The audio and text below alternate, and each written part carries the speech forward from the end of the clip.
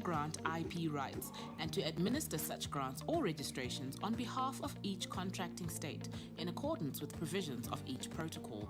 Under the protocols, an applicant may file a single application either at one of each protocol's contracting states or directly with the ARIPO offices. An application may be filed by any natural or legal person, either in person or through an authorized representative. ARIPO currently has 4 different types of applications that can be filed.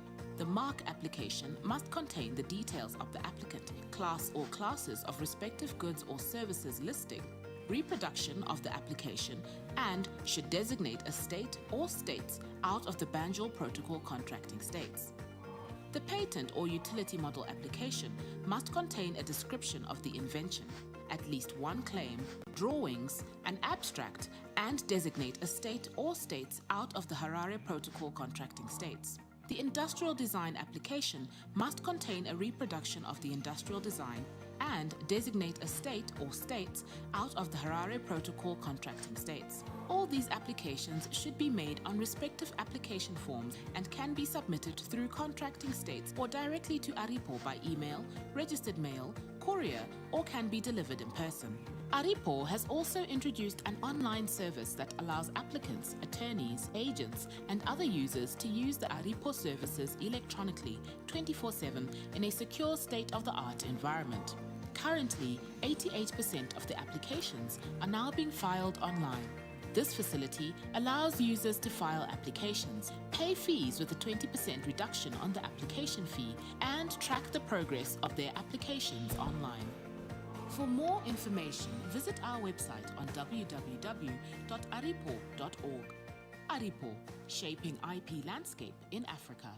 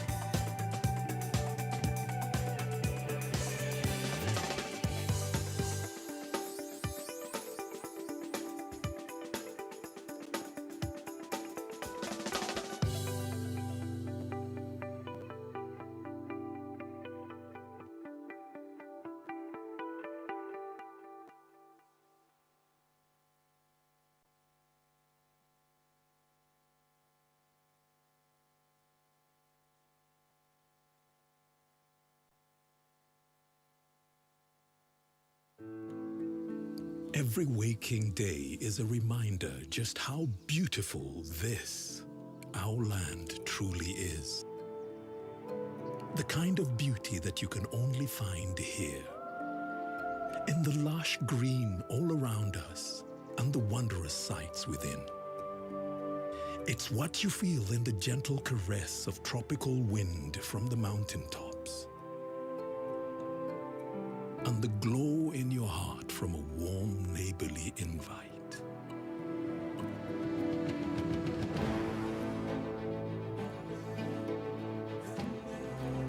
It's in the distinct aroma of our cooking to the taste of food that takes you on a journey. In the sound of homecoming and the sound of Mother Earth. In the magnificence we find on our travels and the exciting moments we experience. Ours is the kind of beauty that comes in all things big and small. All we have to do is awaken our senses and truly enjoy what's uniquely ours.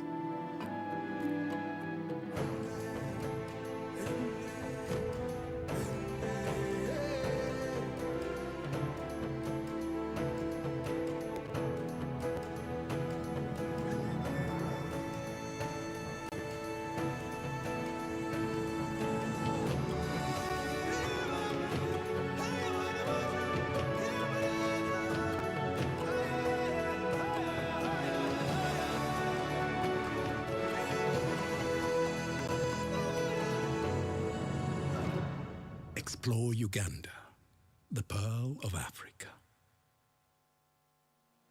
The African Regional Intellectual Property Organization, ARIPO, is an intergovernmental organization that facilitates cooperation among member states in intellectual property matters to pool financial and human resources and seek technological advancement for economic, social, technological, scientific, and industrial development. With over 40 years in service and 20 member states, there has been considerable growth in the mandates, which now stands at 5. To facilitate the administration of these mandates on behalf of the member states, ARIPO has established 4 protocols. The Harare Protocol on Patents and Industrial Designs, the Banjul Protocol on Marks, the Swakopmund Protocol on Traditional Knowledge and Expression of Folklore, and the Arusha Protocol on New Varieties of Plants. Our protocols have been extensively revised to make them compatible with TRIPS agreement and other international treaties. As a regional force, we have tasked ourselves to lead in promoting the use of these available IP tools to advance technological development and innovation on the continent as a means to socio-economic development and growth. We developed systems that are governed by the protocols and are mandated to register or grant IP rights and to administer such grants or registrations on behalf of each contracting state in accordance with provisions of each protocol. Under the protocols, an applicant may file a single application either at one of each protocol's contracting states or directly with the ARIPO offices. An application may be filed by any natural or legal person, either in person or through an authorized representative. ARIPO currently has 4 different types of applications that can be filed. The mark application must contain the details of the applicant, class or classes of respective goods or services listing, reproduction of the application, and should designate a state or states out of the Banjul Protocol contracting states. The patent or utility model application must contain a description of the invention, at least one claim, drawings, an abstract, and designate a state or states out of the Harare Protocol contracting states. The industrial design application must contain a reproduction of the industrial design and designate a state or states out of the Harare Protocol contracting states. All these applications should be made on respective application forms and can be submitted through contracting states or directly to ARIPO by email, registered mail, courier, or can be delivered in person. ARIPO has also introduced an online service that allows applicants, attorneys, agents, and other users to use the ARIPO services electronically 24/7 in a secure state-of-the-art environment. Currently, 88% of the applications are now being filed online. This facility allows users to file applications, pay fees with a 20% reduction on the application fee, and track the progress of their applications online. For more information, visit our website on www.aripo.org. ARIPO, shaping IP landscape in Africa.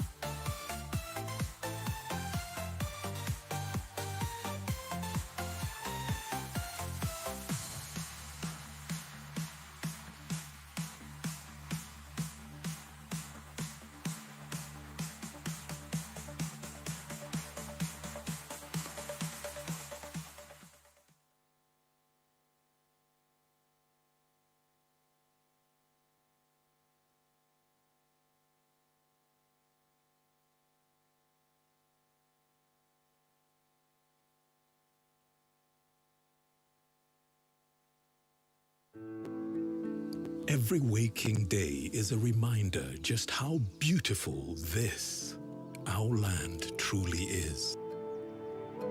The kind of beauty that you can only find here. In the lush green all around us and the wondrous sights within. It's what you feel in the gentle caress of tropical wind from the mountaintops.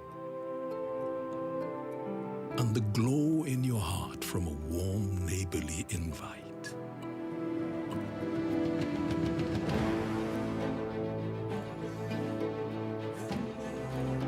It's in the distinct aroma of our cooking to the taste of food that takes you on a journey. In the sound of homecoming and the sound of Mother Earth.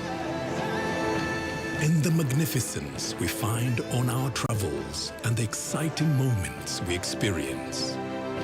Ours is the kind of beauty that comes in all things big and small. All we have to do is awaken our senses and truly enjoy what's uniquely ours.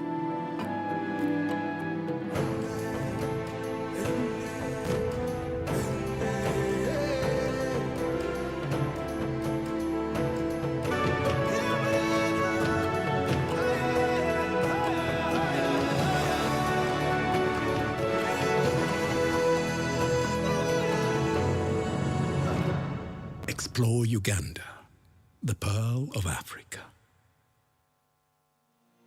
The African Regional Intellectual Property Organization, ARIPO, is an intergovernmental organization that facilitates cooperation among member states in intellectual property matters to pool financial and human resources and seek technological advancement for economic, social, technological, scientific, and industrial development. With over 40 years in service and 20 member states, there has been considerable growth in the mandates, which now stands at 5. To facilitate the administration of these mandates on behalf of the member states, ARIPO has established 4 protocols. The Harare Protocol on Patents and Industrial Designs, the Banjul Protocol on Marks, the Swakopmund Protocol on Traditional Knowledge and Expression of Folklore, and the Arusha Protocol on New Varieties of Plants.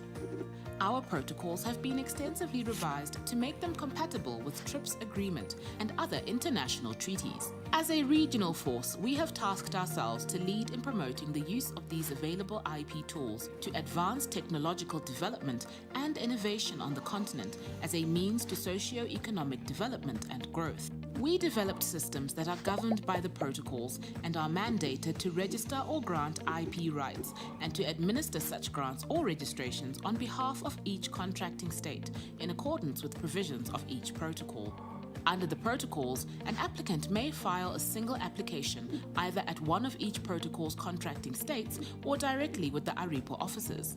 An application may be filed by any natural or legal person, either in person or through an authorized representative.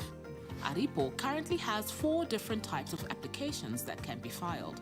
The mark application must contain the details of the applicant, class or classes of respective goods or services listing, reproduction of the application, and should designate a state or states out of the Banjul Protocol contracting states. The patent or utility model application must contain a description of the invention, at least one claim, drawings, an abstract, and designate a state or states out of the Harare Protocol contracting states. The industrial design application must contain a reproduction of the industrial design and designate a state or states out of the Harare Protocol contracting states. All these applications should be made on respective application forms and can be submitted through contracting states or directly to ARIPO by email, registered mail, courier, or can be delivered in person. ARIPO has also introduced an online service that allows applicants, attorneys, agents, and other users to use the ARIPO services electronically 24/7 in a secure state-of-the-art environment. Currently, 88% of the applications are now being filed online. This facility allows users to file applications, pay fees with a 20% reduction on the application fee, and track the progress.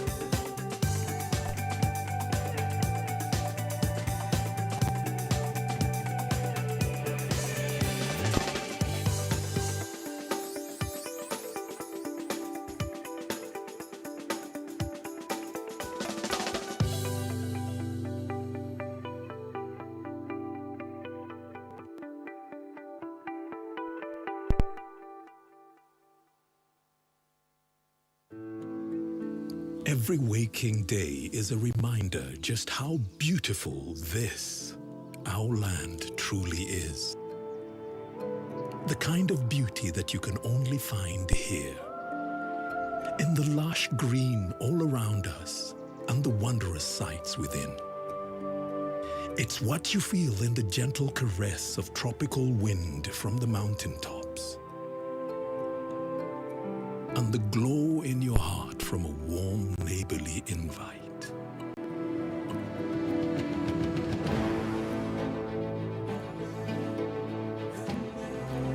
It's in the distinct aroma of our cooking to the taste of food that takes you on a journey. In the sound of homecoming and the sound of Mother Earth. In the magnificence we find on our travels and the exciting moments we experience. Ours is the kind of beauty that comes in all things big and small. All we have to do is awaken our senses and truly enjoy what's uniquely ours.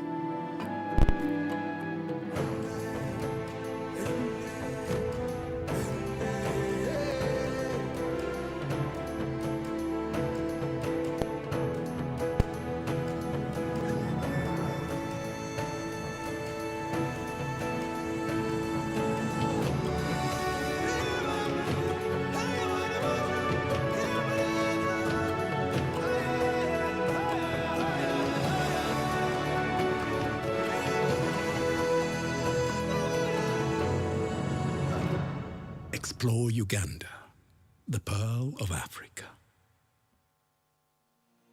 The African Regional Intellectual Property Organization, ARIPO, is an intergovernmental organization that facilitates cooperation among member states in intellectual property matters to pool financial and human resources and seek technological advancement for economic, social, technological, scientific, and industrial development. With over 40 years in service and 20 member states, there has been considerable growth in the mandates, which now stands at 5. To facilitate the administration of these mandates on behalf of the member states, ARIPO has established 4 protocols. The Harare Protocol on Patent. Good morning, ladies and gentlemen. Thank you so much for your patience and being very wonderful people. I'd like to ask that for those of us who are still standing, if you're not part of the Fourth Estate who are filming, let's please take our seats and I will walk you through what will happen just so we start our event. So anybody who's at the back, please help me and get your seats. For those who are walking in now, please may the ushers and the team help us to sit. Our guest of honor, who's Her Excellency Major Retired Jessica Lupo, the Vice President of the Republic of Uganda, is with us. And the team that is with her, our line minister, Honorable Norbert Mao, who's the Minister of Justice and Constitutional Affairs. We also have part of the delegates that are actually with her. She'll walk in and we have exhibitors at the back of the room, including a couple of businesses that I'll brief you in. Once that exhibition quickly sweeps through, she'll join us and her team on stage. We'll have our anthems and start the morning. Again, thank you so much for your patience. I'm Flavia Tumsime Kabura. I'll take you through the morning. The team with our guest of honor, please feel free to walk through that. We have a couple of businesses at the back. As you know, this is the Women in IP conference. We are having a conversation around intellectual property rights, not just being creatives and having great ideas, but making sure that you can actually earn from your ideas, have rights for your ideas, and also access. The businesses at the back that will be seen and accessed, I'll give you a tea break later on so you can actually walk through if you haven't had the opportunity. We have at the start, Tanya's reusable sanitary pads, who've been in business for 3 years. You can hear from the name, it's reusable pads. The conversation is around fighting menstrual poverty, that girls in this country will have access to sanitary towels at an affordable price. Cheap is the word she used, but I'd like to use the word affordable. They are reusable, which means that you can actually keep using them beyond the first route or the first round. And they're eco-friendly and safe for the girls. So Tanya's reusable pads is the first business that our guest of honor will be taking a look at. We've got the second business, which is pretty much in the same category, Menstrualizer. The lady who came up with this, it's a tracking calendar which sort of helps you to see your safe and unsafe days. And when we say safe, we mean the days that you have your menses and how to then, she says ideally it's a family planning method, but tracking your periods is menstrualizer, and you can access and see that, later on today. We have our third business, Mummy Pads. This is for the ladies in their postpartum weeks or days. It's a health safety method to be able to track the amount of blood that a new mom loses, so that in those first few days you're taken care of. So Mummy Pads is a third business. Magezi Arts and Exhibition Center has been in business since 2008. I was actually honored to read her book. She's a visually impaired Ugandan woman who has taken the arts. She's actually a director and curator of art. That might be something you might want to look at. It's at the back later on, Magezi Arts Center.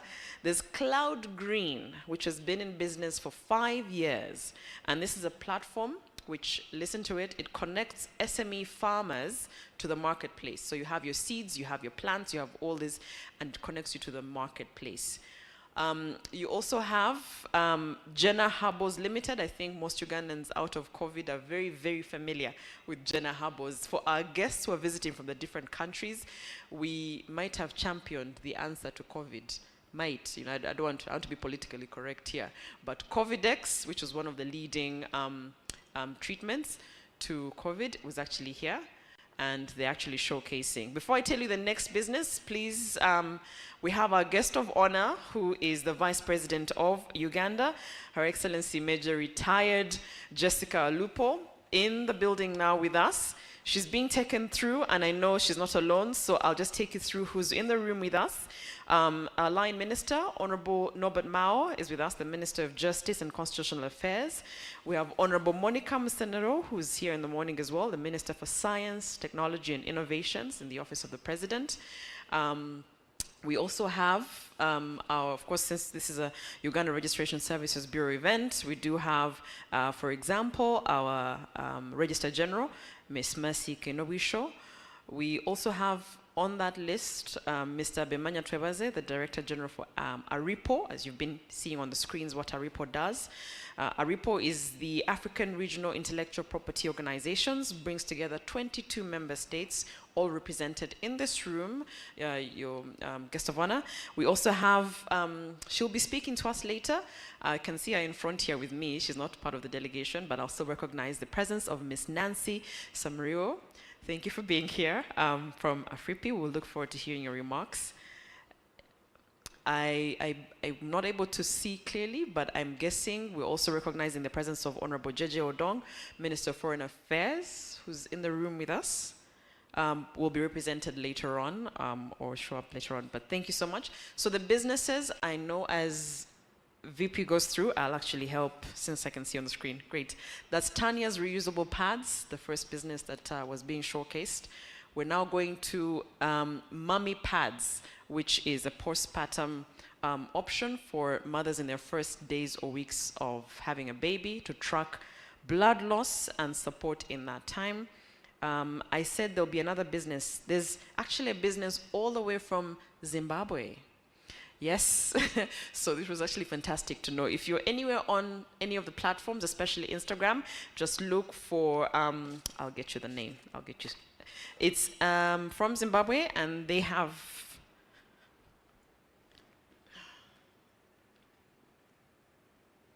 there you go. It's Pickmost Collection from Zimbabwe, and they actually have artifacts from bags to shoes, to accessories. So if you have a moment, you'll be able to go at the back later on to see that. I like the diversity as well. It is not just about Uganda, especially as we're represented with 22 member states. It helps to know that we can work better if we're together. So yes. The business right now that our guest of honor is looking at is Jenna Herbals Limited. They have everything from not just the Covidex that I talked about, from flu medicine, cough medicine, and all made from herbs. And you'll be interested to know that actually some of the herbs and plants and trees that they use are very own indigenous that are grown here. So great stuff there. Right. Yes, that is Pick Most Collections, as you can see on the screen, from Zimba. Actually, no, this particular one is Magezi Arts and Exhibition Center. Visually impaired, but you can see all the beauty that comes when they tell you that disability is not inability. She's a great definition. For many years, since 2008, she's come up with some really great designs. She's curated art pieces, artworks, many collections. So yes, great stuff there. And she's also an author, by the way. Yes, you do well to read her book.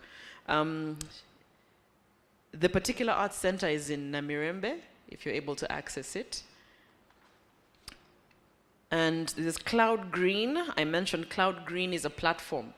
Since, you know, a lot of the conversation around intellectual property is a tech-based conversation, they're a platform. So what Cloud Green does is that all our farmers, not just in Kampala here, but throughout Uganda, they actually help them find the marketplace for what they actually have produced, so their harvest. Imagine if you are, you know, seeding and planting, you know you're guaranteed a marketplace, so thank you for that.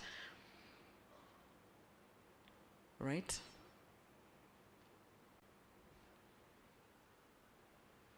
I would have asked you to sit, but I might have asked you to stand in a second, so I think we'll just stay standing.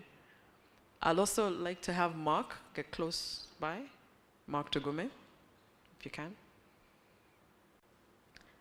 And welcome to the different countries that are joining us today. I don't know if you're already feeling the warmth. What you're feeling is slightly cold is just the AC, that's not Ugandan. But the warmth and the love and the hospitality, that's very, very Ugandan. Welcome to our country. If it's your first time, what a shame, you've never been to all this beauty. But nonetheless, if you can make extra time for the extra days, we'll be more than glad to show you all the wonderful things that we have in this country.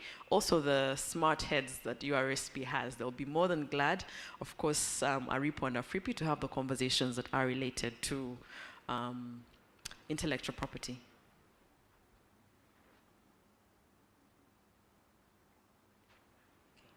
All right. I don't know if we have her here, but in the conversation of intellectual property, I know that we also have someone representing the artists or musicians, you know, so later on we'll be able to see if she made it. Actually doing well. She's one of our biggest exports as a comedian. So in the conversation on intellectual property, we'll be able to share our talents as well later on. Okay? Okay. I think we've seen most of the businesses. So like I said and I shared, that we'll be having our guest of honor and the team walk straight. We'll have our anthems, our prayer, and we'll get right into the conversation. I know we are looking at the time, but trust me, I'll keep it within what we agreed and scheduled. So no worries at all. In fact, from henceforth, don't look at your clock or your time. I got you. So welcome. Of course, our host is URSB. They're championing this conversation. Precious, if I'm not mistaken, this is the first. We're hosting the first. So kudos to Uganda. And you will see by the end of the day why. Round of applause. It's the African way when something great happens. Yeah. We will show you why we are the first. We innovate around excellence. And so it's good that we are the first to host. So the particular business they're looking at right now is Cloud Green. Like I said, it would be fantastic for all our farmers. Our backbone really is agriculture.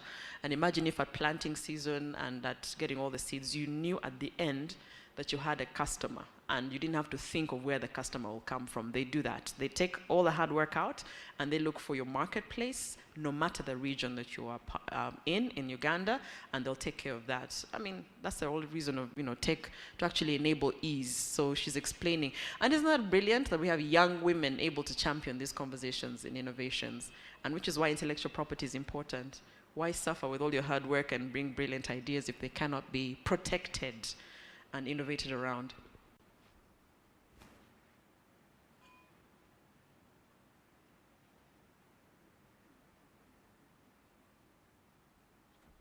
I'm going to ask the team at the back to help me because there's a particular partner who was meant to actually showcase, but by the nature of their product, they couldn't showcase inside the room, Kira Motors. So what we can do as our guest of honor looks through, if the team can just play their product placement and add on the screen so that we can sort of give them their flowers, even if they're not able to showcase. But if you are, I think our team of delegates actually using the Kira Motor buses, if I'm not. They've actually offered the buses.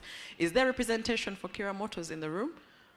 Yes? I had a yes. Great. So maybe let's have that play so that we can give them at least their time as well as our guest of honor gets to the stage.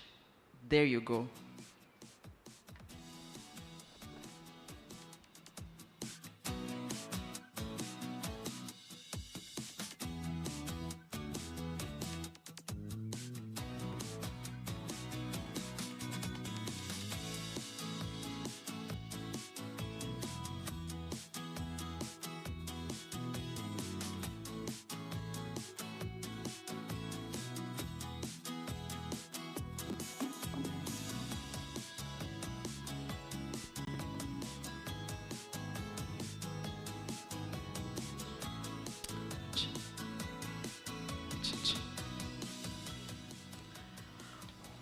All right, ladies and gentlemen, once again, our guest of honor is here with us, Her Excellency Major Retired Jessica Alupo, who is the Vice President of the Republic of Uganda.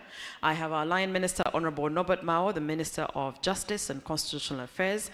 And we also have Honorable Monica Msenero, who's the Minister of Science, Technology and Innovations in the Office of the President, also here. Welcome. And I'll just go through on the list of those up there. You're also looking at the Director General for the African Regional Intellectual Property Organization, which brings together the 22 member states, Mr. Bemanya Twebaze. Welcome. We also have representing His Excellency Mr. Jan Sadek, we've got Carolina Hedstrom. Yes, the head of cooperation at the EU delegation in Uganda. We also have retired Honorable Ambassador Francis Butajira, who's our board chairman. Welcome. We also have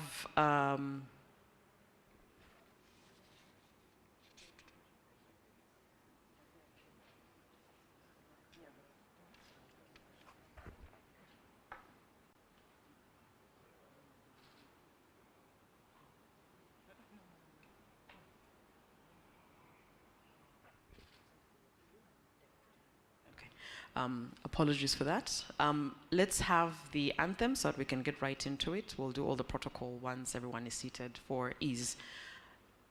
Anthems, please.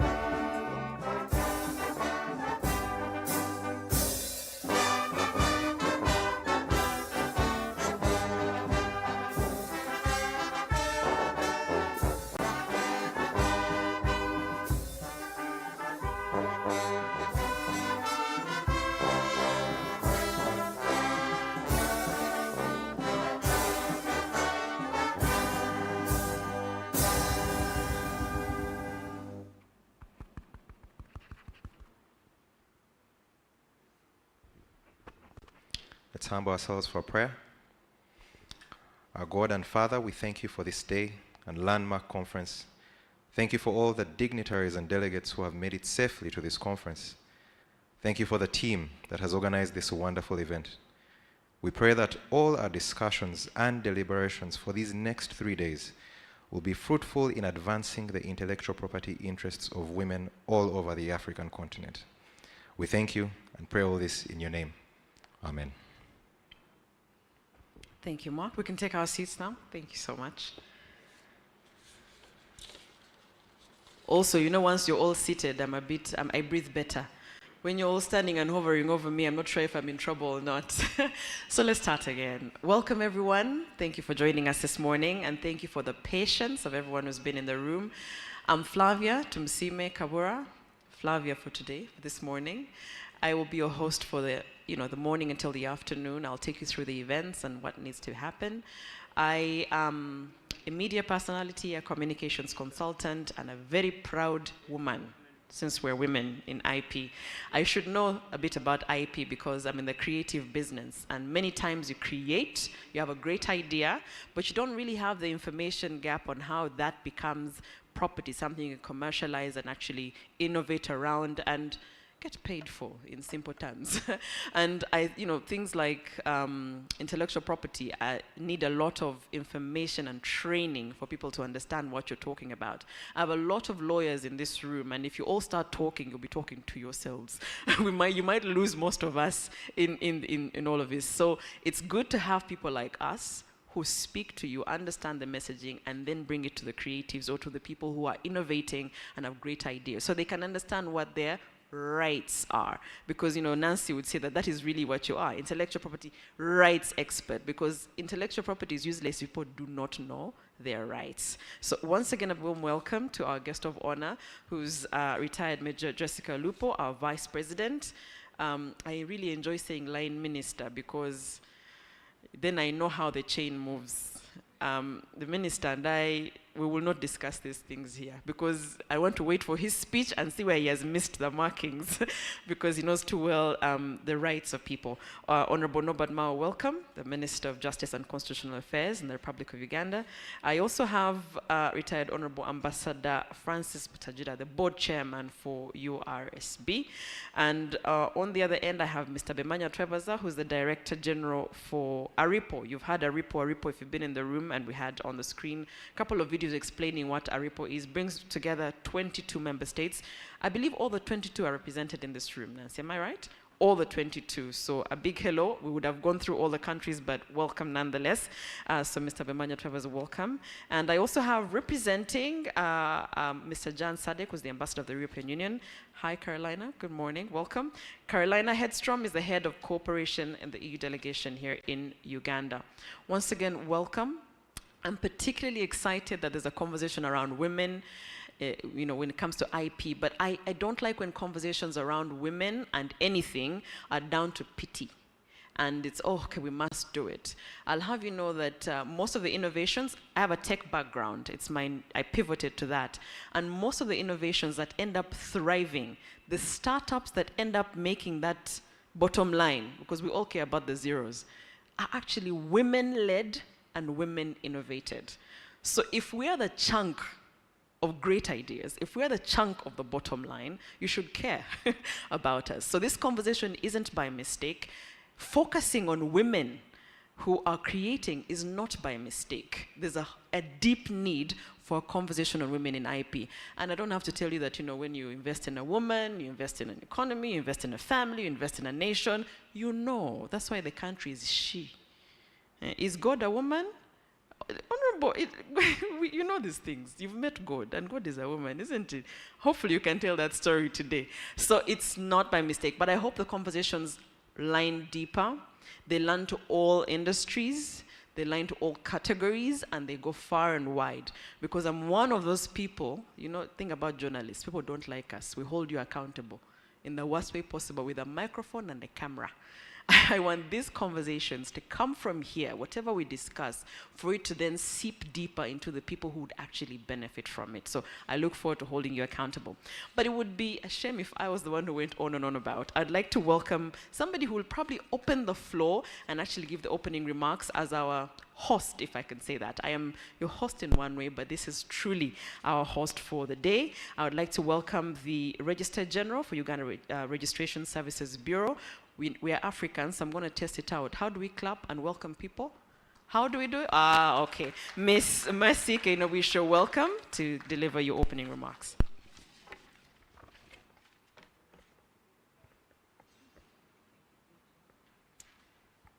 Thank you very much, Flavia. I don't think my voice is as good as yours. I would have preferred to pick on that microphone. Your Excellency, Your Excellency, Major Retired Jessica Alupo, the Vice President of the Republic of Uganda,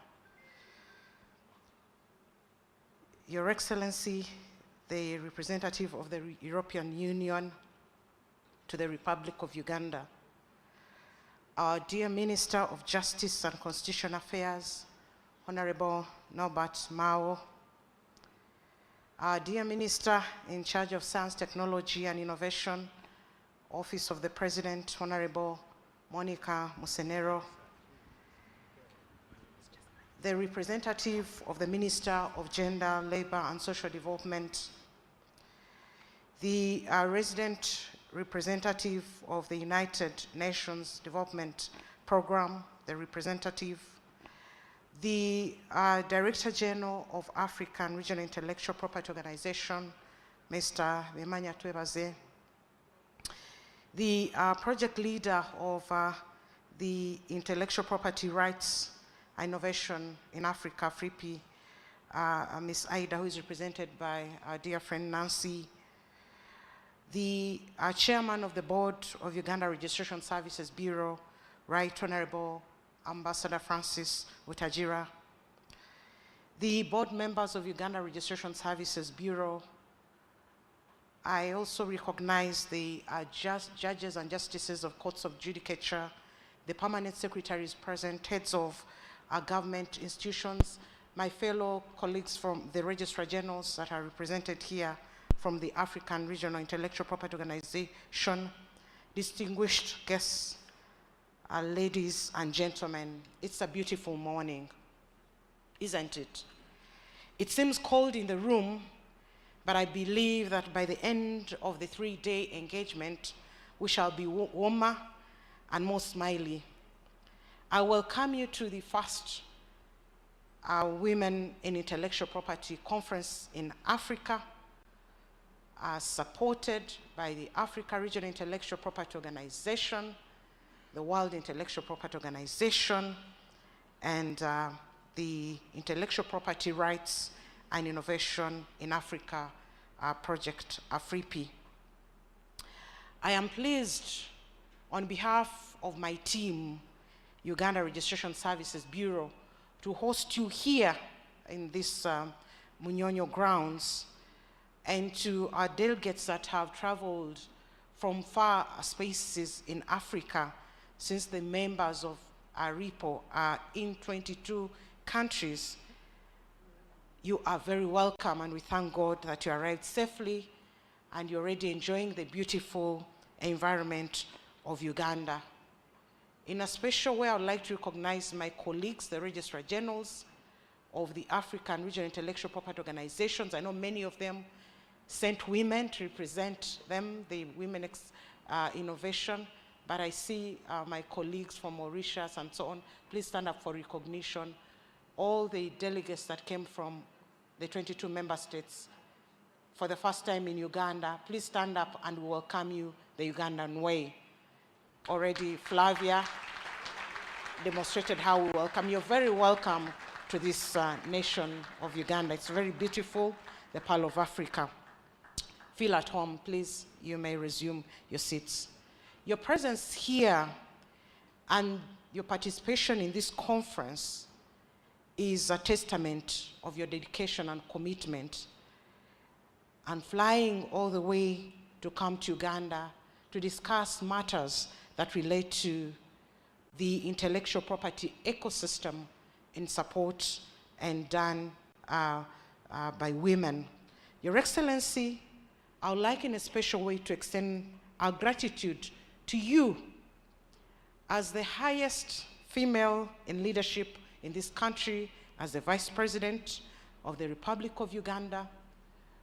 Your busy schedule is appreciated by the fact that you allowed to come and preside over this conference is a testament of your commitment, representation, and dedication to the women of Uganda and the women of Africa.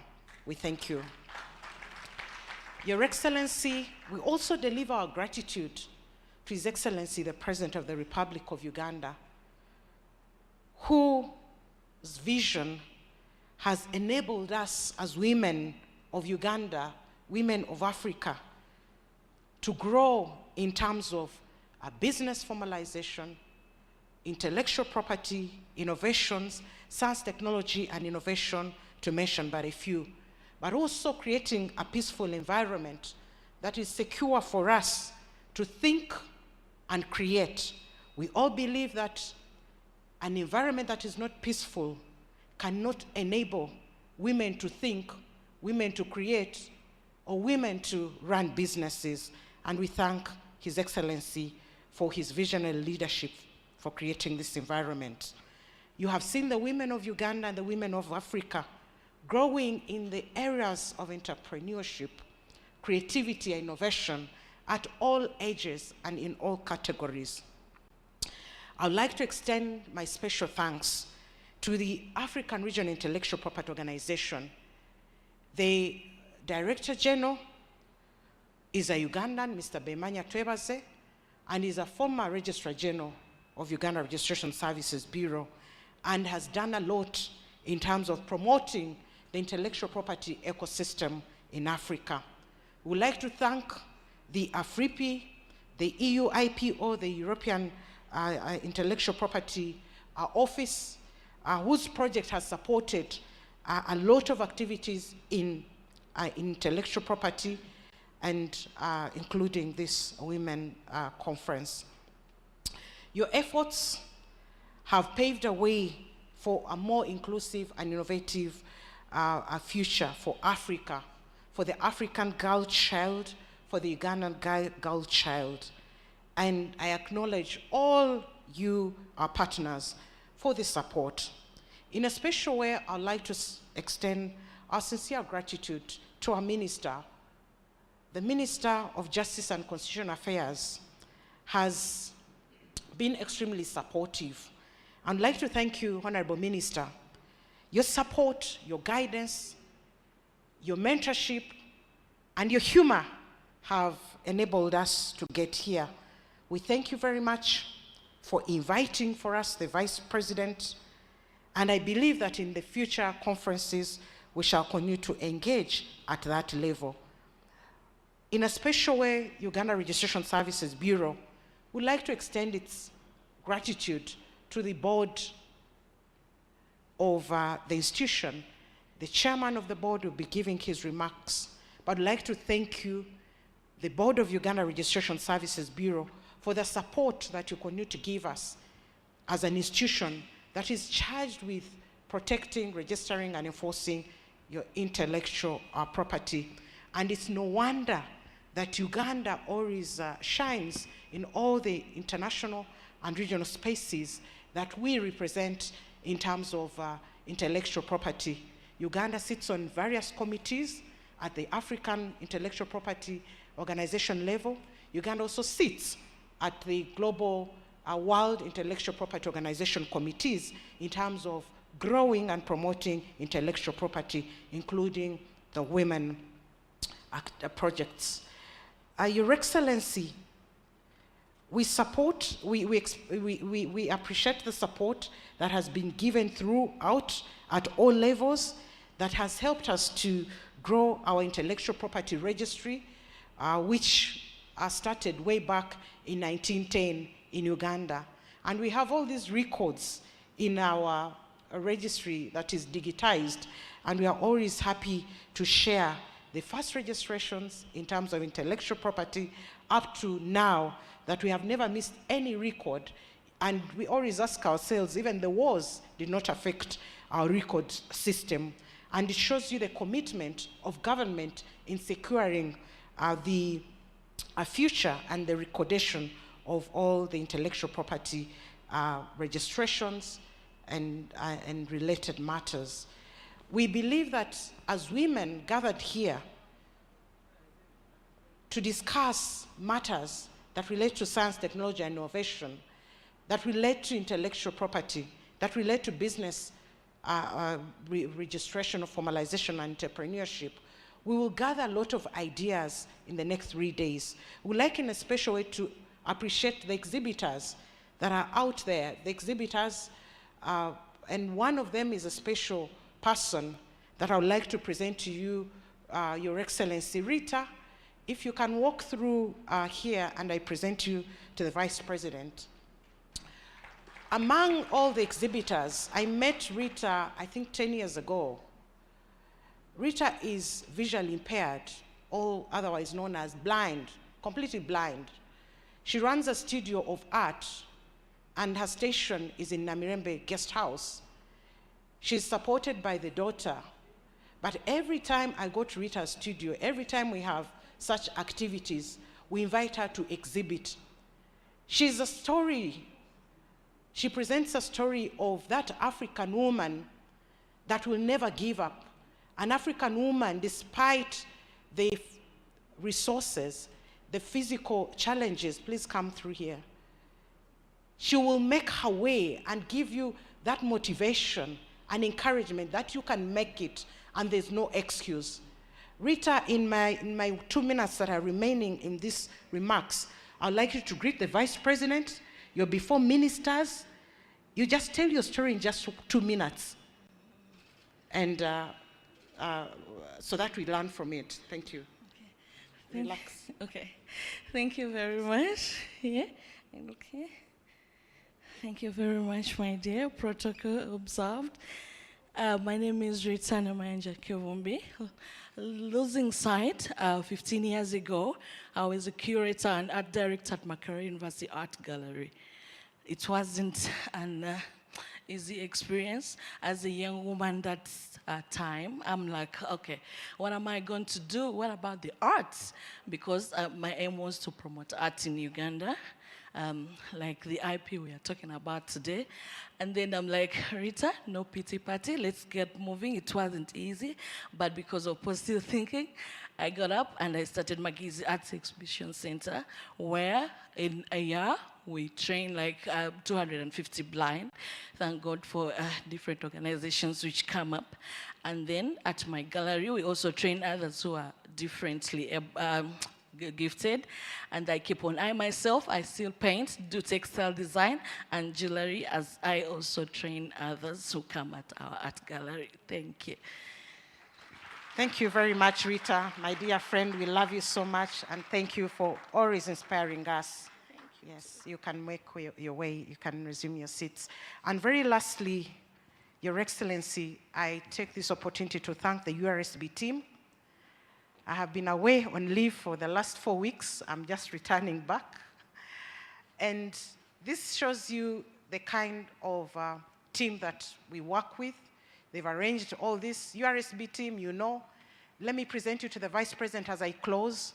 Please come through so that I present a very amazing team that serves above self. I'm a Rotarian, and we always say Rotarians serve above self. But we have a team in Uganda that serves the public sector day and night. But of course, they create time for their families. All of these happily, we are all happily married. And our spouses have no complaints. So we don't want to feel that we are overworked. Yes, colleagues, I would like to thank you so very much. If we were to give the heroes recognitions, please come through. You would be my heroes, would give you those medals that you deserve. You work so hard. You are resilient. And you have made Uganda proud because we are one of the best serving institutions as URSB. Thank you very much. Your Excellency, this is a great team. I know at an opportune time, we'll take a picture with you through the protocol clearances. You may resume your seats as the committee that arranged this stays behind. The committee did a lot of work. It is full of energetic young people, patriotic, led by Madam Patience Buhichire Karazare. Thank you very much for the great work that you have done, but we shall award you after the 3 days. We've just started, and this is just to motivate you that we are happy so far. May God continue to bless you. I thank you very much, and to the women innovation, and to the men that support us. We can't do without men. We can't. Even when we were making these invitations, some men were saying, is it only for women or even men? We can't do without you. You know that. God made it very clear. Women cannot do without men. It is a fact. It is on record. It is biblical. So whether we are innovation, whether we are in what, and so we work with you and we count on your support as men. So thank you to the men that are here to support us. We count on you, and may God bless you. I say all this for God and my country. Thank you. Thank you so much, Registrar General, for URSB and for giving that team, the much needed love. I'm sure they've actually, amazed by that, because, it's all the hard work, you need to be recognized. This event is a success because we have partners who have also supported this. Of course, we mentioned ARIPO, which is headed by the Director General, Mr. Bemanya Twebaze, who's on stage, will be giving his remarks later on. The other partner is AFRIPI, who are well known for intellectual property rights. In fact, they do training on IPR, technical assistance, they offer capacity building support, and so much more. And I'd like to welcome the project leader for the intellectual property rights and innovation in Africa, AFRIPI. Please welcome Ms. Nancy Samoriwo. Welcome to give your remarks.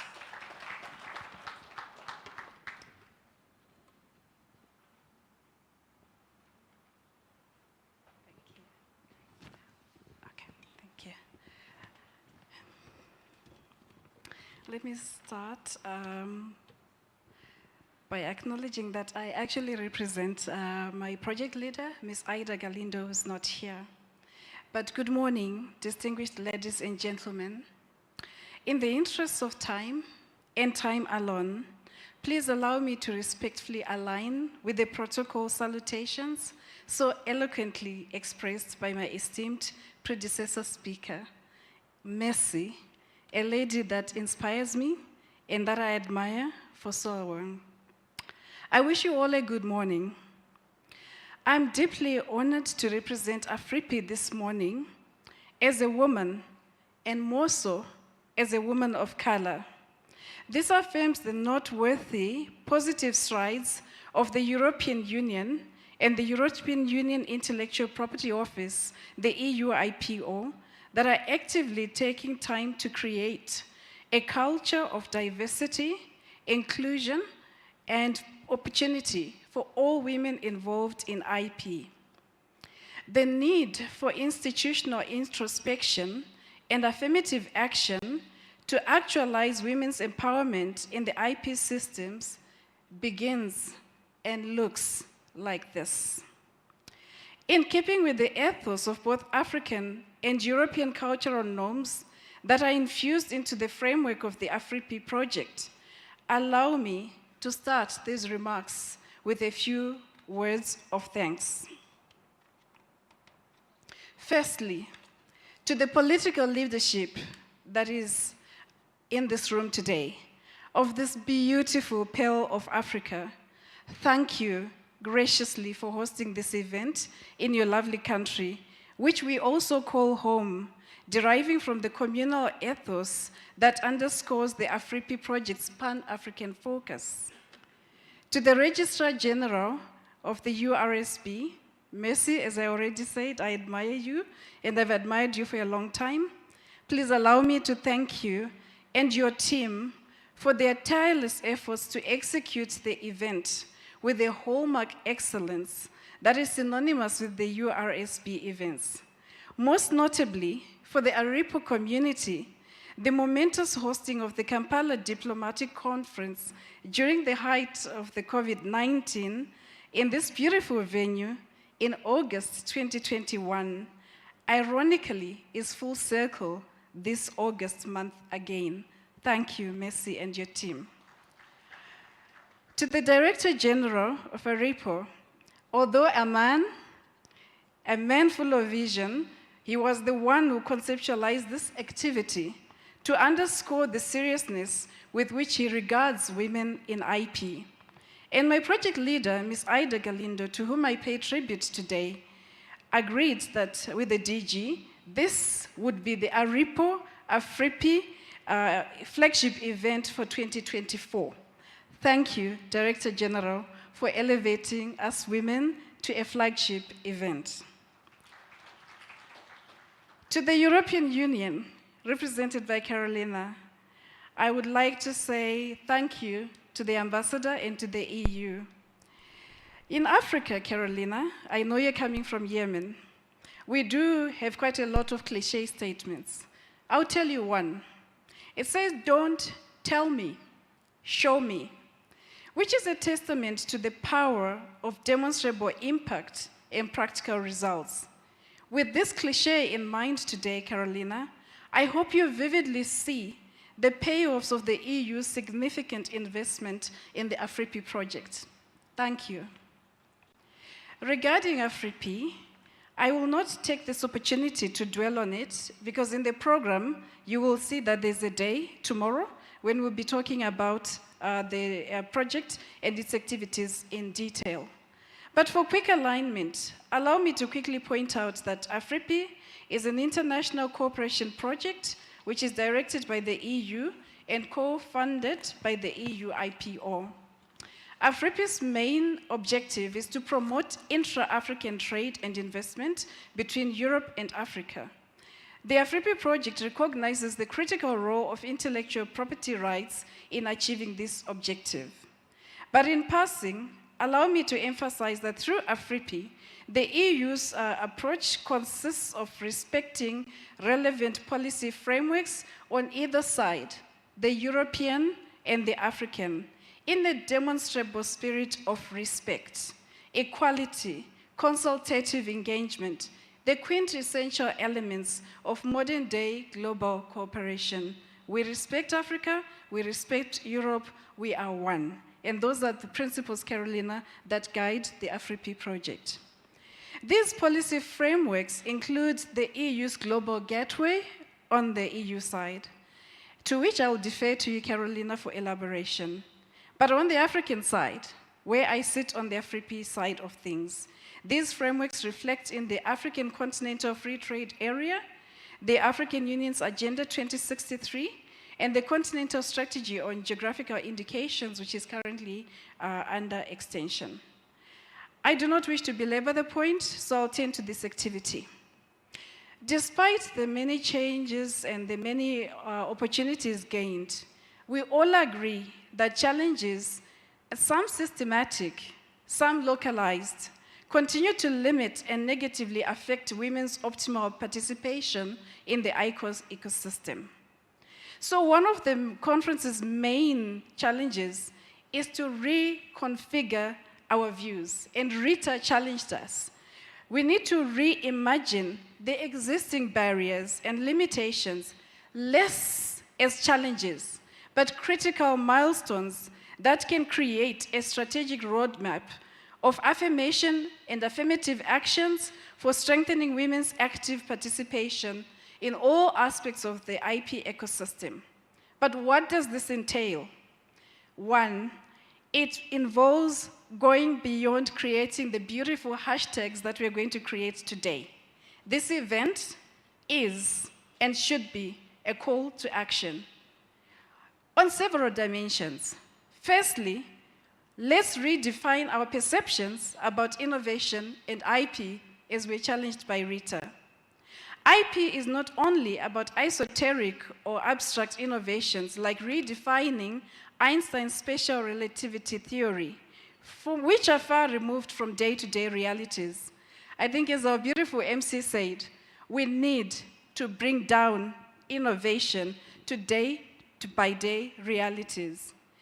Some of the definitive innovations have been simpler in understanding, yet revolutionary in effect. The toilet paper, the ladies' bra invented by Mary Phelps Jobs, which, hopefully, I hope many of us still wear today. Hard sciences, physics, robotics are disciplines which are no doubt fertile ground for essential innovations, but still we need IP field. Here, allow me typically to digress a little into William Shakespeare's Macbeth. In Act 3, Scene 4, which I used to illustrate the text of my point, Macbeth says, "What men dare, I dare? I repeat that. What man dare? I dare. And I want you to read that, not just as man, but also as mankind. And he addresses this to the ghost of Banquo, the king that he has killed.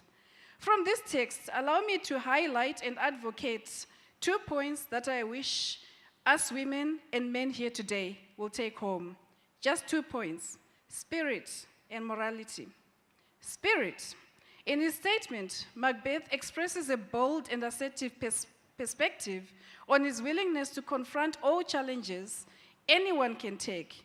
Therefore, what men dare, I dare, is a yardstick for handling challenges of mankind beyond us being just men and women. This means that we as women in this conference must affirm our beliefs and help each other as women to find strength in the stronger ones through ourselves, through connection, through networking, through mentoring, through similar initiatives, so that we at least align on innovation and IP as social imperatives, undeniably, unequivocally, unchangeably. We can do this through the indefatigable tenacity, which I sometimes call the Ave Maria spirit of being. For it is not by might, it is not by power, it is by the Spirit. So that's why we need to have that spirit of innovation. The second point I mentioned from this text of Macbeth is morality. It is important, more so here in Uganda, where we've been talking about morality and religion. The fact that Macbeth has murdered his king is a moral issue of relevance, underscoring the point that I seek to make about women in IP innovation within the context of this conference. As I see it, in this conference, as already has been made, women, we are not crybabies. We are not entitled, privilege-seeking women interested to find out what IP can bring to our table. Today, the question is, what do we, women in IP, bring to that table, not the table coming to us? We must be able to say, we are not just women, but we are women and just. These are 2 cumulative characteristics that are mutually inclusive for them to convey any moral weight. So, through this transposition, a clear picture emerges. As women, we must encourage each other instead of focusing on debilitating, senseless competition amongst ourselves, which serves no greater purpose than ego inflation. We must support each other. We must celebrate each other. Ultimately, we must be able to say in affirmation of each other, of those torchbearers that were before our time, they were. Of those torchbearers that remain, like Mercy, we are. Of those that are running the race like us, I am every woman. Because regardless of whatever rendition of this Ashford and Simpson song that you choose, whether it's Chaka Khan or Whitney Houston, there's a reason why I am every woman is an iconic song. So in closing, ladies and gentlemen, please accept AFRIPI's sincerest and my best wishes for a conference that is not only impactful, but also yields sustainable outcomes. Thank you for your kind attention. Thank you so much, Ms. Nancy Samario, representing AFRIPI, and indeed, I am every woman. Thank you. You made a remark that I think also our Registrar General hinted on about men are not excluded from the story. They're part of the story, and you've made a good note to say that there's a man full of vision. From ARIPO, who actually is not just here as just a title, but here to champion that women get the rights in IP as they do, please. So please help me welcome with a thunderous, full of vision clap for the Director General of African Regional Intellectual Property Organization, ARIPO, Mr. Bemanya Twebaze, to give his remarks.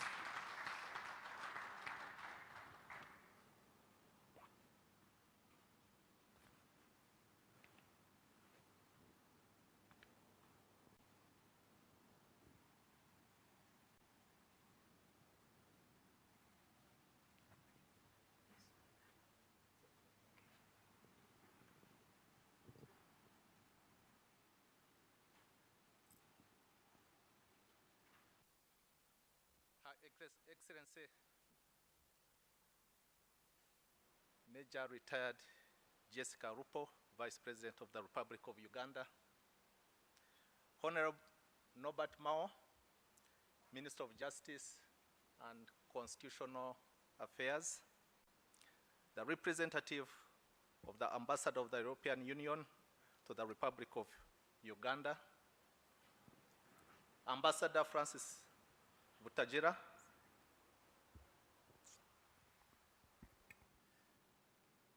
the Chairman of Uganda Registration Services Bureau and all the board members present, Ms. Mase Keinobgisho, Registrar General, Uganda Registration Services Bureau, the representative of the project leader, Intellectual Property Rights and Innovation in Africa, Afripi Nancy,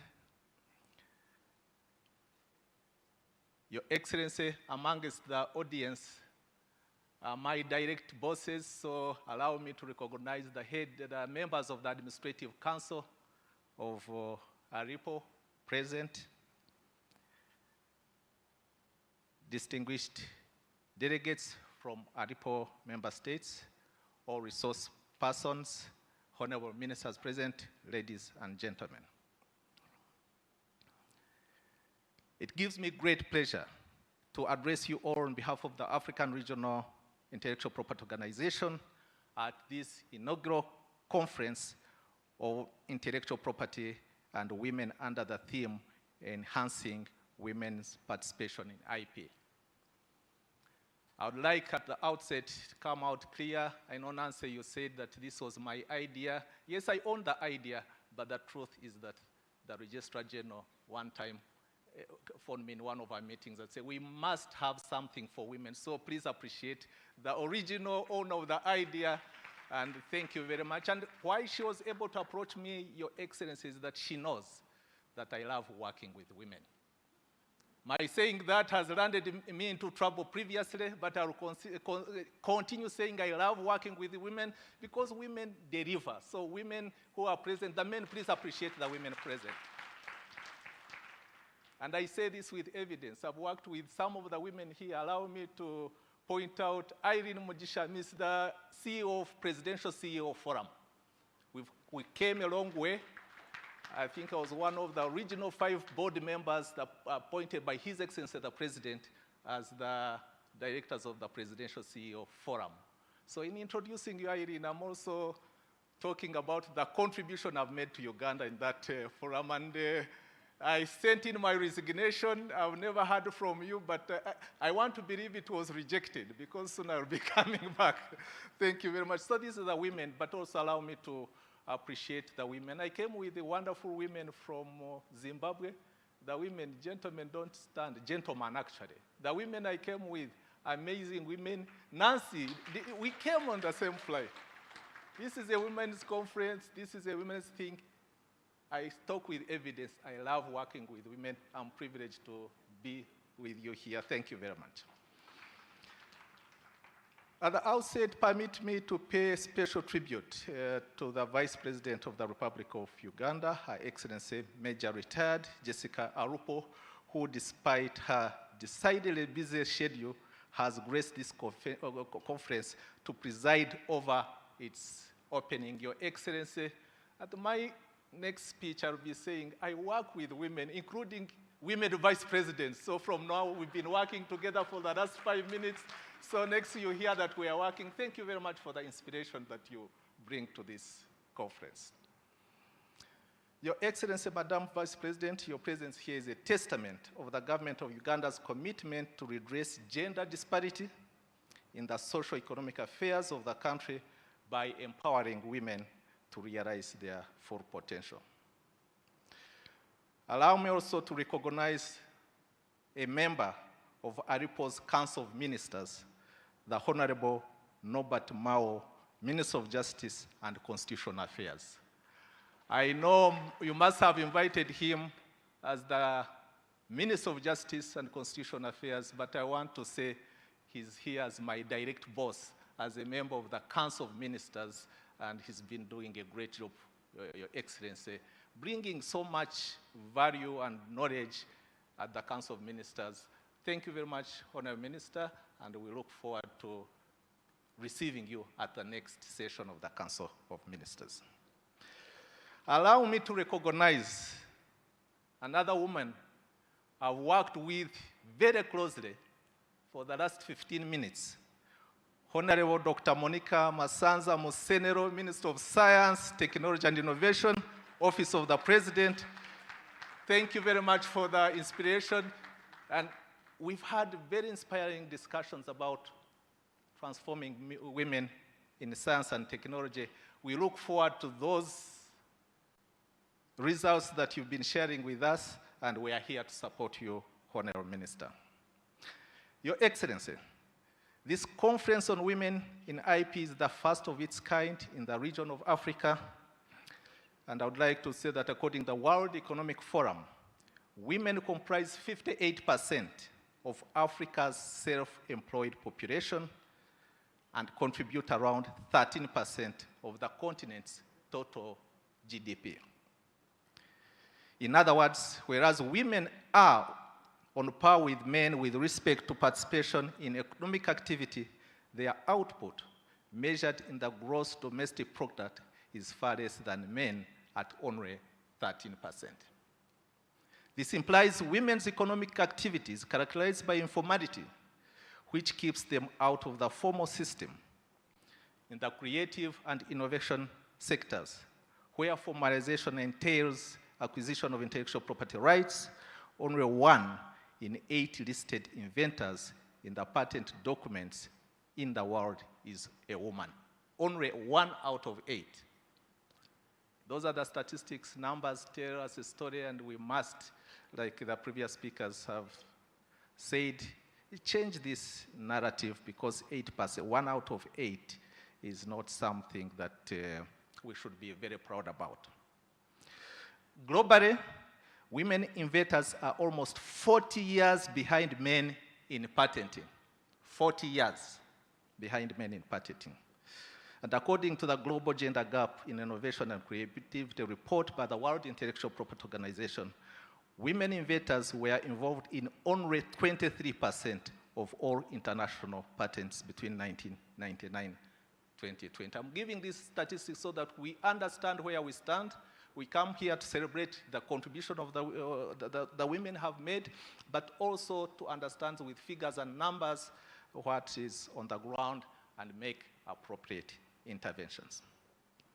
Going by this trend, women's creative and innovative effort will be recognized on parity with men in around the year 2061. Honorable Dr. Musenero, I know you're talking about involving women, girls in science, technology. At the current pace, you'll achieve your results in the year 2061. But we can work together to bring this closer.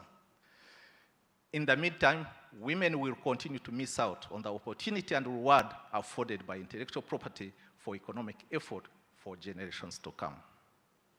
Your Excellency, this is unattainable. At ARIPO, we believe that 50%, which are the women population, namely women who should be recognized and rewarded for their contribution to development in our economies through an effective and accessible intellectual property system covering the 22 member states of Africa, whom I'm glad that all of them, all the 22 member states, are represented in this audience. Your Excellency, ARIPO has found it a committed partner in this journey, namely the European Union and the European Union Intellectual Property Office. Through this EU IP or AFRIPI project, ARIPO is collaborating with us, working with URSB, and we are making innovation, addressing the barriers that prevent women from fully participating in the IP system, such as lack of access of funding, networks, and membership, budgetary support from member states, data collection, because we should always speak with data, we should always speak with information so that interventions are informed by the stories that the data inform us. And also, we should focus on international cooperation, working with international organizations, governments, and stakeholders to promote gender equality in IP globally. Your Excellency, ladies and gentlemen, before I conclude, once again, I would like to express my gratitude to the European Union for providing us with the Intellectual Property Rights and Innovation AFRIPI project, our strategic partner in implementing this conference. Finally, let me once again commend the ARIPO team, the AFRIPI team, the URSB teams for their dedication and hard work in preparing this event. Marcy, when you asked your team for introduction, Your Excellency, you saw me almost standing up. I thought I was part of the team. Then I remembered I'm not part of the team. But let me declare I'm part of the team through and through, because the entire Africa, the 22 member states, I'm there as Director General to support you. Thank you very much. Your efforts, Your Excellency, your country underscores your commitment to enhance women participation in IP. With these remarks, I wish you all a successful and fruitful deliberation. Thank you very much for your kind attention. Thank you, sir.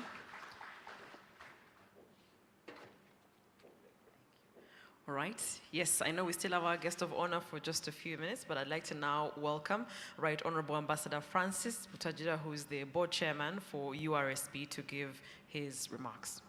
The African way, warmth, good.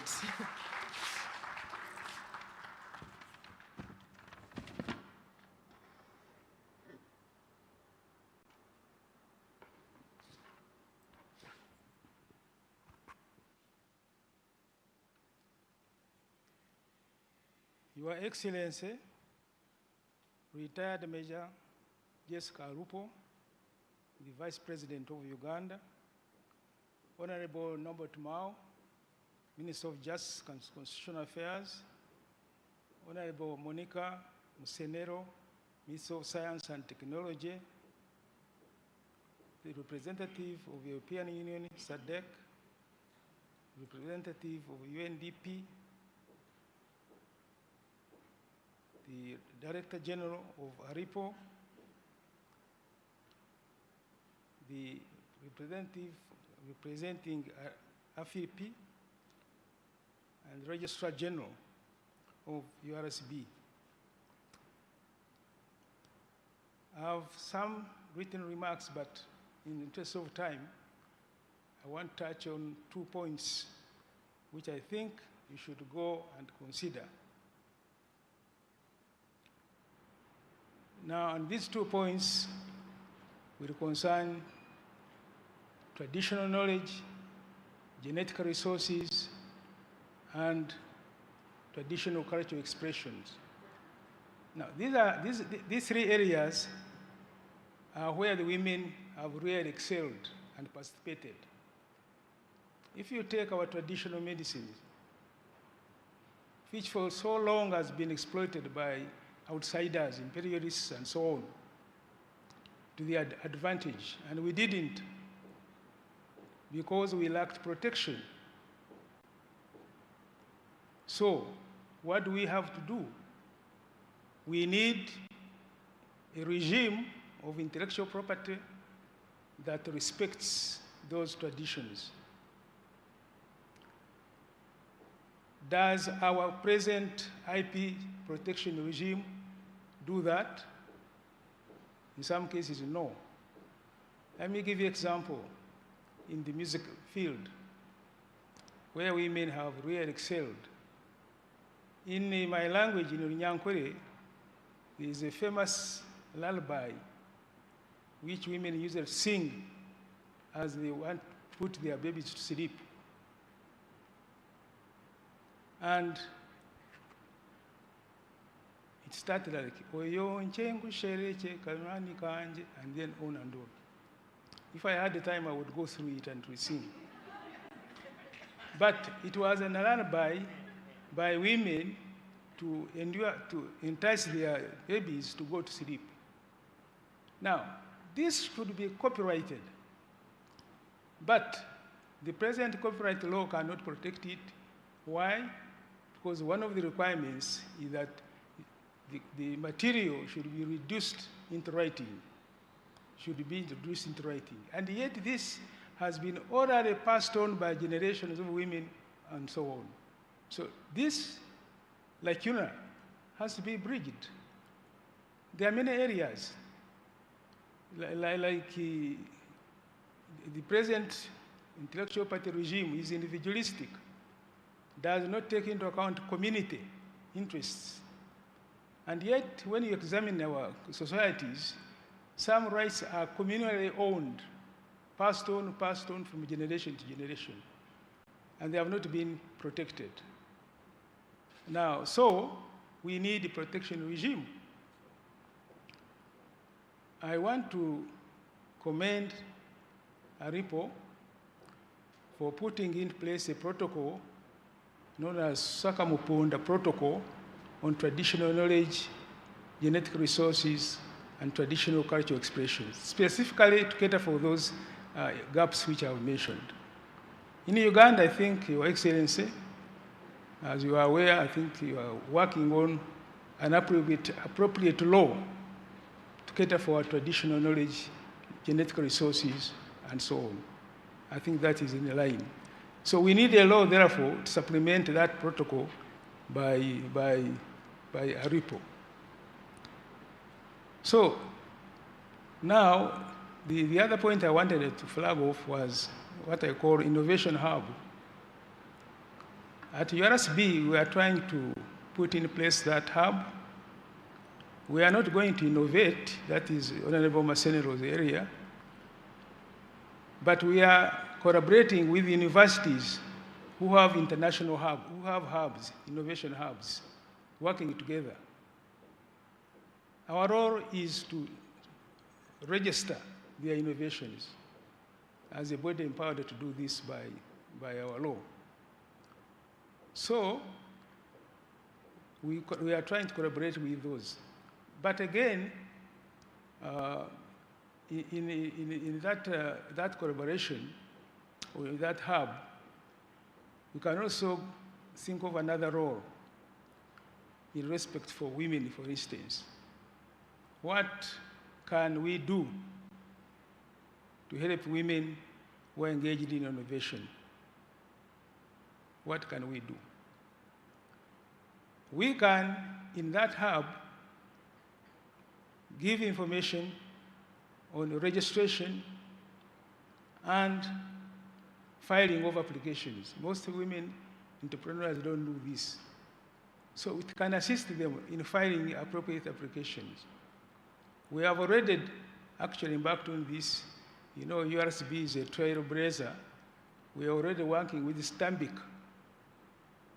in collaboration with Stanbic, to make sure that the women entrepreneurs understand procedures regarding innovation.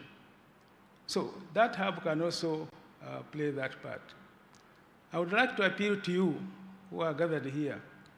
We shall, by the end of the day or conference, have had very many lofty ideas. The question is, and the challenge is, how to put it into practice. So let's challenge ourselves. Let's go. Let's think out of the box. Let's not sleep. After all, we shall have plenty of time to sleep when we die. But for the time being, let's work. Thank you very much.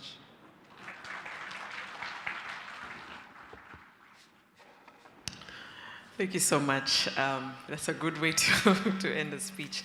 I'd like to now, again in the interest of time, to welcome Ms. Carolina Hedstrom, the Head of Cooperation for the EU Delegation in Uganda, to give your remarks. And of course, Ambassador, you'll come back and give me the honor of inviting our line minister, and then roll over to the next.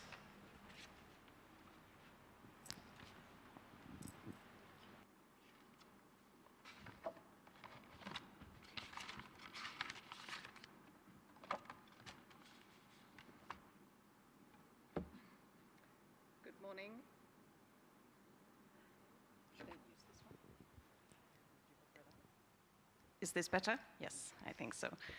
Good morning. Thank you very much, Honorable Guest of Honor, Your Excellency, Vice President of the Republic of Uganda, Madam Jessica Lupo, the Minister of Justice and Constitutional Affairs, Honorable Norbert Mao, Minister of Science, Technology and Innovation, the Honorable Dr. Monica Musenero, the Registrar General, Ms. Mercy, Mr. Bemania, Director General, and other distinguished guests from the ARIPO Secretariat and all the ARIPO member states represented here, Nancy and the team from AFRIP and the European Union Intellectual Property Office, intellectual property professionals and users here present, representatives of the media, ladies and gentlemen, and of course, Ambassador Francis, thank you for these last words as well. My name is Carolina Hedström. I'm the head of cooperation at the European Union delegation to Uganda. Most of you don't know me. It's only my second week in the job. So it's a great honor for me to be here and to, for the first time, open an event in Uganda in my new capacity. Thank you. The European Union partnership with Uganda is based on political dialogue, trade, and development cooperation. As the head of cooperation, I oversee the development cooperation part of it, and this is focusing on three priority areas: the green transition, sustainable jobs and growth, and democratic governance and inclusion. And of course, intellectual property is absolutely essential and fundamental for all of these. Intellectual property plays a pivotal role in driving development, in serving as a cornerstone for innovation, competitiveness, and economic growth. And as we've heard from the previous speakers, a robust intellectual property rights framework not only empowers entrepreneurs and small businesses to thrive, but also ensures that their contributions to society are recognized and rewarded, thereby fueling sustained development and prosperity. And this, of course, as we've heard, cannot be done without women's involvement. So I'm therefore very proud that the European Union is supporting the AFRIP project and that the AFRIP project made this conference on women in intellectual property their flagship event of 2024, and that this is hosted in beautiful Uganda. Thank you. Women innovators, creators, entrepreneurs, and professionals are driving forces behind many groundbreaking innovations and creative works that shape our world. And the European Union has long championed gender equality and women's empowerment in all spheres of life. Yet, despite these significant contributions, women remain underrepresented in many areas of intellectual property. You are much more familiar than I am with the figures for Uganda and the other countries in the region, but a recent study by the European Union Intellectual Property Office showed that only 1 in 7 innovations in the European Union, patented innovations, was registered by a woman innovator. And as we all know, of course, this is not because women don't innovate. As the Director General just said, women deliver, and women constantly innovate solutions to daily challenges. So clearly, what we're missing here is just the recognition and the registration of women's contributions. And we can only imagine the potential economic and social benefit that could come from highlighting these innovations and contributions through a robust intellectual property framework.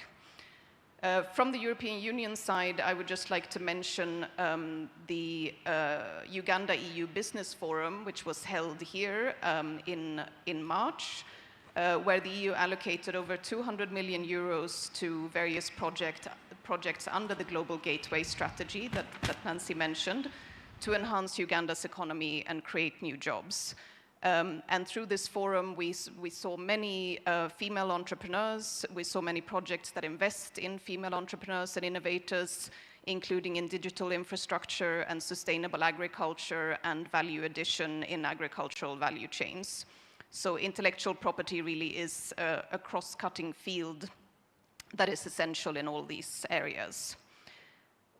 From the European Union side, we are committed to supporting all these initiatives that advance gender equality and parity, and to provide technical assistance, capacity building, and policy support to our international partners, including the ARIPO Secretariat and its member states, and through our colleagues at the EU Intellectual Property Office, who are co-financing and implementing the AFRIP project. Some of the activities of this project have also benefited the Uganda Registration Services Bureau, which is the mandated body for managing IP rights in Uganda, among many other types of rights. So I would like to take this opportunity to congratulate the Bureau for the excellent progress it has made in terms of digitalization and automation of its processes and improvement of the ways of working in order to serve its customers better and thereby promote innovation. Thank you.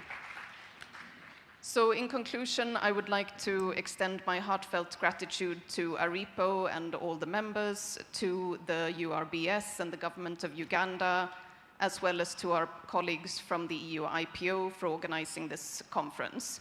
I also would like to thank my colleague Christina Banuta from the European Union delegation to Uganda, who is our economic expert and also a former staff member of the EU Intellectual Property Office. So if you want more details about what we do in the economic sector in Uganda or the EU Intellectual Property Office, she knows much more than me, so please feel free to reach out to her. I would also like to thank all the participants for your dedication and commitment to this vital cause, and I hope that this conference will be an opportunity to learn from each other, to inspire and be inspired, and to forge a path towards a future where women's innovation can help benefit all of us. Thank you very much. Thank you so much, Carolina. And given that it's your first event, well, thank you for honoring us with your presence. I'd like to give a special recognition. I know we discussed the board chair, but the board members of the URSP board, please, if we can, if you can just get up for recognition. Thank you so much for being here. Yes, that's the team over there. And in that hindsight, I'd like to welcome back Ambassador Francis Butajira. But as you come, I'd like to give us a snapshot of what this rest of the morning will be, just in the interest of time. After the speech by our guest of honor, we've got something special by the ARIPO team to give to you, guest of honor, and then we'll have a pictorial moment. Ambassador, do the honors.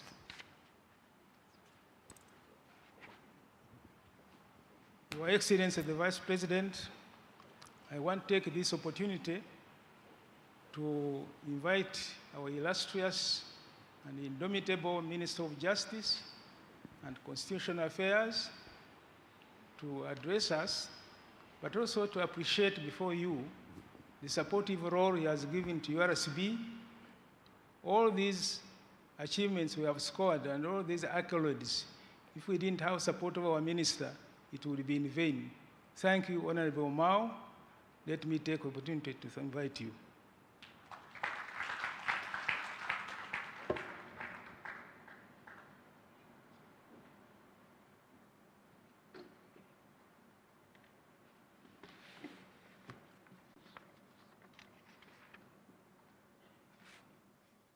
Our guest of honor,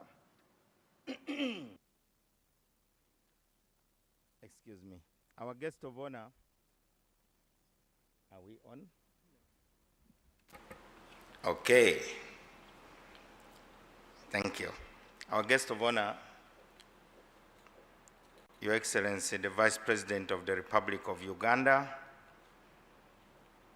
my colleague minister, and old girl, because we were together at the university, me in the law school, near the southern gate, and her, the Faculty of Veterinary Medicine in the northern gate.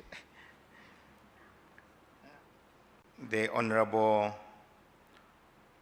Dr. Monica Musenero Masanza, known as MMM in cabinet. The EU ambassador's representative, who is also head of cooperation at the EU delegation in Uganda, my classmate, the Director General of ARIPO, the chairman of our board, and your members, members of the bench who are here, our senior officials from the Ministry of Justice and partners. I'm not alone from the top management of the ministry. I'm here with the permanent secretary, Mr. Robert Kasande. Let people see you.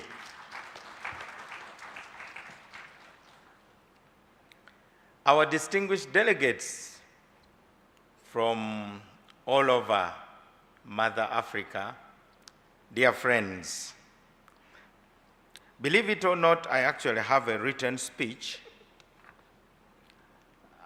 but it's not my intention to read it because the Vice President has a trip.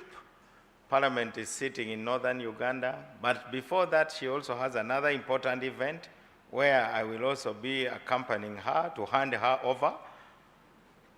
We were supposed to have the Honorable Betty Amongi, who is the Minister for Gender, Labor, and Social Development. Your Excellency, in this room, we have actually everybody who matters in this field. We have got the executive, led by you, representing the President of Uganda, because you make policies. We have got inventors. We thank you for taking time to look at the exhibition. We have people who create. They are in this room. We have got eminent scientists. I see Professor Dorothy Okello, who was also at the university at the same time with me. That is an authentic professor of electrical engineering, in case you think such a thing doesn't exist.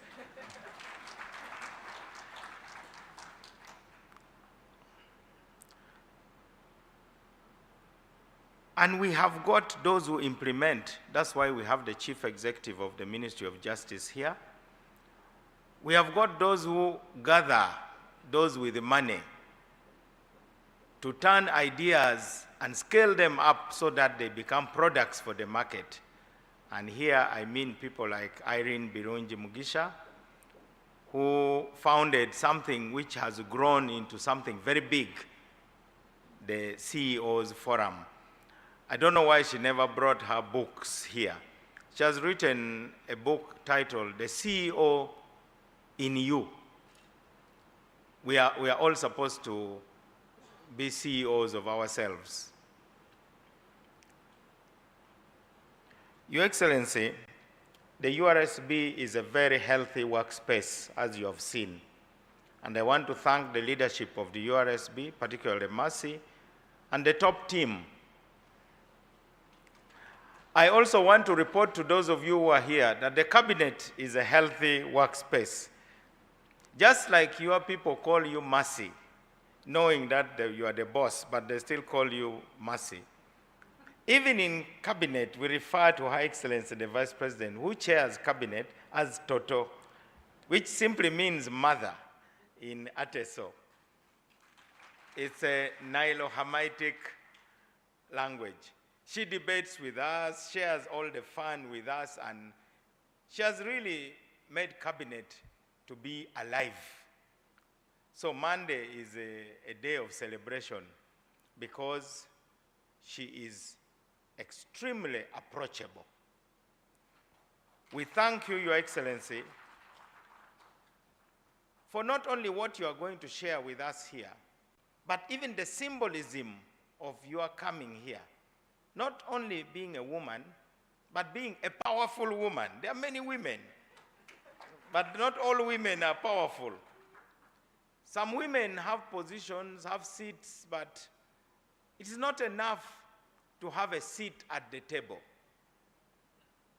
You must have a voice when you have that seat, and that voice must be heard I want to report to you that Her Excellency, the Vice President, ticks all those three boxes. The first box, she has a seat at the pinnacle. Number two, she has a voice, I can tell you that. And number three, that voice is heard. This conference, Your Excellency, is about mobilizing Africa. Because of being fragmented as Africans, we were colonized and subdued. Our president is an authority on that subject, and I'm sure the vice president will hint on that. Here, we were fighting tribal wars. Vasco da Gama was bombing Mombasa, and we were being colonized. The Baganda, a very big tribe here in Uganda, were busy wasting their time fighting the Banyoro, another big tribe. So, this is a very, very innovative idea of bringing all our resources together in support of women creators and innovators and discoverers. So we are actually consolidating. We are not starting from zero, but this is a mobilization. So when you go back to your respective countries, tell them you have drunk from the source of the Nile, and now you are energized and ready to go to the next level. We are only answering some questions about why women are not benefiting from IP, why women are not as visible. There is a Catholic priest who gave a speech one time and told us that when he went to America, he found people wearing T-shirts on which were written the words, "Jesus is the answer." And then he asked, what is the question? Now, if indeed this gathering is the answer to the subservient position of women in the IP landscape, then what are the questions that this conference is supposed to answer? That is why we are here today. We also have those who will help us settle disputes when we fail to agree. You creators, we have the judiciary represented here to adjudicate conflicts. So I do believe that your presence, Your Excellency, is a big endorsement of this initiative. Before I sit down, let me outline some things that are good news. I have been praised in superlatives. You have heard illustrious, indomitable. I got scared. I didn't want to come because I feared I would disappoint you when you have been called indomitable and illustrious, and then you fail to impress anyone. Then you'll end up like one dog we had in the village, which was named Simba. Simba means lion. So with a tail like an aerial of a radio. So that is why I was hesitating. But let me assure you that the government of Uganda has over the years championed the involvement of women in leadership and governance affairs, because that is the starting point. Intellectual property is a subset. The Bible says, seek ye first the kingdom of God. So intellectual property is about power. You know, seek ye first power. And then when you have power, when you have a registrar general, when you have a board which has a lot of women, when you have a vice president, you are now in a position to tap in. Also, the Uganda government has created the Uganda Women Entrepreneurship Program. It is an initiative under the Ministry of Gender, Labor and Social Development. It is intended to give women money to support them to get skills, grow their enterprises, invest in value addition, market their products, and generally empower them for economic development. This is an opportunity. If I may gossip a bit, Her Excellency, the Vice President, is today going to launch a program worth over $170 million, I believe, for women. So it is your duty to now go and incite the women. We have passed the stage of inviting women. They now need incitement. They must be provoked and be told that, you know, you have wings, why are you not flying? Why are you crawling? You have legs, why are you kneeling? You should be standing up. This is, I believe, what this conference is about. The Cabinet of Uganda has supported me tremendously. And I want to thank you, Your Excellency, for your personal support.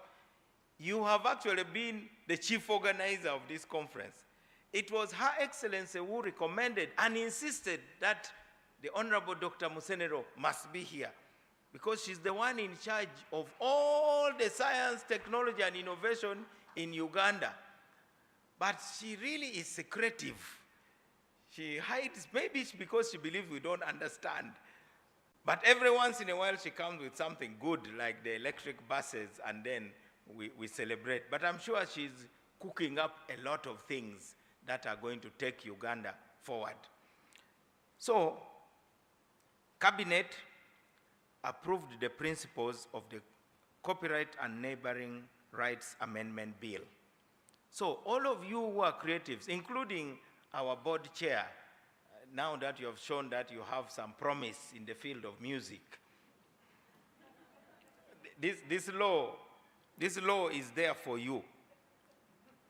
The President of Uganda has even appointed a senior presidential advisor on the creatives. This is a very prominent Ugandan musician with millions of followers on YouTube, known as Eddie Kenzo. Those of you who are young, I'm sure you may have listened to some of his music. If not, go to YouTube and just search Eddie Kenzo. So the president is now not listening to me, who is a lawyer who has never composed a single song, but listening to somebody who has something to lose if we do not do the right thing. I also want to inform you that in May this year, under the leadership of Her Excellency the Vice President, Cabinet authorized the Minister of Justice and Constitutional Affairs to sign the Instrument of Traditional Knowledge and Genetic Resources. I'm yet to travel to Geneva, Your Excellency, to sign. But that authority allows those of us who grew up in villages to realize that the shea butter our mothers collect, from which they get very little money, but those who make the big money are the cosmetic industries, Chanel, Christian Dior. They just put a little bit and add a few creamy things, petroleum products, sell it at 100 euros after giving me 5 euros. This is what this is about. It is important for us today to define our cause before we go to war. Otherwise, we shall simply be an army without a cause, and defeat will be our end.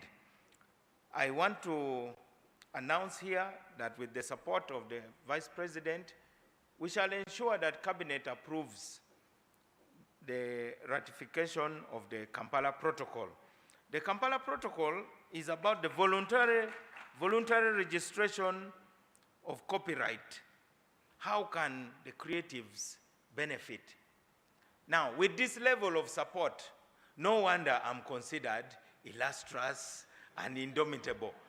But you don't need to have the power yourself. Understand, some of you are Christians. You don't fight the wars against yourself. You go around saying, no weapon formed against me shall prosper, and so on and so forth. So I do believe that with this collaboration, we will achieve a lot of things and protect our women. The Kenyans who invented the kiondo, that handbag, understand some Japanese or Germans have already decided to appropriate it. Here we have our back cloth. People want to appropriate it. It is important that even though we may not have resources, we must have resourcefulness. If you don't have resources, apply resourcefulness. With those words, Your Excellency, it was my aim simply to come and invite you. But in the interlude, I had to say something. You are the one to set the note for the next 3 days, because that's what the opening ceremony is about. You must strike the note so that they don't deviate from it. It is the key note that your speech is about. it's now my singular honor, Your Excellency, to invite you to address us and officially open the first ever Women in Intellectual Property Conference for ARIPO member states. Your Excellency.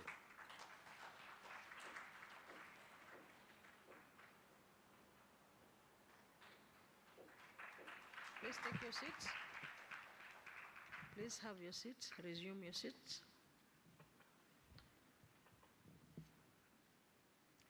The Honorable Norbert Mao, the illustrious and the indomitable Minister of Justice and Constitutional Affairs, the Honorable Monica Musenero, Minister of Science, Technology and Innovation in the Office of the President, the representative of the European Union, Ms.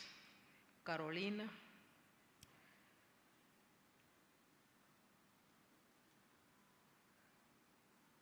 the Ambassador Francis Butagira, the Chairperson Board of Directors, Uganda Registration Services Bureau, Mr.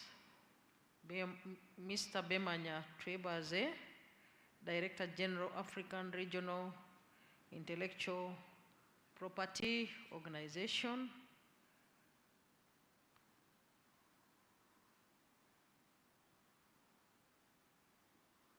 Ms. Mercy Kainubisho, Registrar General, Uganda Registration Services Bureau, and all your members and staff,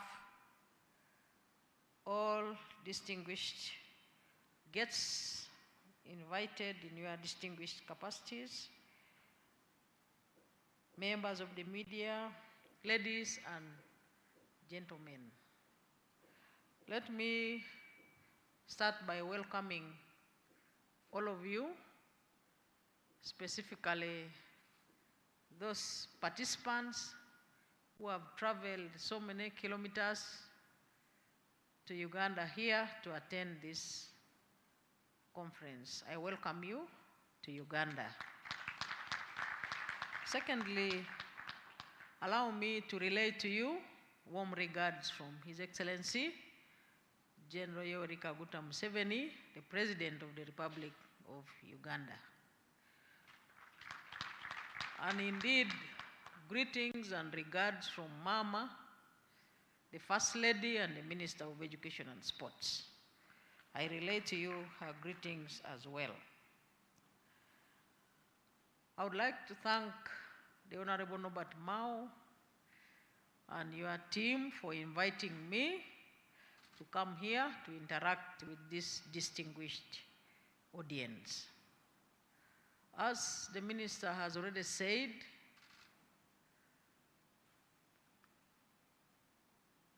the very first conference in Uganda on intellectual property is this one that we are opening this morning. Apparently, I am excited to hear that it is the very first indeed in the African continent. So we are privileged as a country to be the first to host it. And that means that there is no other conference like this where we may have had a chance to learn from. And also that means that to you, Minister, and your team, you must get the appropriate bar so that the next country that will host it will have some good areas to pick from as you keep on improving the conference. But allow me to say that the scope of the conference, i.e. the African Conference on Intellectual Property of Women, resonates very well with one of the principles of the NRM government. That is Pan-Africanism. Here in Uganda, our president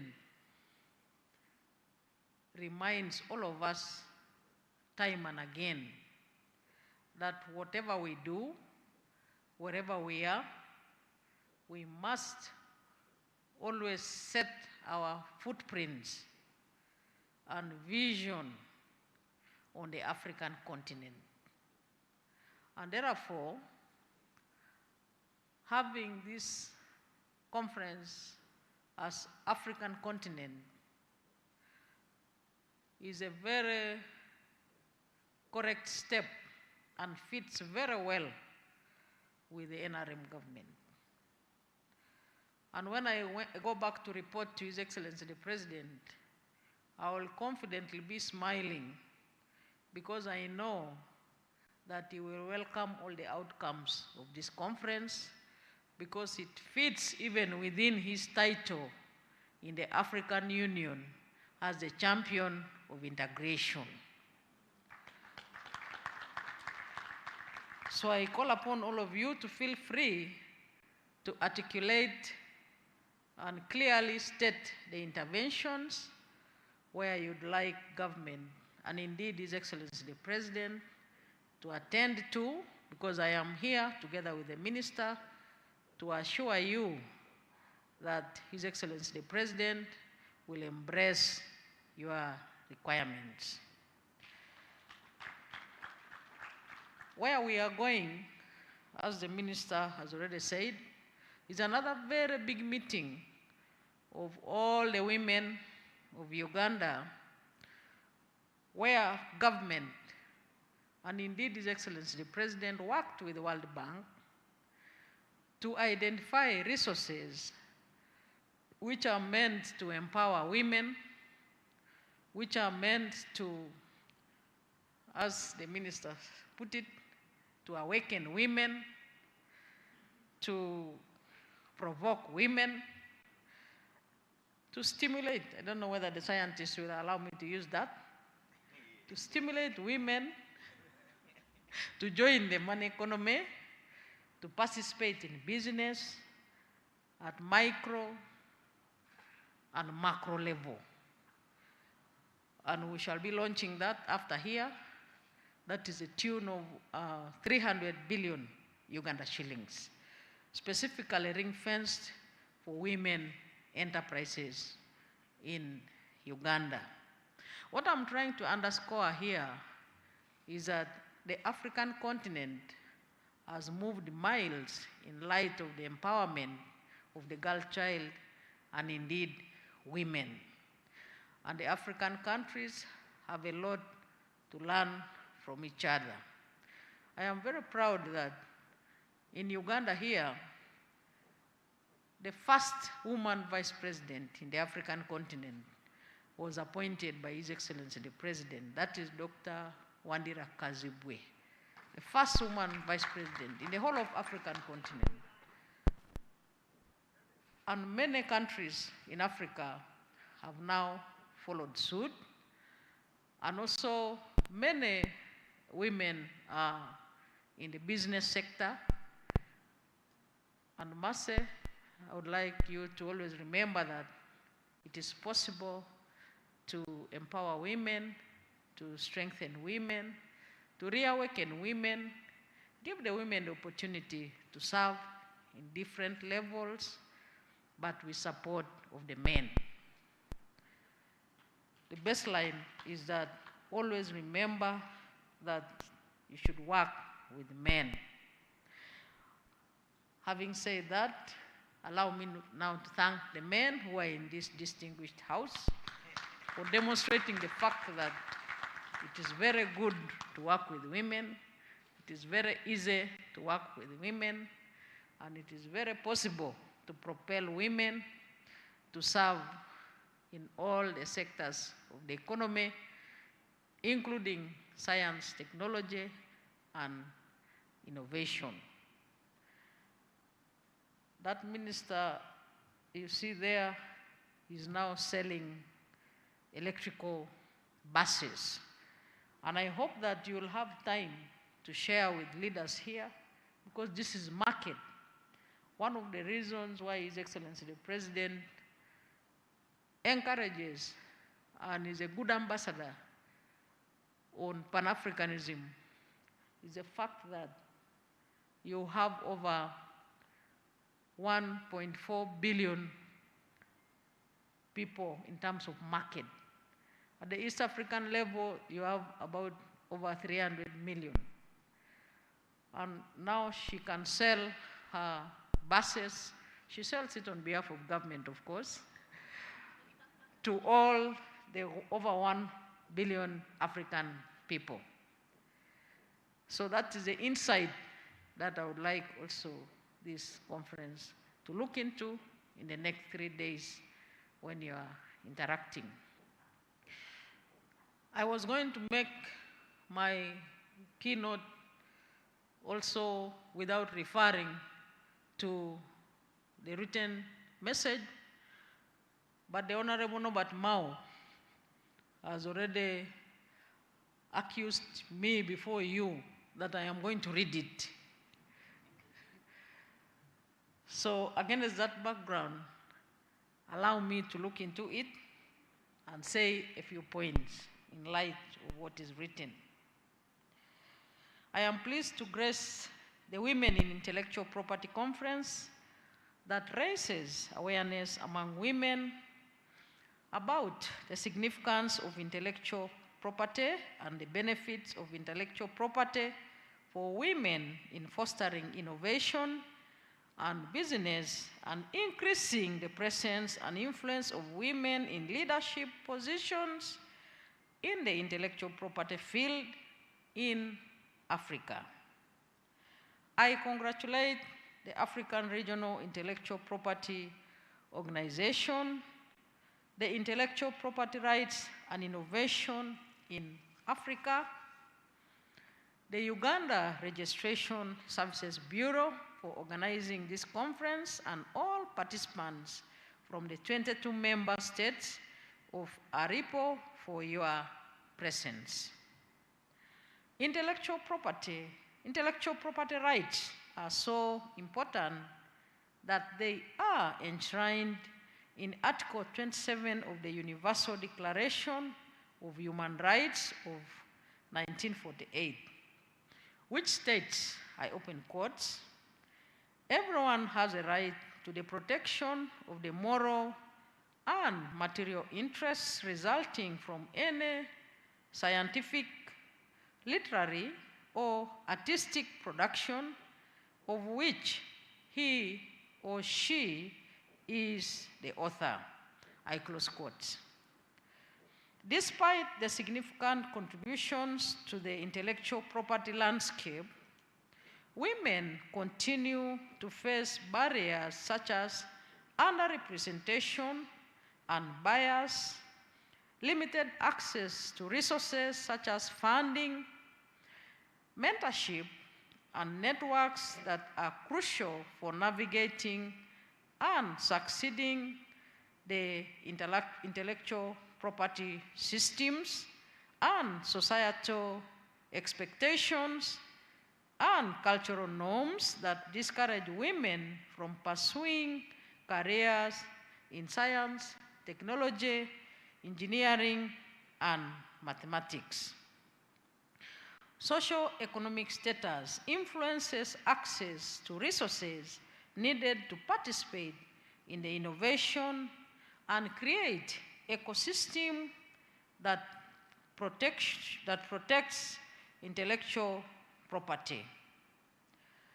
The gender gap in the intellectual property manifests in various forms, including disparities in patent ownership, trademark registrations, copyright protections, and access to resources and opportunities. Women are underrepresented in fields such as STEM, where intellectual property creation and innovation thrives. Therefore, closing the gender gap in intellectual property is not only a matter of equity and justice, but also a crucial component of achieving the Sustainable Development Goals. Thankfully, social views have changed, and there are now few explicit deterrents to female investors and creators. But strong evidence of latent gender bias remains. For example, when looking at modern patent filings, it is clear that a substantial gap exists between the number of female and male patent applicants. Women are conspicuously absent in every aspect of patent system. In no case does the number of patent filings by women approach anything near population parity. According to World Intellectual Property Office, even though women bring new perspectives and talents to the table, there is still an elephant in the room left unaddressed. Very few women get involved with intellectual property, which means few women benefit from it. Women accounted for only 17.7% of all inventors listed in patent applications worldwide in 2023. How many countless brilliant minds and their ideas are left untapped? The most immediate and natural response to such statistical information is to advocate for greater inclusion of women in the technically oriented STEM occupational fields from which patentable inventions are most likely to arise. Nevertheless, studies indicate that the women who are already in STEM fields engage the patent system far less frequently than their male counterparts. Ladies and gentlemen, anecdotal observations regarding the participation of women in the creative industries that thrive on copyright protection, publishing, movie making, music recording, etc., suggests that female in those industries may be no better off than those in technical industries that rely on patent protection. Solutions that may help to bridge the gender gap include education, information, and provision of role models that play an important role in the uptake and the use of intellectual property across all genders. Uganda has its commitment to promoting gender equality and reducing the gender gap in various areas, including intellectual property. At the national level, commitment to girls' education is reflected in the Constitution of the Republic of Uganda. The Constitution emphasizes that all Ugandans must enjoy rights and opportunities and access to education without any form of discrimination. The Constitution also emphasizes the need for affirmative action in favor of groups marginalized on the basis of gender, among other social categories, for the purposes of readdressing imbalances which exist against them. Ladies and gentlemen, Uganda has national science, technology, and Innovation Policy established in 2009, which aims to strengthen national capability to generate, transfer, and apply scientific knowledge, skills, and technologies. This policy aims to promote science, technology, and innovation in Uganda. It recognizes the importance of increasing women's participation in STEM fields and promoting gender equality in innovation. It encourages gender mainstreaming in innovation and entrepreneurship programs. The SESAMAT programs, which began in 2005 to improve the teaching ability of science and mathematics teachers at secondary school level and improve performance in the subjects that has trained over 6,000 teachers and the compulsory science policy in Ugandan schools. The Uganda government has for a long time relaxed admission requirements for girls into tertiary institutions.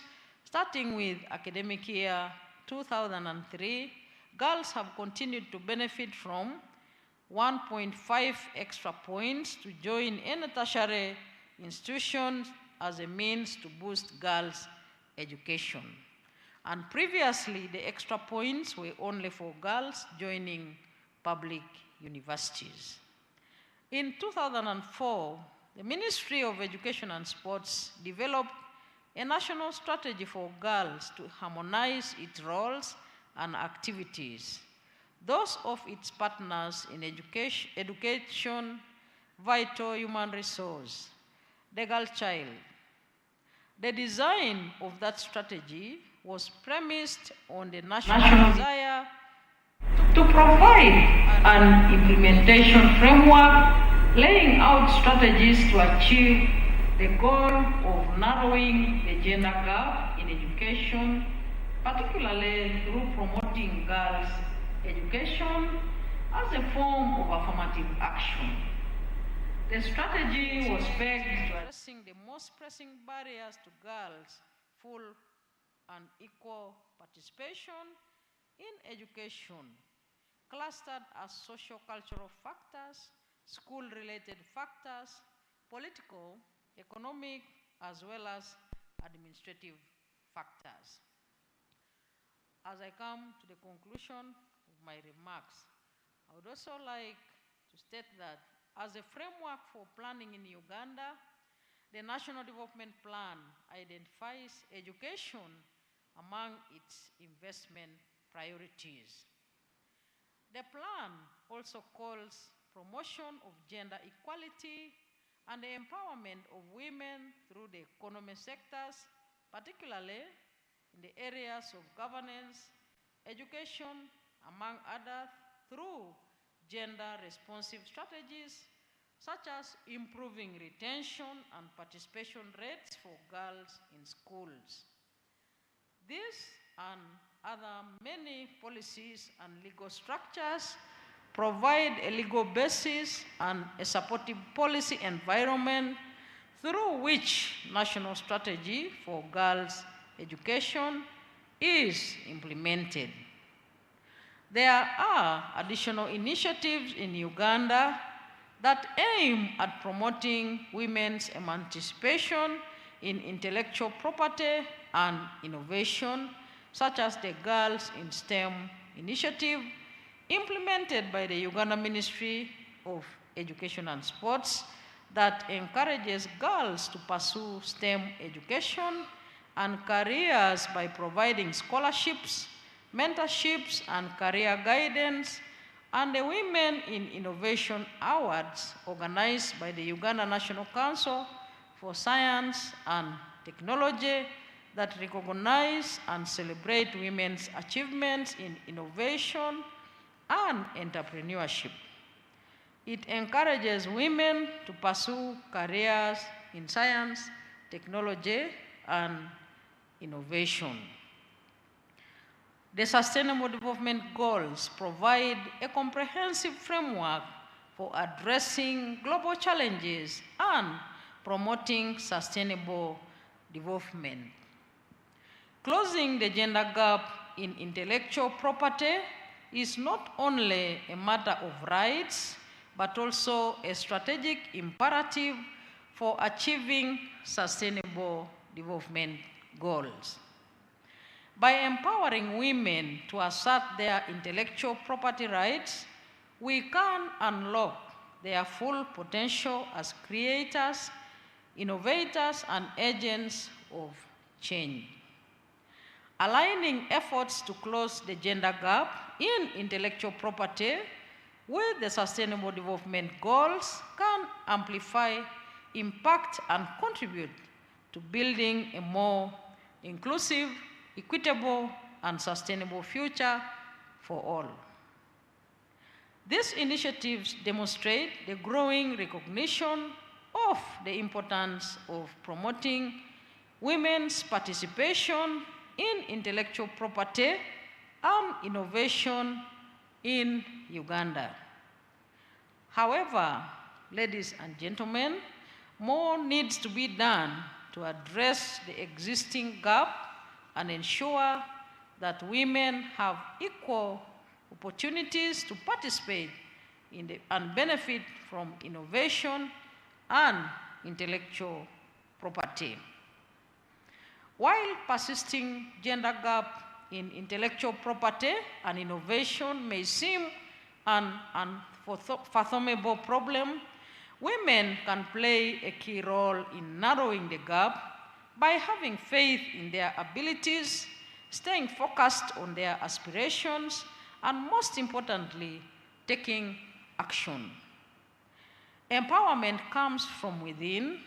No one can give you opportunity if you are not actively involved in the process in the first place.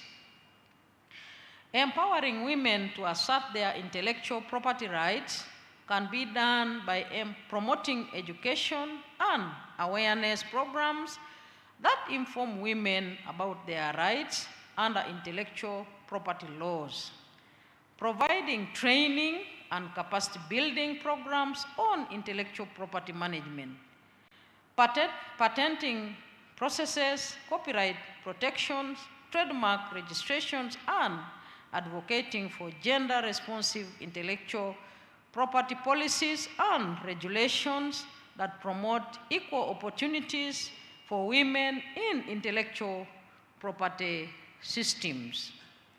By taking action now to enable and support women innovators, we can unlock their potential for innovation, strengthen intellectual property and innovation ecosystems, and drive economic growth. Finally, we must offer women a variety of resources, including skills building, mentoring, and other training opportunities to help them add value to and commercialize their innovative technologies. We all gain when every woman has the opportunity to pursue her passion for science, technology, and arts, regardless of family responsibilities and career breaks. Please carve a pathway for women to have equal access to the intellectual property system and other resources that will enable them to translate their aspirations into marketable solutions with the full support of their community, their governments, and institutions. Ladies and gentlemen, it is now my singular honor and privilege to officially open the Women in Intellectual Property Conference under the theme, Enhancing Women's Participation in Intellectual Property. I thank you for your kind attention, and I have said all this for God and my country. Thank you so much to our guest of honor, Your Excellency, Ms. Jessica Lupo. And this is the point where I'd like to welcome our Director General for ARIPO, Mr. Bemanya Twebaze. There is a token something that came from very far. Yes, that we would like to gift you. As we told you, this is 22 African member states, and so there's a touch of love to show you that we're talking about creativity and innovation. This is such a product, I think, that will go, and we'll just have that handover happen. And so just to walk through, once the handover happens and we've gifted, we'd like to have the anthems, and our guest of honor and the team, there's a picture moment at 2 places.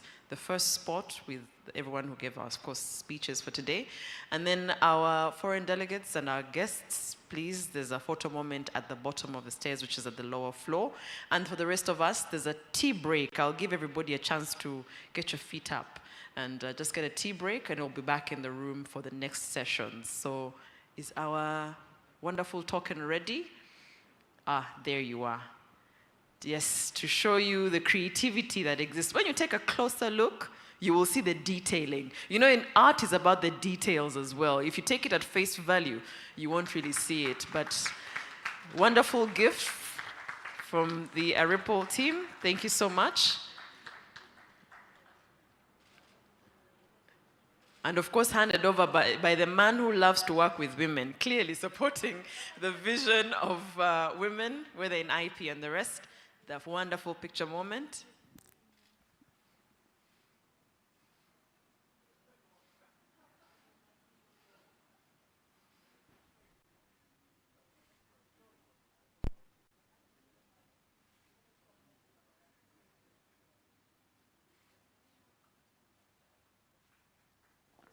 All right, so yes, thank you so much. All right, if we could all rise and get the anthems, and thank you so much for your time, Your Excellency.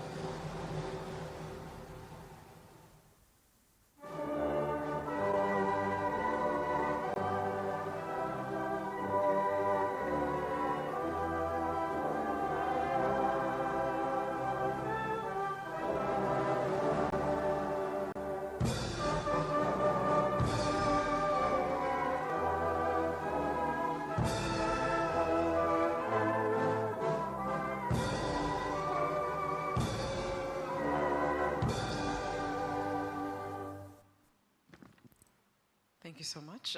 So yes, as you laid out, thank you so much for your time. That first picture moment is at the banner, and of course our Registrar General, you'll join this picture moment as well. Nancy, you're part of that as well. The second is for all URSB directors, I've been told, for that picture moment, and the rest of our delegates at the bottom of the stairs, which is on the next floor. The rest of us, a tea break, mix and mingle network, yeah, stretch a bit, and we'll have that. For the team, I think, of course, our Registrar General, you'll help to lead our guest of honor to the first picture moment.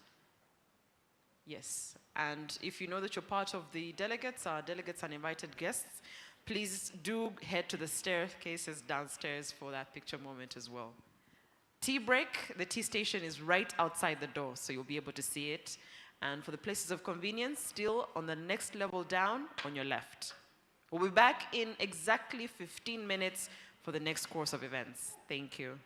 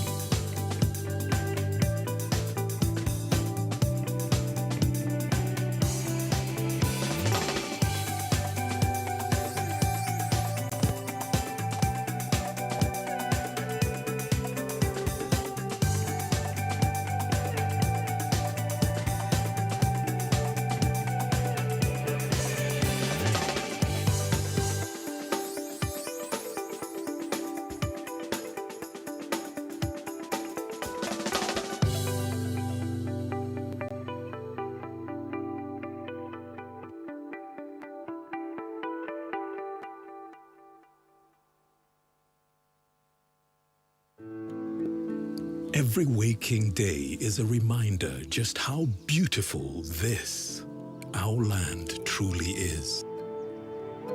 The kind of beauty that you can only find here. In the lush green all around us and the wondrous sights within. It's what you feel in the gentle caress of tropical wind from the mountaintops. And the glow in your heart from a warm neighborly invite.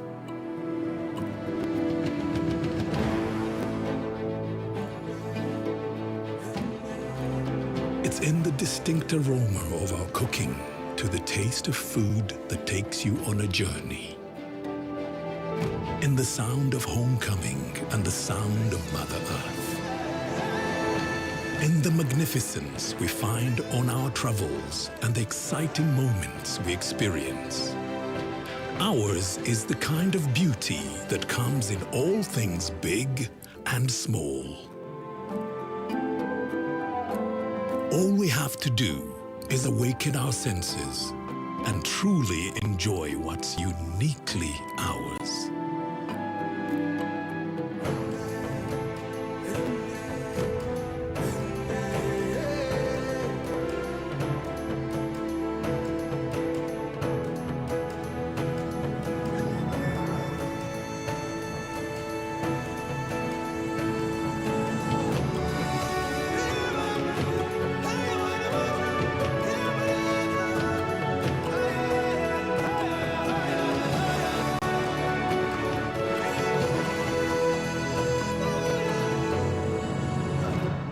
Explore Uganda, the pearl of Africa.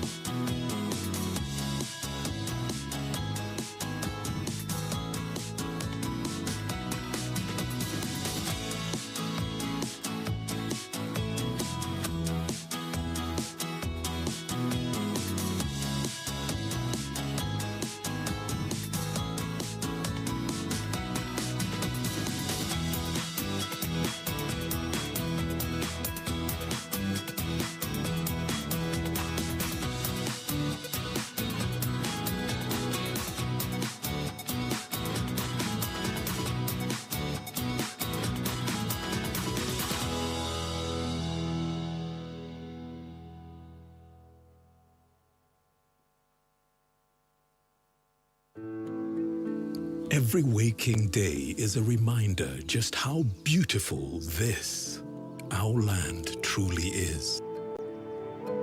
The kind of beauty that you can only find here. In the lush green all around us and the wondrous sights within. It's what you feel in the gentle caress of tropical wind from the mountaintops.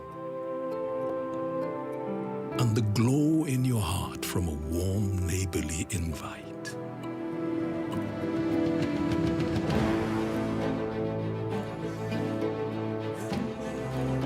It's in the distinct aroma of our cooking, to the taste of food that takes you on a journey.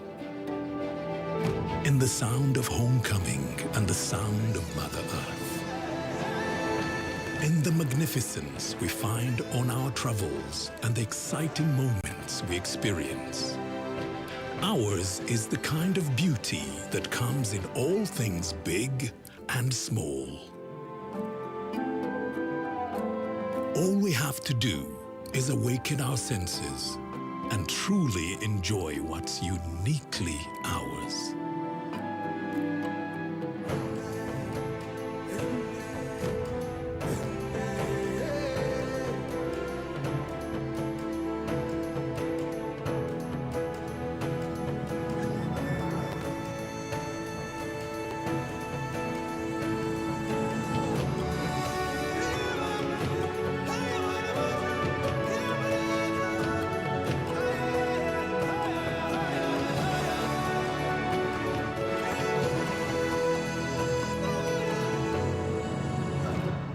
Explore Uganda, the pearl of Africa.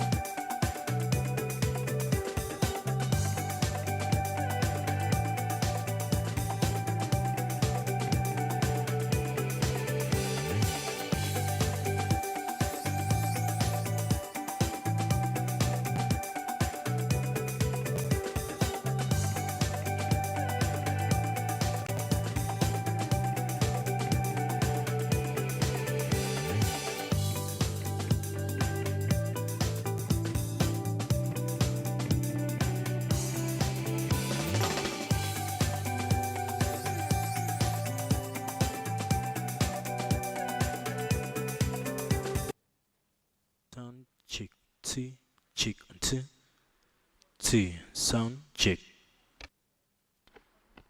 T, check,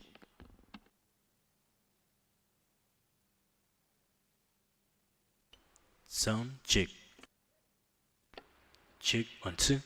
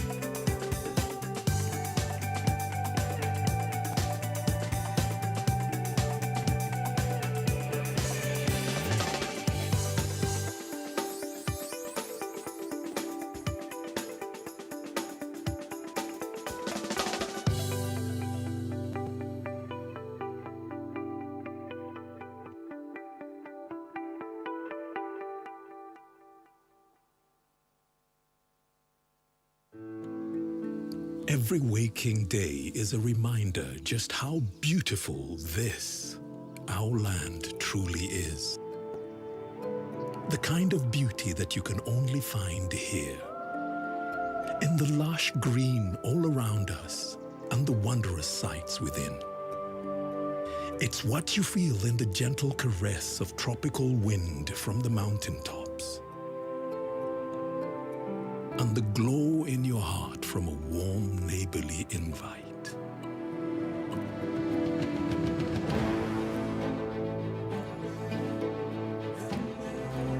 It's in the distinct aroma of our cooking to the taste of food that takes you on a journey. In the sound of homecoming and the sound of Mother Earth. In the magnificence we find on our travels and the exciting moments we experience.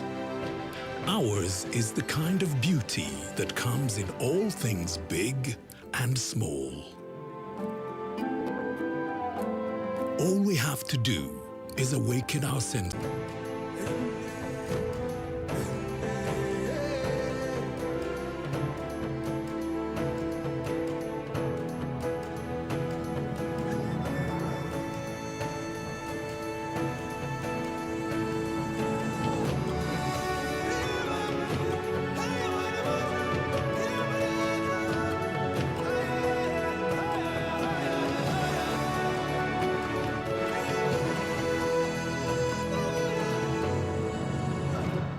Explore Uganda, the Pearl of Africa. The African Regional Intellectual Property Organization, ARIPO, is an intergovernmental organization that facilitates cooperation among member states in intellectual property matters to pool financial and human resources and seek technological advancement for economic, social, technological, scientific, and industrial development. With over 40 years in service and 20 member states, there has been considerable growth in the mandates, which now stands at 5. To facilitate the administration of these mandates on behalf of the member states, ARIPO has established 4 protocols. The Harare Protocol on Patents and Industrial Designs, the Banjul Protocol on Marks, the Swakomand Protocol on Traditional Knowledge and Expression of Folklore, and the Arusha Protocol on New Varieties of Plants.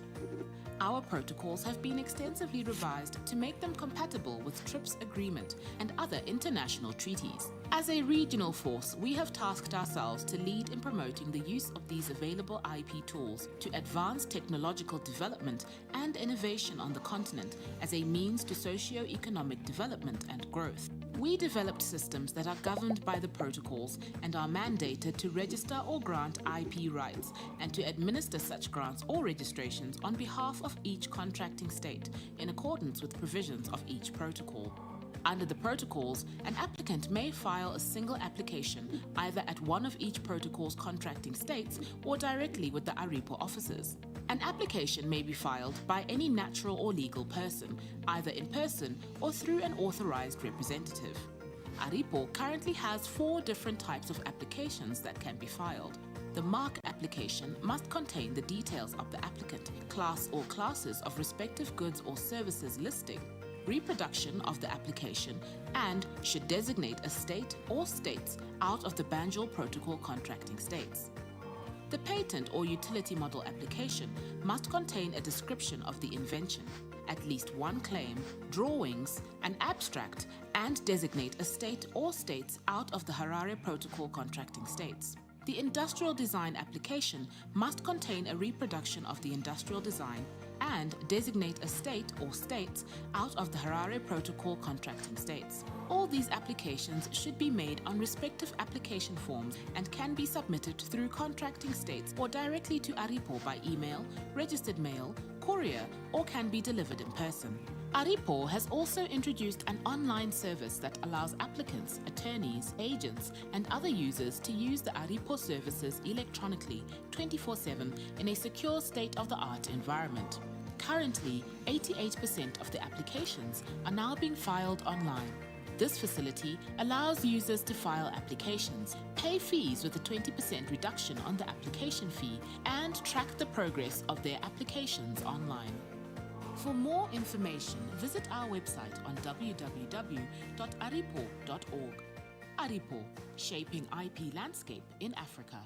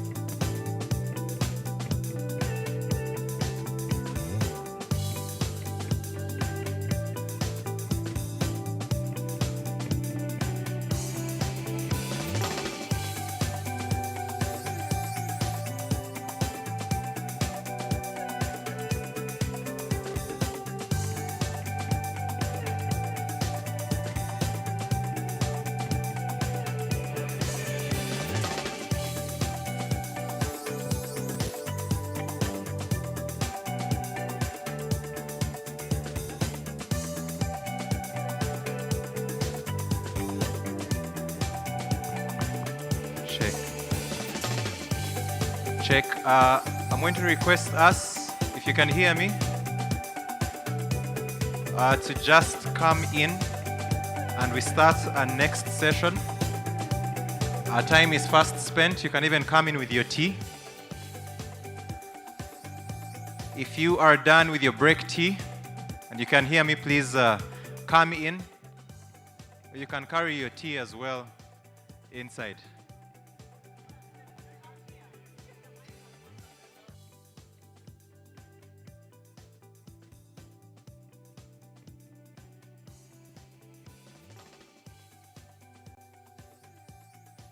Check.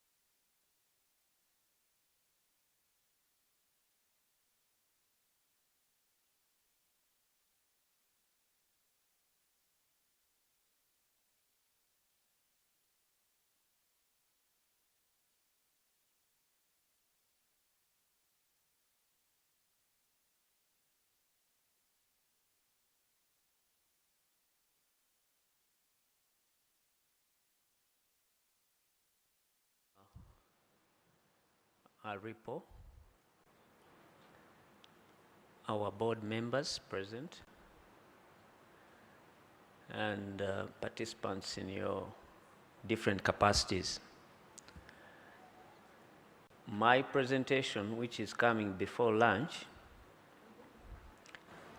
and was done purposefully so that you pay attention, I speak quickly, and you go for lunch.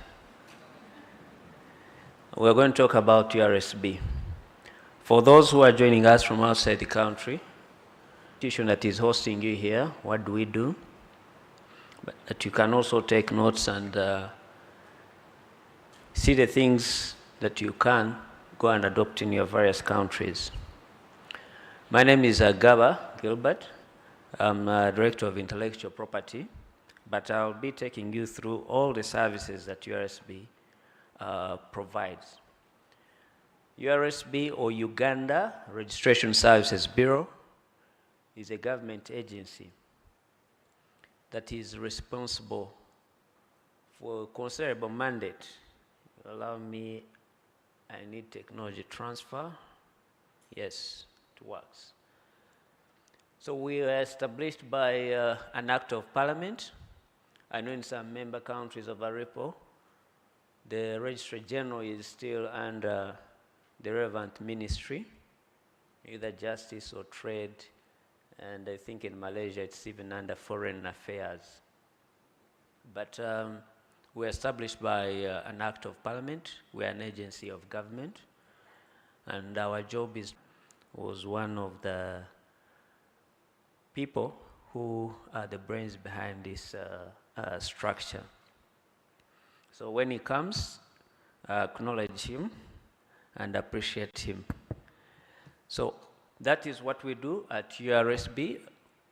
In terms of registration services, we are responsible for different types of acts of parliament, around 21, and you'll hear it from the Registrar General at URSB that we have the largest number of acts of parliament that we administer, which is actually true. We administer 21 acts of parliament, no, 19, and 21 regulations. We also provide, under those acts, we do mainly registration services, and I'll share with you shortly about those services. But we also provide policy advice to government. We collect non-tax revenue. We facilitate legal reforms. You heard our Honorable Minister here talking about how we are going to ratify some of the treaties that ARIPO administers, such as the Swakopmund Protocol, Arusha Protocol, and the Kampala Protocol. So that is some of the work that we are required by law to do. And of course, we do awareness, some of which we are doing here. URSB is headed by a Registrar General, who is the Chief Executive Officer, and he or she, in this case, it's a she, is supervised by a board of directors. You saw our chairman, Ambassador Francis Butagira, who is the chairman of the board. Some of the board members are still here with us on your extreme right in front. And it is from their support that we've been able to do all this work. Administering 19 acts of parliament is not a walk in the park, but it's because of their support that we're able to do the things that we do. We have our strategic objectives as URSB is to strengthen legal and institutional framework. As you know, without communication, the awareness about our services, communication is like advertising. You don't stop the moment you start. And I can assure you that even in this room, those who are from Uganda, some of them will tell you, I didn't know URSB does all these things. And we have been to their institution. But that's how communication is. So it's our priority, something that we pay attention to.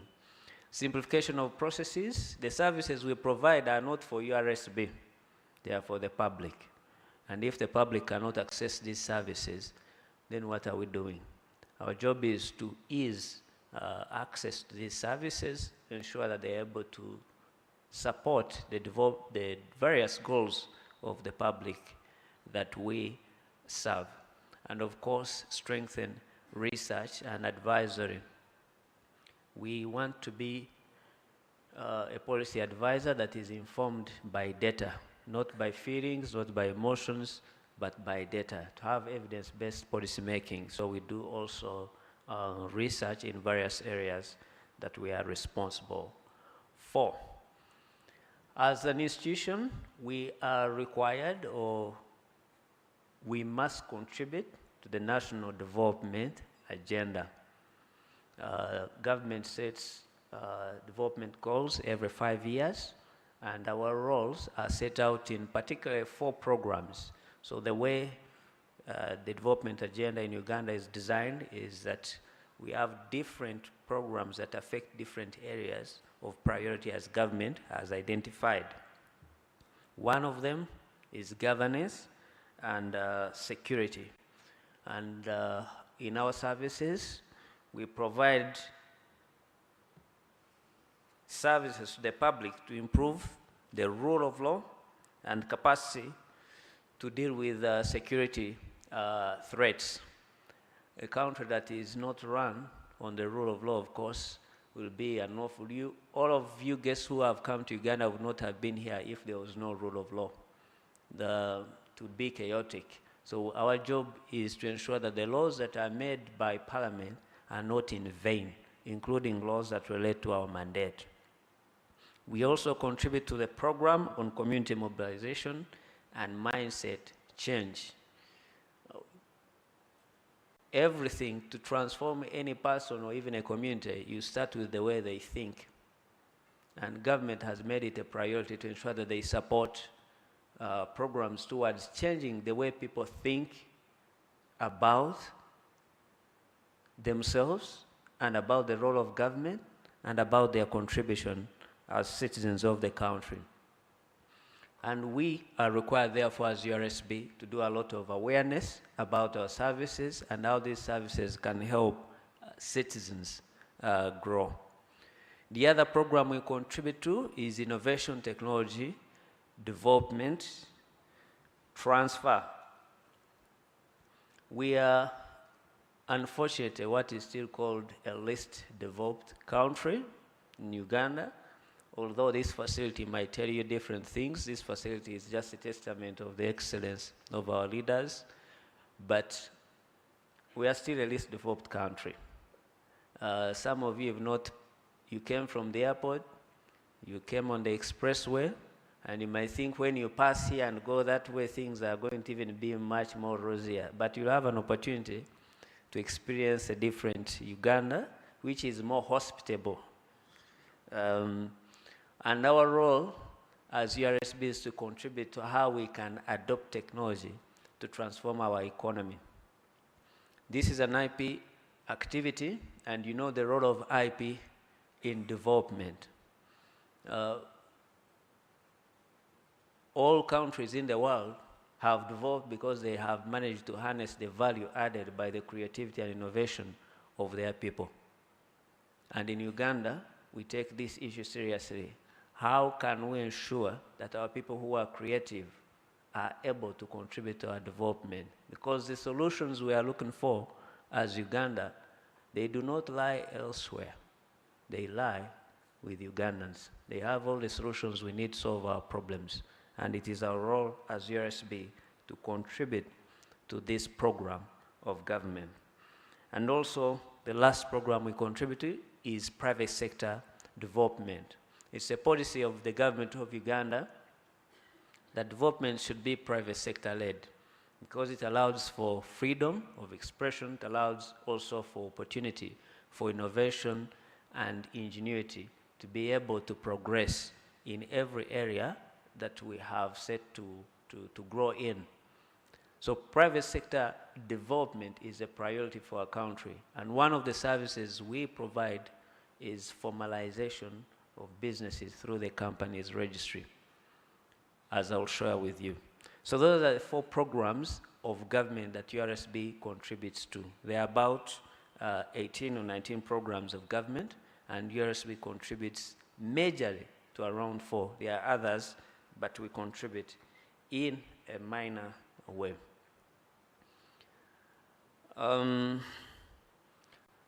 As I've told you, I'm responsible for intellectual property, so I have more slides on IP than other services we provide. As URSB, we are the National Intellectual Property Office. I've told you that we are a semi-autonomous agency of government, so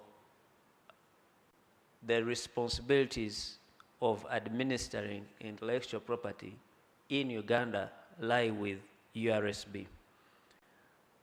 Through the mandate related to intellectual property, we administer all intellectual property laws in Uganda, save for the law that provides for plant variety protection.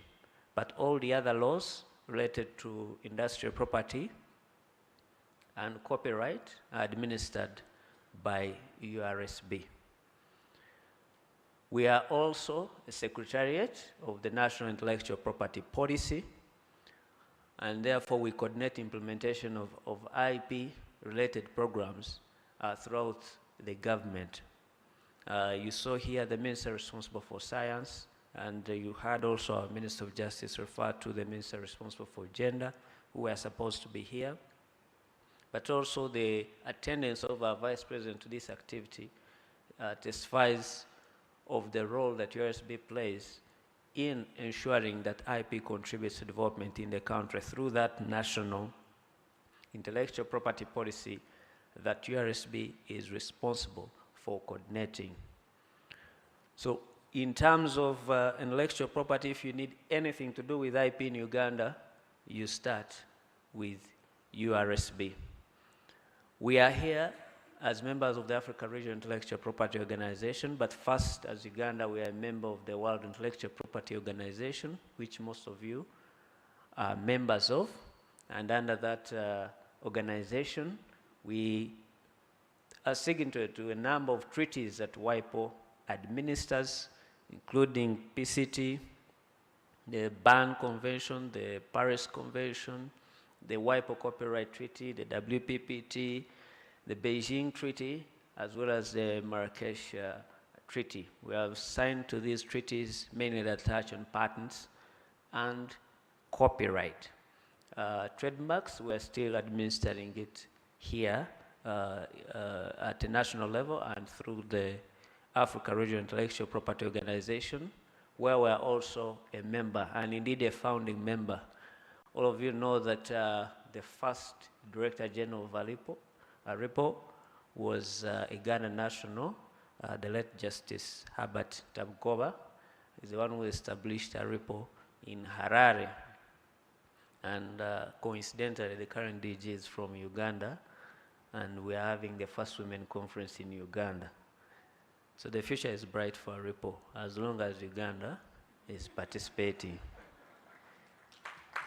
So we are signatory to 2 treaties, but our ministers have committed that all the ARIPO treaties will be able to ratify them, including the Swakopmund Protocol on traditional knowledge and folklore, the Arusha Protocol on plant varieties, as well as the Kampala Protocol on copyright.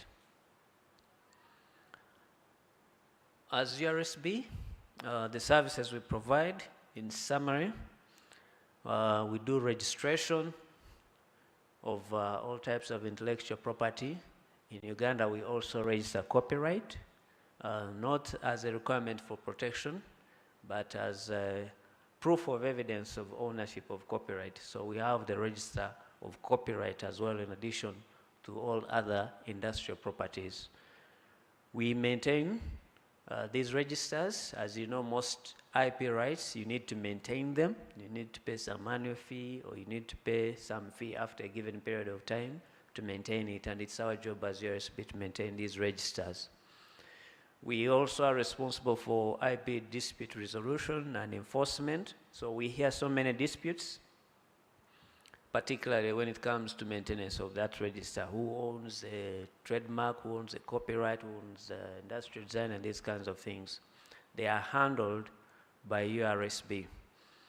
And we do a lot of sensitization, which partly you'll be doing here today, to inform mindset change that I've spoken about earlier.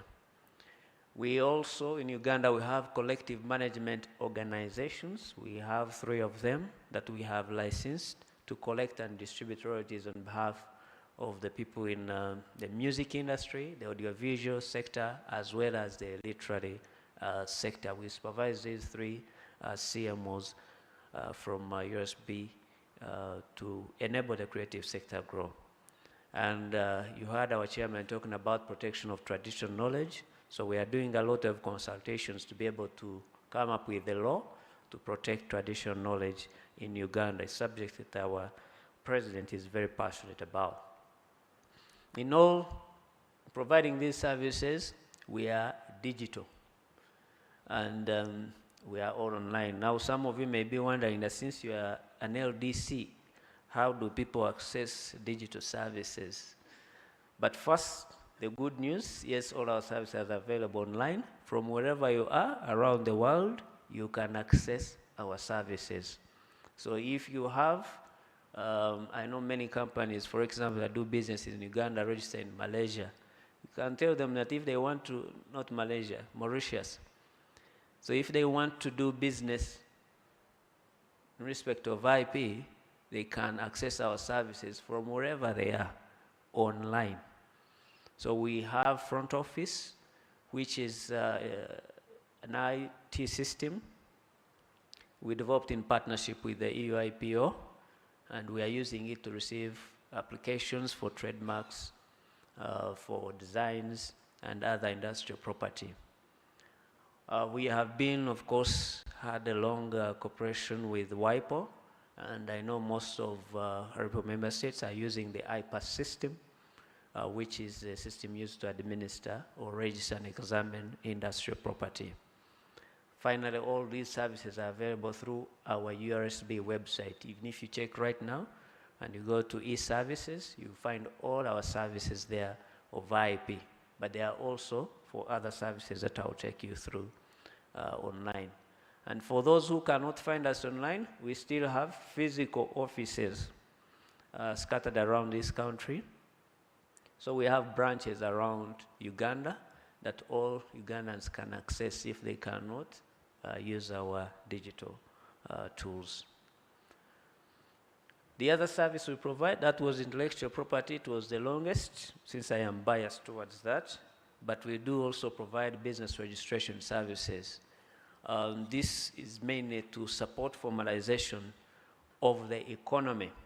Those of you from, I think, Namibia, Botswana, you share the same structure of IP offices where you have both IP as well as company registration. So this service is mainly to do with registration of companies as well as business names and certain public, not public, but documents that you want to register. This service we also is available online 24/7. And with this, we believe that we are easing doing business in Uganda. So for you, when people in your country come to you and they tell you they want to do business in Uganda, the place to start is URSB, if they want to do anything in Uganda. And they can find out how to register their companies via our website. Free of charge, by the way. The information is there on how you can register your company in Uganda in less than 2 hours. I thought someone would clap. In Uganda, they say, don't jealous us. Yes, so you can register your business from wherever you are with URSB. This is where you start to do business in Uganda. If you are not, less than 2 hours. Yes, you can test it today if you want to register a company. No, access is free. The service comes with a cost. So do register your businesses and advise those who want to do business in Uganda from your countries to start with URSB and register. The Registrar General is also the official receiver, so we are responsible for insolvency, the birth of businesses and their death. So the insolvency law in Uganda is administered by URSB. We administer the affairs of bankrupt people who are not here today, but those who are outside and get those problems, they come to us, as well as insolvent companies. That's what we do as well here at URSB. You people should be clapping for the Registrar General. When she says, I took a break, these are things she has to rest from. We also register marriages. I know some of you, by the time you leave here, your eyes might be opened. So if you want to go home, yes, you register your marriage with URSB. We conduct civil marriages, but we also register marriages from faith-based organizations. This is also done with URSB. This mandate might be leaving us because many people felt that we need to be very tough when we are dealing with issues of business, and marriage is a more happy place, and you need to leave it to other people, and we focus on businesses. But currently, this is what we also do at URSB. And finally, we have the security interest in movable property, or movable assets. This is a registry for those who want to use movable assets as collateral. You can notify the public of your interest in a movable asset that has been used as a collateral through this system administered by URSB. So if you are using a phone, furniture, stock in trade, vehicle, or any movable asset to get a loan, you can register your encumbrance or interest in that asset using this system, which is administered by URSB. In some countries, I think, is it Zimbabwe, it's in Bank of Uganda, and other countries it's a different place, but in Uganda, this is what we are responsible for. A few highlights as I conclude. On our register, we have over 800,000 businesses registered in Uganda. Last year, we collected about 7.7 billion, 77 billion, not 7.7, 77 billion. And if you are not from Uganda, you cannot do conversion. That's a big number. You just know we collected a lot of money for the government of Uganda through providing these services. And this testifies that, yes, our services are accessible. That's why people are able to pay and access these services. I've spoken about digitization. We are all digital, all online. All our services are available online from wherever you are. Either in Uganda, outside Uganda, in your home, on top of your house, wherever you are, you can access these services online 24/7. And we have talked about decentralization. So if you cannot access our services online, you can visit our physical offices in all the regions of this country, north, east, west, and south. We have presence there to provide these services. We have also, through an initiative to ensure that there is seamless access to government services, we participate in what is called a one-stop center, where you find information on formalizing a business, paying for taxes, paying for NSSF. NSSF is Social Security, and all these services that accrue to you being able to do your business seamlessly in Uganda. And we participate in what is called a one-stop center that you can all adopt in your country. And I've spoken already about Simple. Those are statistics in numbers. For those who are interested in IP, we have a few statistics. We registered last year about, this is revenue from July to June last financial year. So we registered about 17 utility models. We have 24 partner applications in Uganda. So we are not including those from ARIPO, which are more than double that. Many people got married, about 2,700 people got married. We registered about 30,000 companies. So details of those statistics are there. This is how you access us online and our physical offices. You can also find us on social media at URSBHQ. So I know we are now talking about Generation Z or Generation Z that only knows life on the phones. So you can access us on the phone, find all our services and information that you need. I want to thank you for listening to me and to invite you to come and visit us at our beautiful facility. DG, while you are aware, I informed our delegates here that if it wasn't for you, we will not be in a beautiful facility in a leafy suburb of Kololo, and it was his initiative. And to enter that building, it was our CEO currently who ensured we entered that building. It's a long story, but know that if it wasn't for her, we'll be meeting you in some other place. So thank you, DG, for enabling us to shine. When we tell people this is where I work from, they treat us with different courtesy. I think we are very more important. So thank you. That's what I wanted to share about URSB. I will be glad to host you if we get time this week to come and see our offices. Otherwise, I wish you successful deliberations. Wow. A bigger round of applause for Gilbert, who has, I think you also have a PhD in communication. Yeah, yes.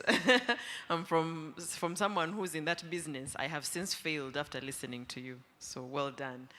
Our next speaker is going to have a presentation on the African perspectives on the gender gap in intellectual property. This one's profile is amazing. The Dean of the School of Engineering at Makerere University, also an associate professor in the Department of Electrical and Computer Engineering, the first female representative out of the Uganda Institution of Professional Engineers. And I'm excited to actually have this speaker because when I read, there was a lot of engineering, electronics engineering, and we've been championing creatives on the other end of media and other innovations. But I think when Minister Musenero was here, there was a lot of divergent conversation on tech and innovating in that direction. So perhaps our speaker can also maybe lean into it. I haven't picked into her, her presentation, but maybe she'll give a bit of that conversation. Please welcome the Dean of the School of Engineering at Makerere University, Dr. Dorothy Okello.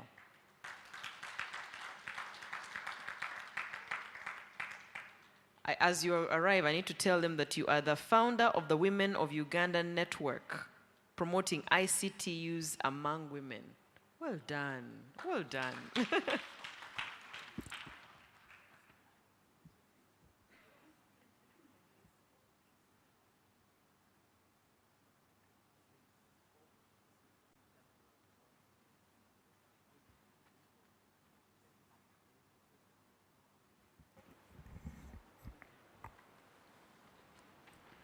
Right, good afternoon, everyone. We need lunch, eh? I can't even hear myself in that response. Let's try again. They have told you I'm a teacher, eh? Yes. So, good afternoon, everyone. Oh, okay, that is better. Now, when Gilbert started, he said he was between you and lunch. So I don't know what I should say, because I think I'm therefore more in between you and lunch. Okay? But I have some good news for you. The opening ceremony, as each speaker spoke, I was wondering what is there left for me to say. Okay? So a lot of what I had reflected on and prepared to say, they have actually already highlighted it. But hopefully what I will share will be maybe some more examples to build on that. Let me start by thanking very much the team at URSB and ARIPO for the kind invitation to me to do this presentation. We've done a lot together. I'm also one of those women who's currently being handheld with my innovation. I saw James here earlier, and I didn't know whether to greet him or whether to hide from him. Because they've given us some comments on the industrial design that we are trying to pursue, and we haven't yet responded. So that is why I didn't know which of those two I should do, whether to greet him or to hide from him. But I am testimony of the support that you give us, and we are very grateful. But that said, my task was to share some perspectives Africa-wide on the gender gap in intellectual property. And I hope that even from the title, you will believe that we've covered already this subject through our opening, but hopefully there will be one or two things that I can share. So in terms of the outline, it is very long, but I will try to summarize based on what has been shared. But it's really understanding what are we talking about when we say the gender gap, what is its impact in Africa, singling out particularly the impact in terms of poverty, because we are talking about women, and this is where we have a very big disadvantage. I'll also look, and I think it was actually the Vice President herself who raised the issue of the Sustainable Development Goals. So I will also look at the IP gender gap in relation to the SDGs, and then I'll share a few thoughts in terms of what we need to do as an approach going forward as I conclude. So, as I reflected on this topic, there are two things, okay, and hence the two arrows. If you look at different literature, number one, Sub-Saharan Africa has the highest rate of women involved in entrepreneurial activity, which means that we are innovating and we are coming up with solutions for the market, okay? So that is a plus. We are moving up in that, okay? All right? The other is similar, but I was just trying to show that different studies are showing the same thing. We also have the highest proportion of female entrepreneurs, all right, globally. So these are two things which on the surface of it would mean that therefore we shouldn't be having a discussion about the gender gap, because actually on the one side we are doing very well, okay? But what is on the downside, okay? Number one, we face significant disparities in business capital compared to males, including access to that capital. And I know we have moved a long way from the days when, and some of you may have heard this story shared by Honorable Victoria Sech-Toleko, one of our very prominent people, former Minister in Agriculture, when at the time she wanted to get a loan, they needed her husband to sign that she could get the loan. Everything about the business was hers. The only thing is to get it, her husband had to sign. We've moved some distance from then, okay? But we still have some work to do, all right? The other, also from the literature, is that as females, we are less likely to adopt advanced business practices, innovations, and to engage in competitive practices, okay? One is because we are less risk takers. That is one thing. I think the other is that we are a victim of our, what we would call, motherliness, all right? We don't want to go out there and fight and put people down. We want our good work to speak by itself, but we need to be aggressive about how we do this, okay? So these are, we have two positives, we have two negatives. So as a result of that, when we're looking now specifically to IP, okay, so the gender gap actually does exist. And this one here, I show you some sketch, a graph, and it is measured in terms of patents, trademarks, and copyrights. And this is also a global picture.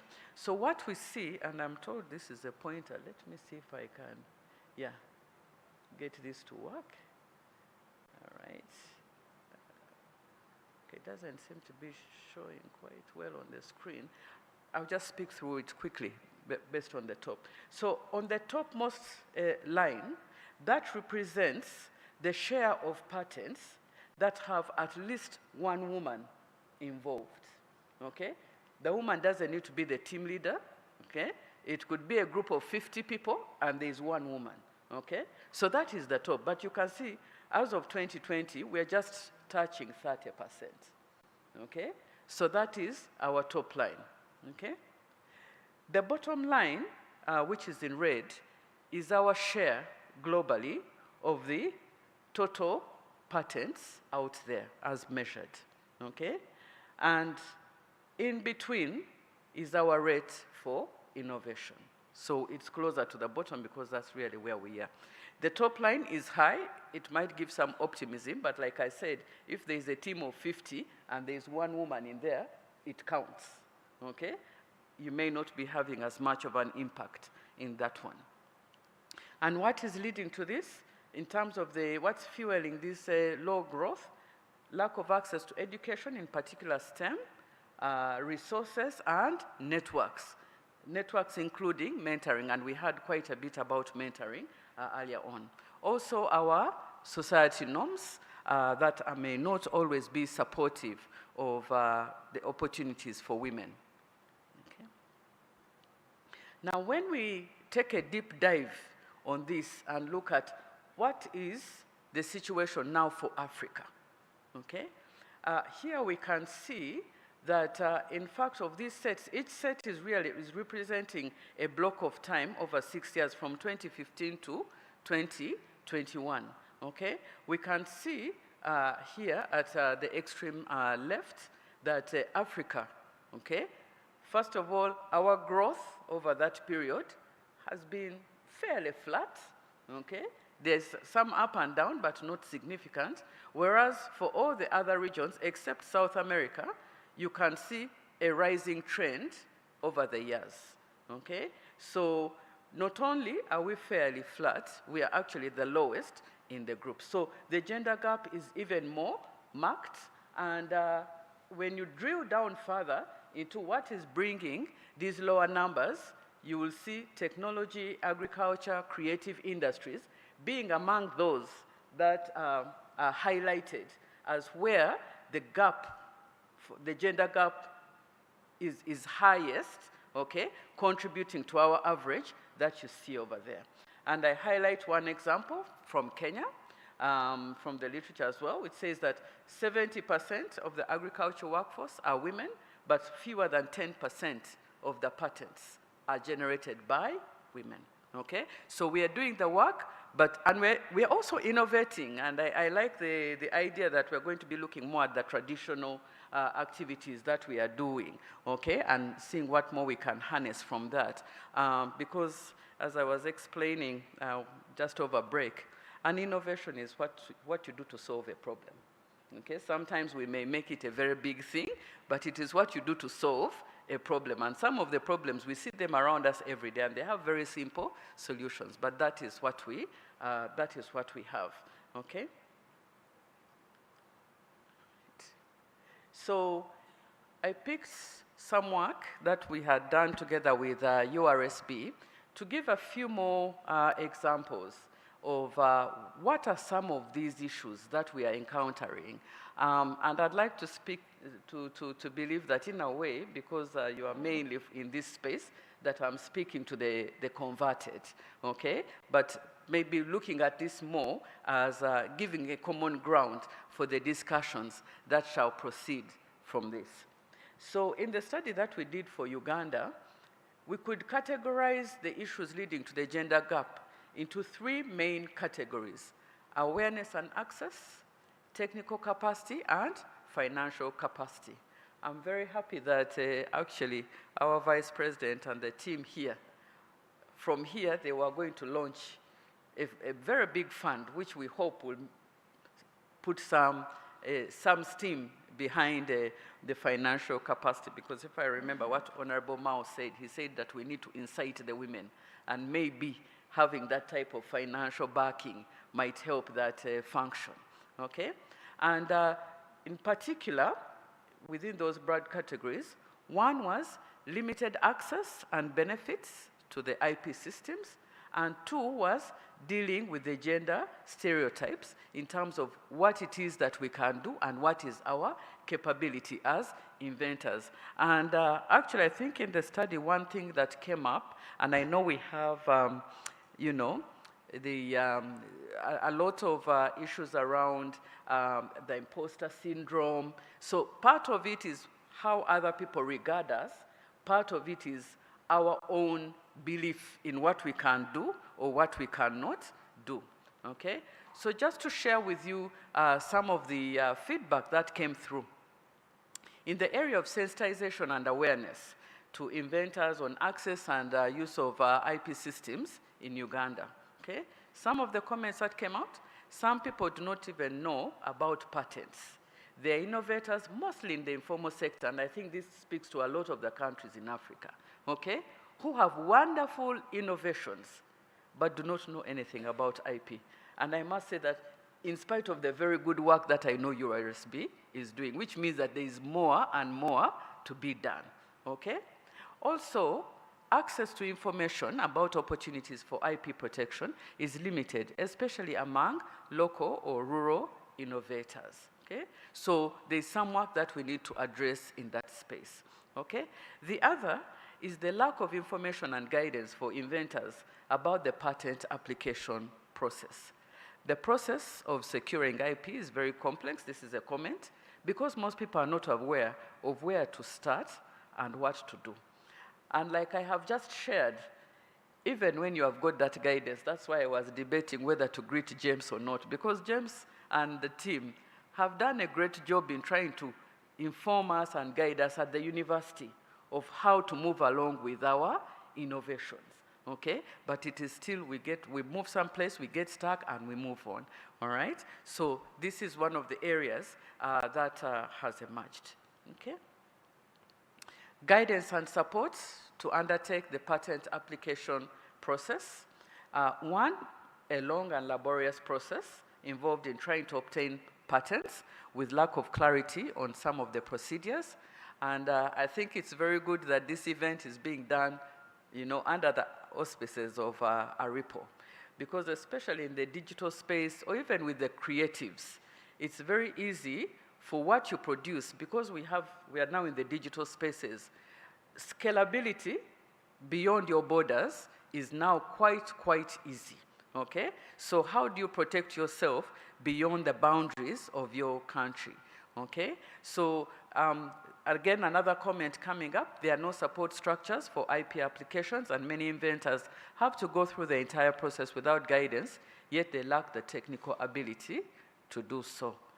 One of the things I liked from what we've come and what I know URSB is working on is also working with other centers, particularly universities. I can give the example of that, in supporting us to be able to run some of these services locally, okay? Because URSB is great, they're doing stuff also online, and I'm sorry I'm using URSB because that's the one I'm most familiar with, right? Yes, but the work, the opportunities are enormous.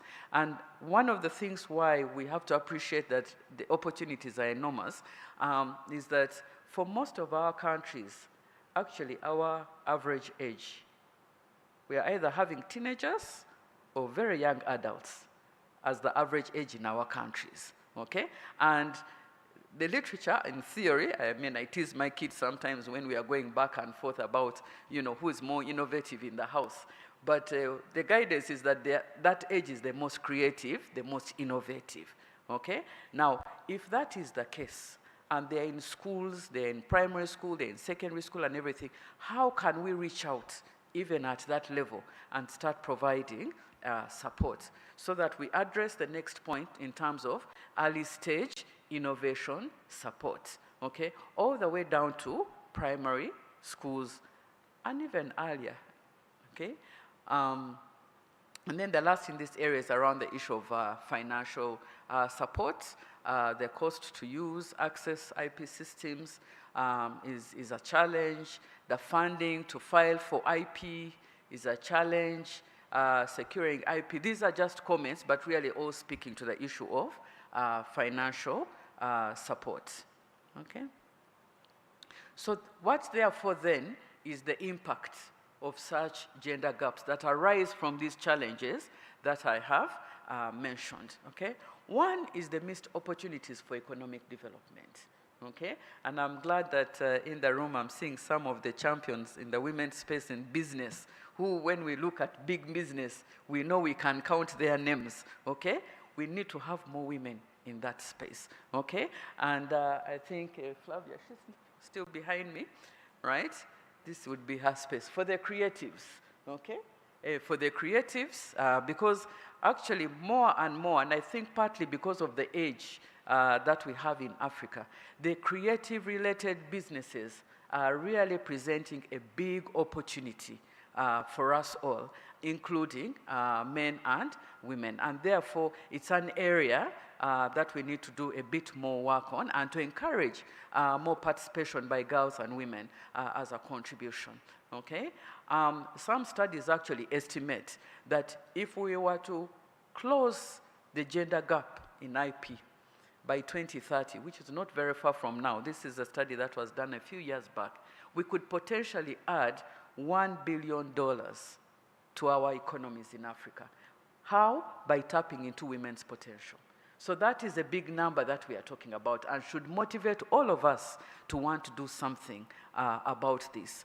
And one of the studies that did a deep dive actually using Kenya as an example highlighted that actually if they were to close the gender gap in Kenya, and in the tech space, some refer to Kenya as the Silicon Valley of Africa. All right? So it's, you know, it's right up there, so the numbers become plausible. That if we were to close the IP gender gap, right, in Kenya, right, we could increase the GDP by 1 to 2% annually by boosting women-led innovations, particularly in agriculture and tech, okay? Agriculture, because that's where, for most of our African countries, the labor force is actually coming from women. A lot of it is there. And then also tech, because tech, the opportunities to, the barriers for entry in tech are fairly low, all right? So this is just an example of what the opportunity presents, okay? But not only on the side of economic development, also on the side of social development. So another study, and this one included South Africa, although I noticed South Africa is not among the member states yet, but we can still use them as an example. Okay, and so they've reported corresponding benefits in social development because of higher female literacy rates, better access to healthcare, all because you're trying to push more towards education among the girls and the women and all these other opportunities that then ride along as benefits in that space. So clearly it is an area that we need to put quite some effort on, all right?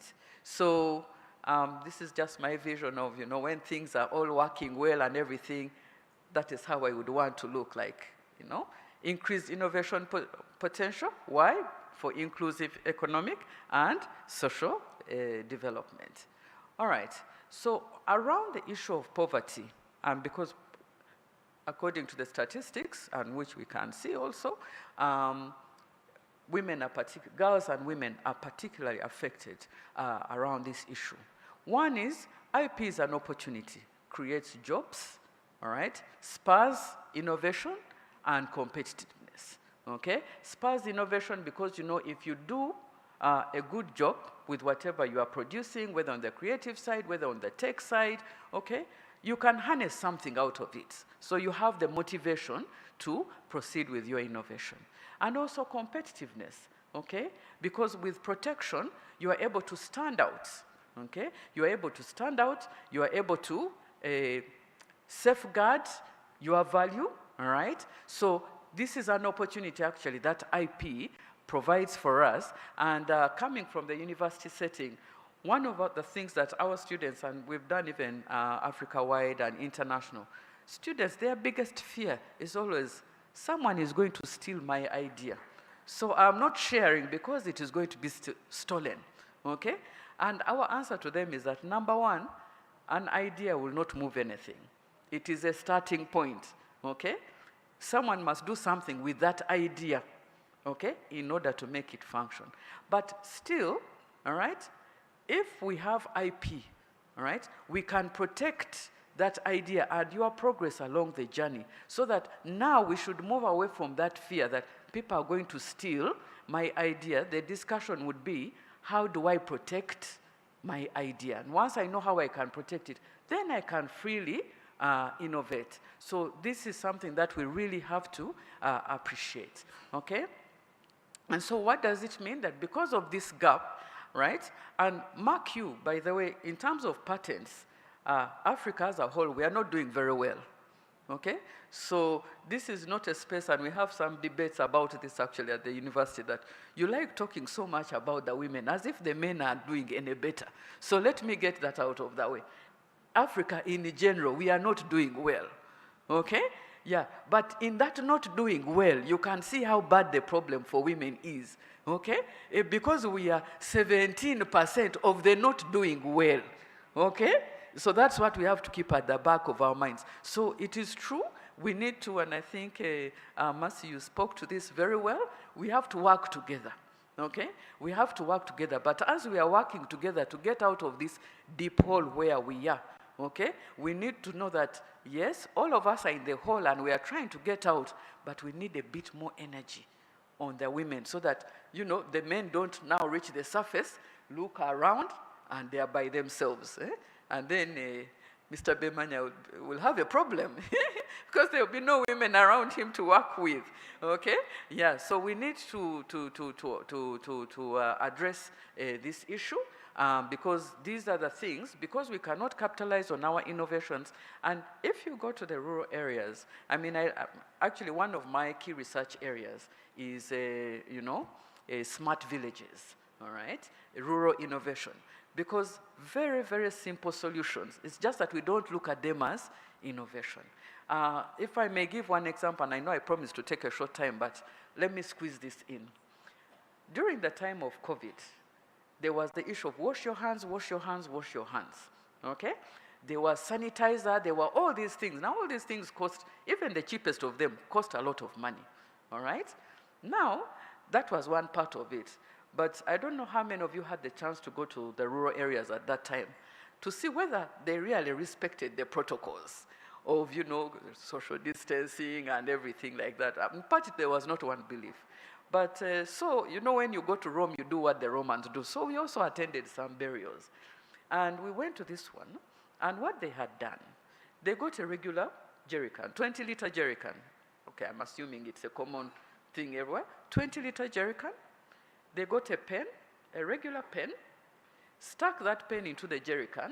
When you wanted to wash your hands, you remove the cover of the pen. Water flows out. When you finish, you put back the cover.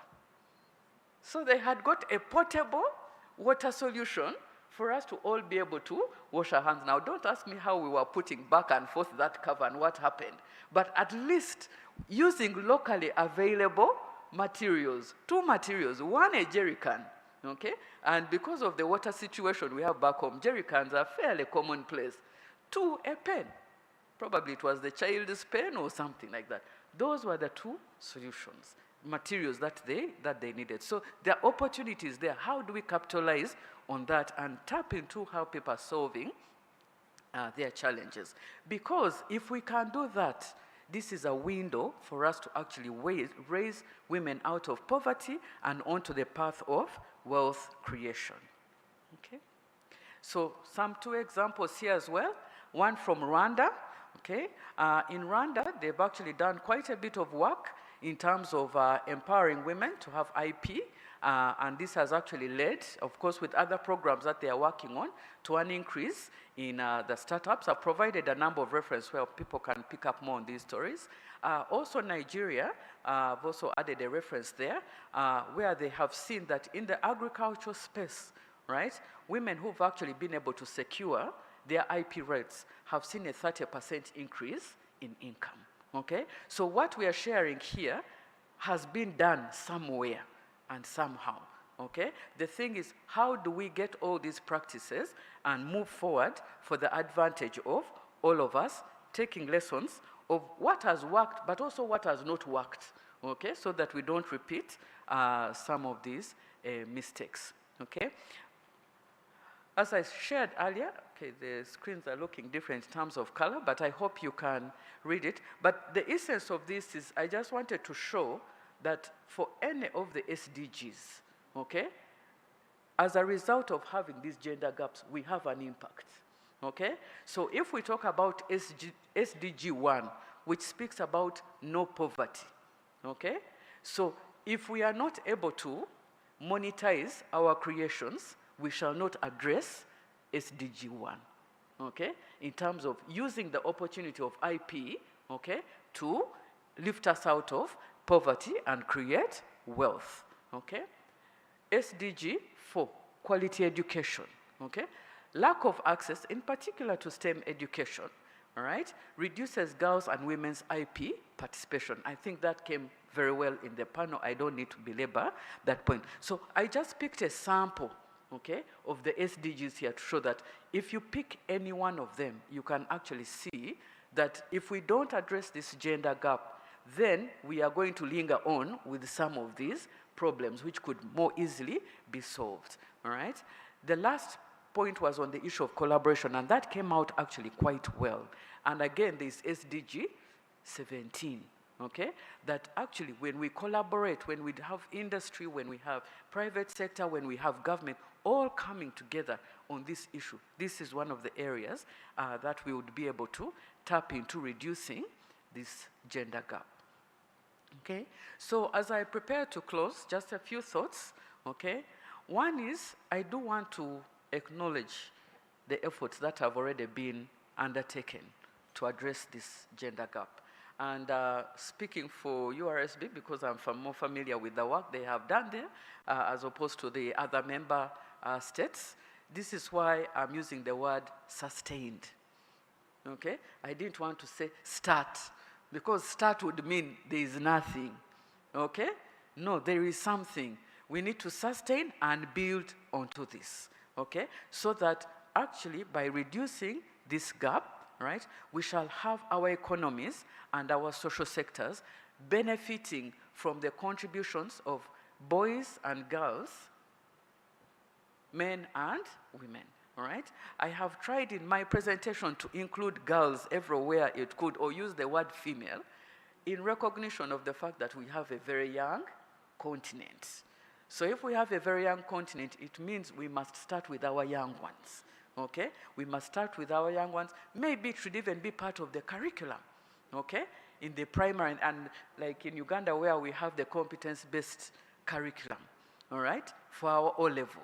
All right? How are we infusing that with IP and opportunities for where can they get training, so that by the time I'm coming out, I may not know everything I need, but I know where to go to get what I need, to get the information that I need, okay?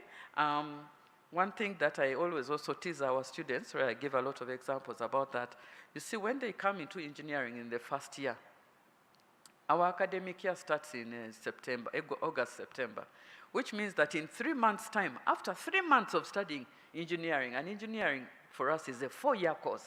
So after studying those 3 months, they are going to go to their villages or wherever they are, and people are going to be calling them engineer, right?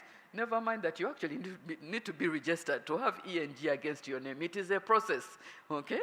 Not even just getting a degree is sufficient for you to use that title. But after 3 months, they're going to, people say, hey, engineer, engineer, or maybe even other fields, they'll be saying the same. And I tell them, I have no problem with that.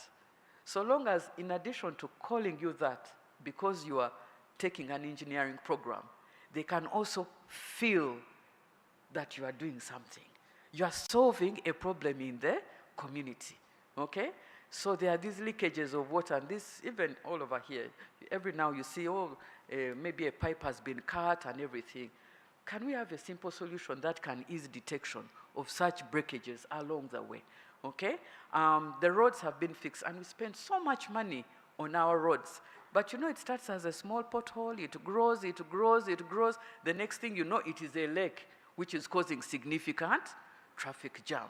Okay? And all of us experience that.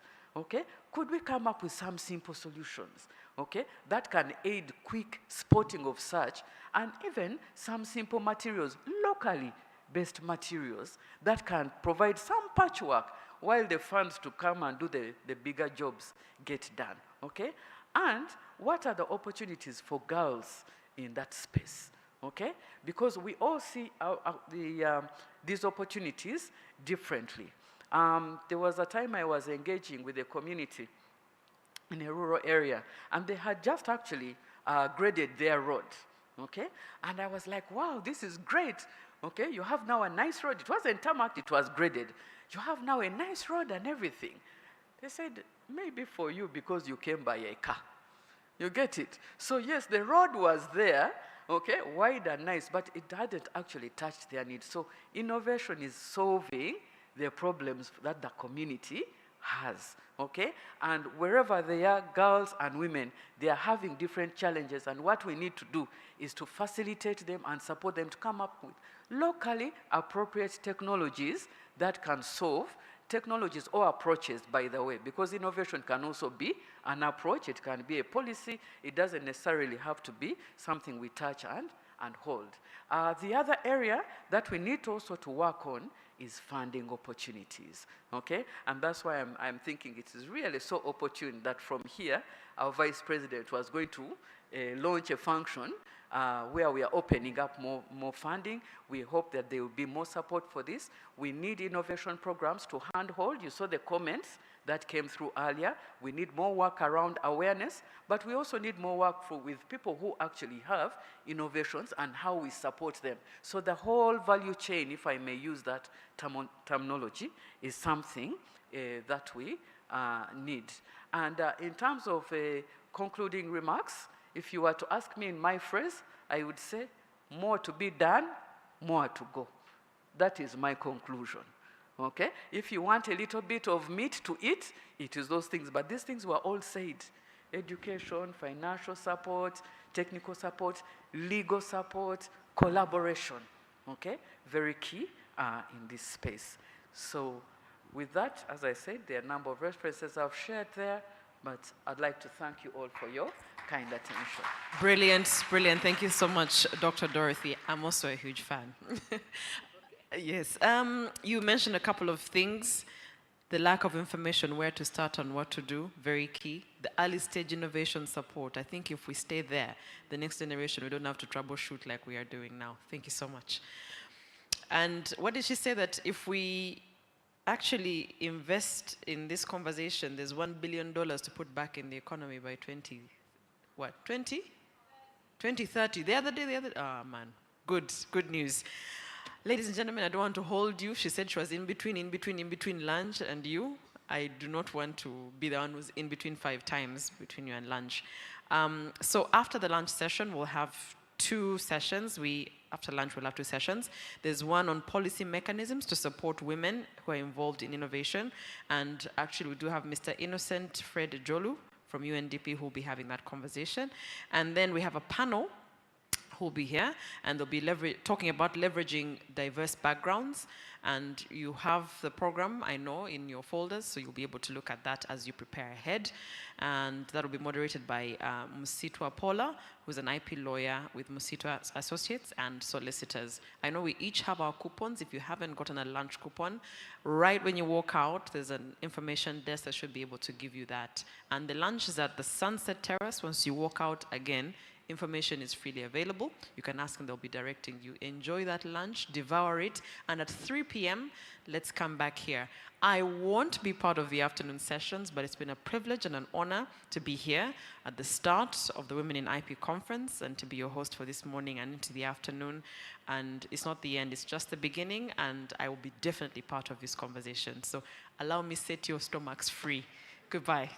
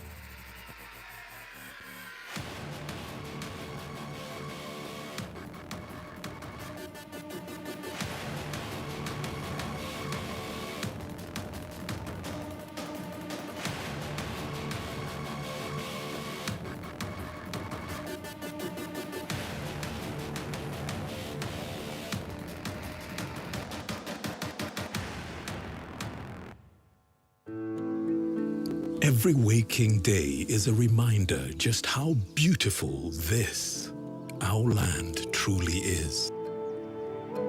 The kind of beauty that you can only find here. In the lush green all around us and the wondrous sights within. It's what you feel in the gentle caress of tropical wind from the mountaintops. And the glow in your heart from a warm neighborly invite.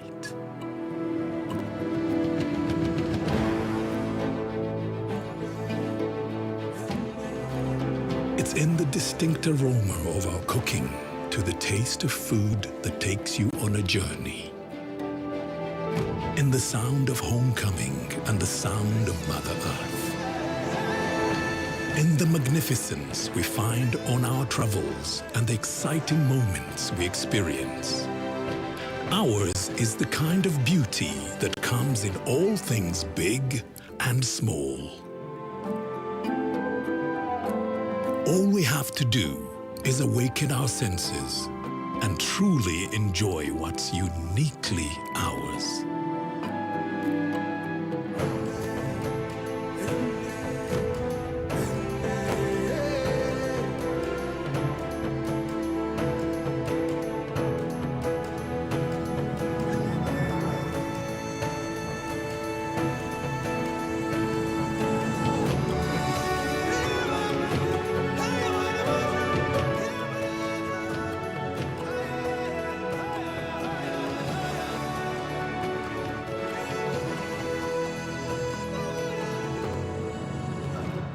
Explore Uganda, the pearl of Africa.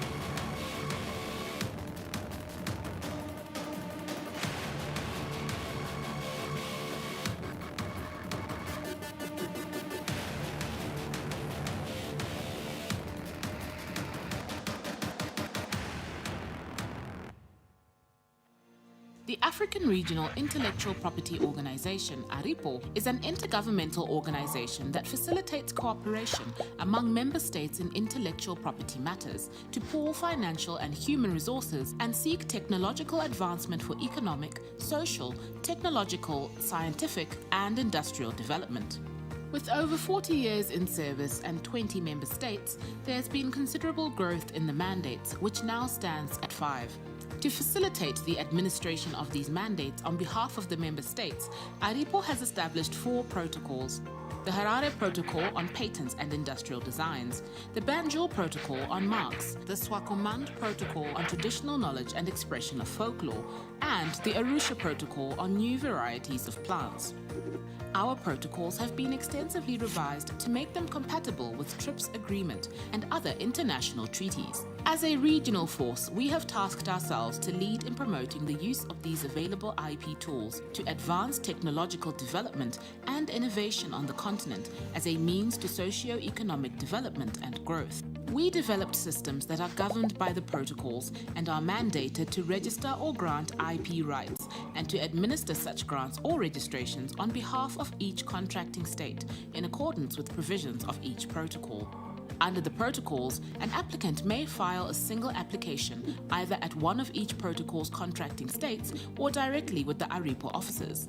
An application may be filed by any natural or legal person, either in person or through an authorized representative. ARIPO currently has 4 different types of applications that can be filed. The mark application must contain the details of the applicant, class or classes of respective goods or services listing, reproduction of the application, and should designate a state or states out of the Banjul Protocol contracting states. The patent or utility model application must contain a description of the invention, at least one claim, drawings, an abstract, and designate a state or states out of the Harare Protocol contracting states. The industrial design application must contain a reproduction of the industrial design and designate a state or states out of the Harare Protocol contracting states. All these applications should be made on respective application forms and can be submitted through contracting states or directly to ARIPO by email, registered mail, courier, or can be delivered in person. ARIPO has also introduced an online service that allows applicants, attorneys, agents, and other users to use the ARIPO services electronically 24/7 in a secure state-of-the-art environment. Currently, 88% of the applications are now being filed online. This facility allows users to file applications, pay fees with a 20% reduction on the application fee, and track the progress of their applications online. For more information, visit our website on www.aripo.org. ARIPO, shaping IP landscape in Africa.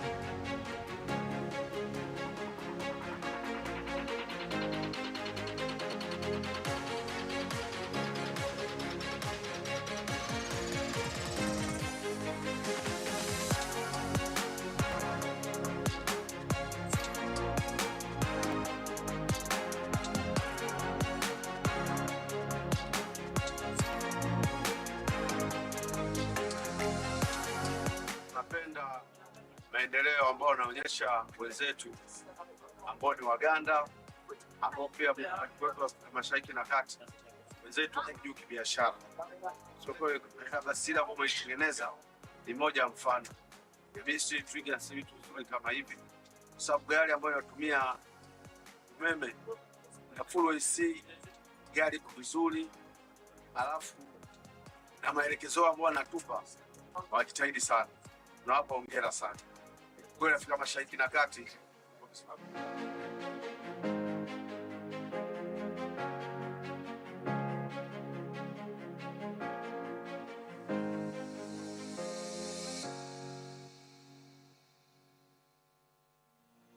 The African Regional Intellectual Property Organization, ARIPO, is an intergovernmental organization that facilitates cooperation among member states in intellectual property matters to pool financial and human resources and seek technological advancement for economic, social, technological, scientific, and industrial development. With over 40 years in service and 20 member states, there has been considerable growth in the mandates, which now stands at 5. To facilitate the administration of these mandates on behalf of the member states, ARIPO has established 4 protocols. The Harare Protocol on Patents and Industrial Designs, the Banjul Protocol on Marks, the Swakomand Protocol on Traditional Knowledge and Expression of Folklore, and the Arusha Protocol on New Varieties of Plants. Our protocols have been extensively revised to make them compatible with TRIPS agreement and other international treaties. As a regional force, we have tasked ourselves to lead in promoting the use of these available IP tools to advance technological development and innovation on the continent as a means to socio-economic development and growth. We developed systems that are governed by the protocols and are mandated to register or grant IP rights and to administer such grants or registrations on behalf of each contracting state in accordance with provisions of each protocol. Under the protocols, an applicant may file a single application either at one of each protocol's contracting states or directly with the ARIPO offices.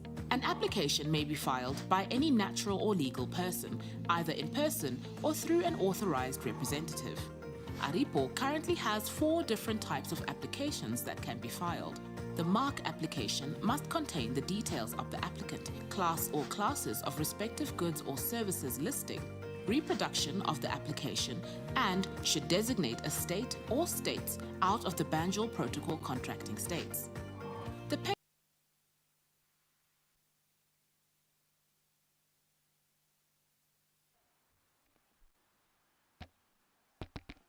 Check 1 and 2. Al. Check 1 2 3. Check 1 and 2.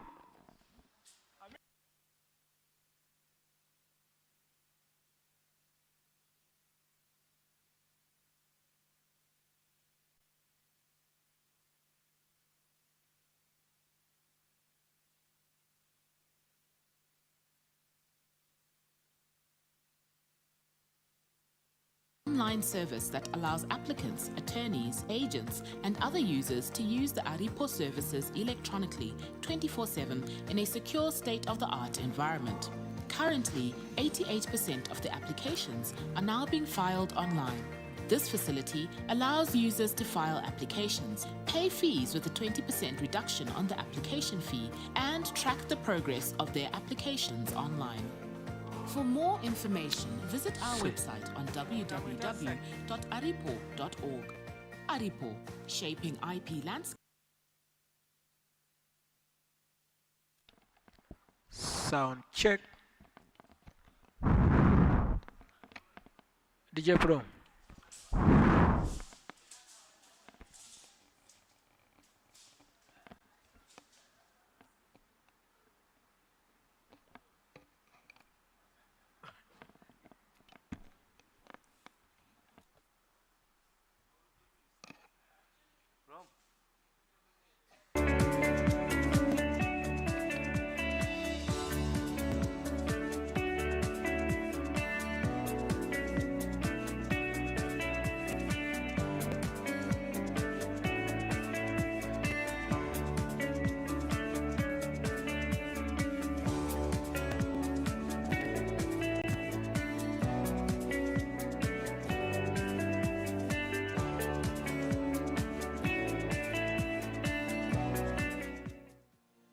The African Regional Intellectual Property Organization, ARIPO, is an intergovernmental organization that facilitates cooperation among member states in intellectual property matters to pool financial and human resources and seek technological advancement for economic, social, technological, scientific, and industrial development. With over 40 years in service and 20 member states, there has been considerable growth in the mandates, which now stands at 5. To facilitate the administration of these mandates on behalf of the member states, ARIPO has established 4 protocols. The Harare Protocol on Patents and Industrial Designs, the Banjul Protocol on Marks, the Swakopmund Protocol on Traditional Knowledge and Expression of Folklore, and the Arusha Protocol on New Varieties of Plants.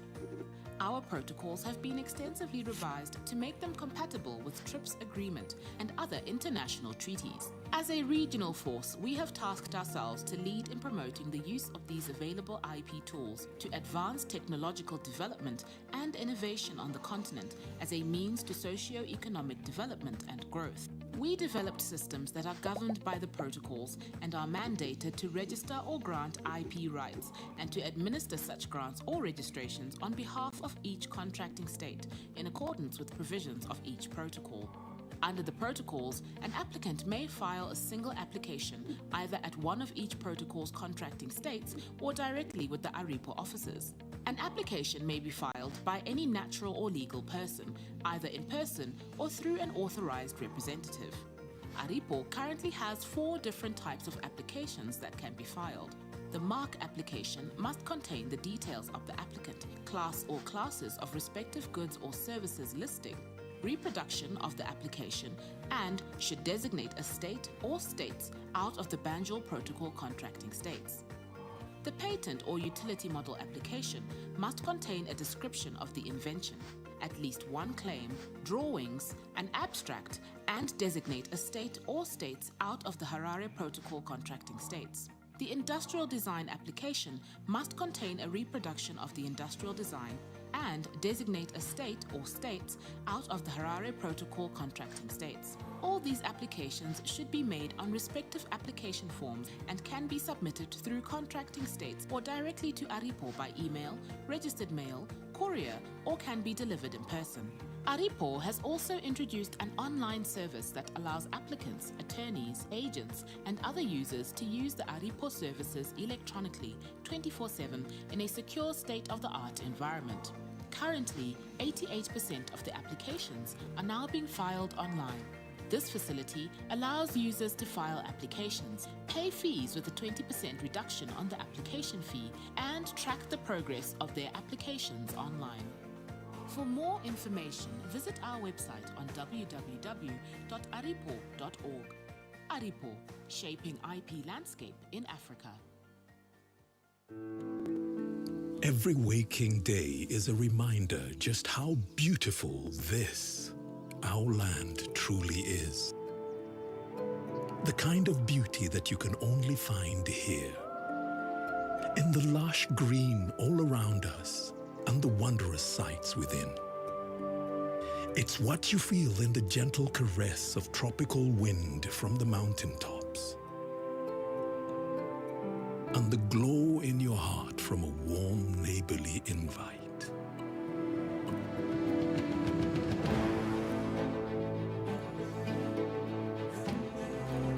It's in the distinct aroma of our cooking to the taste of food that takes you on a journey. In the sound of homecoming and the sound of Mother Earth. In the magnificence we find on our travels and the exciting moments we experience. Ours is the kind of beauty that comes in all things big and small. All we have to do is awaken our senses and truly enjoy what's uniquely ours.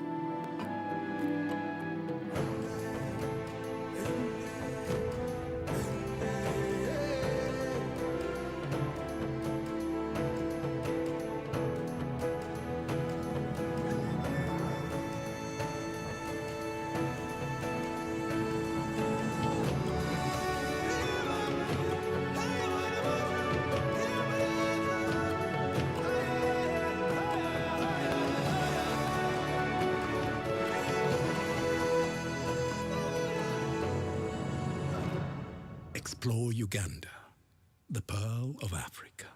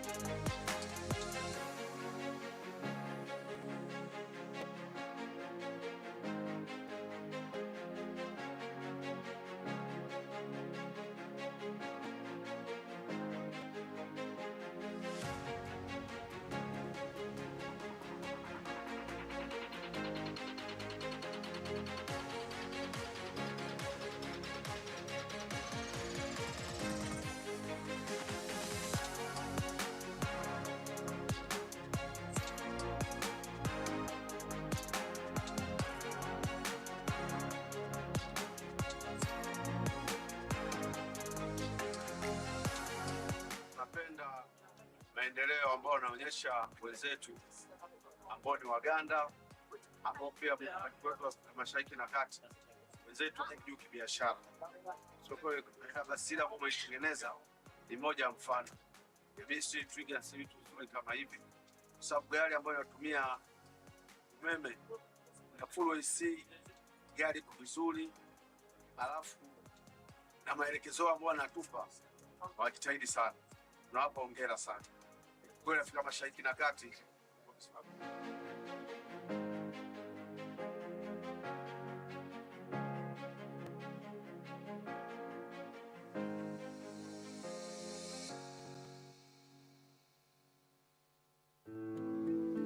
Every waking day is a reminder just how beautiful this, our land, truly is. The kind of beauty that you can only find here. In the lush green all around us and the wondrous sights within. It's what you feel in the gentle caress of tropical wind from the mountaintops. And the glow in your heart from a warm neighborly invite.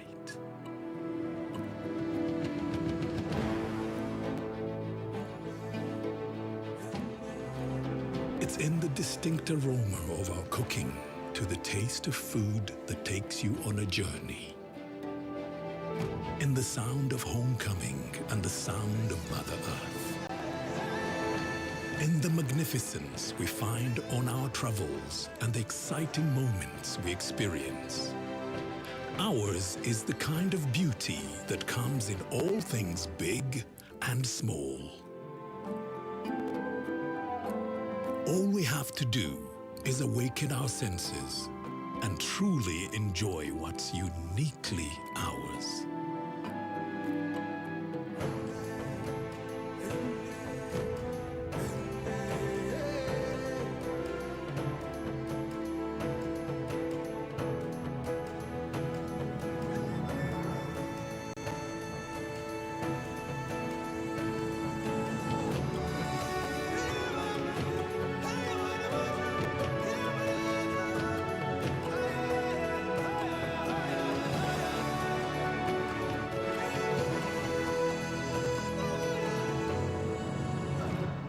Explore Uganda, the pearl of Africa.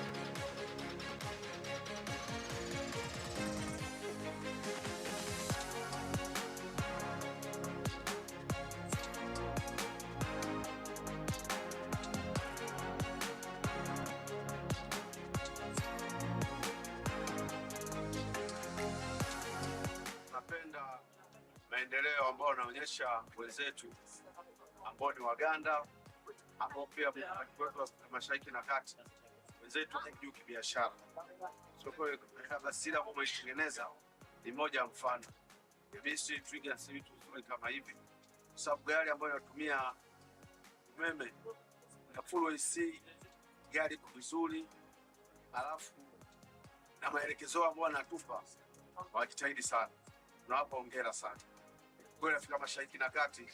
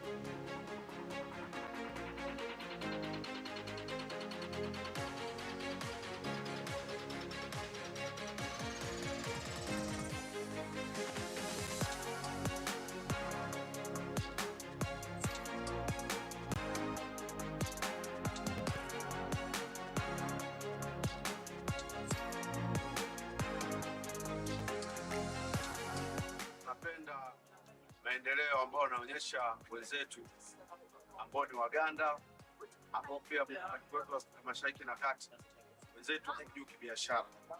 So kwa hiyo basira ambayo umeitengeneza ni moja ya mfano. Mimi trigger si vitu vizuri kama hivi.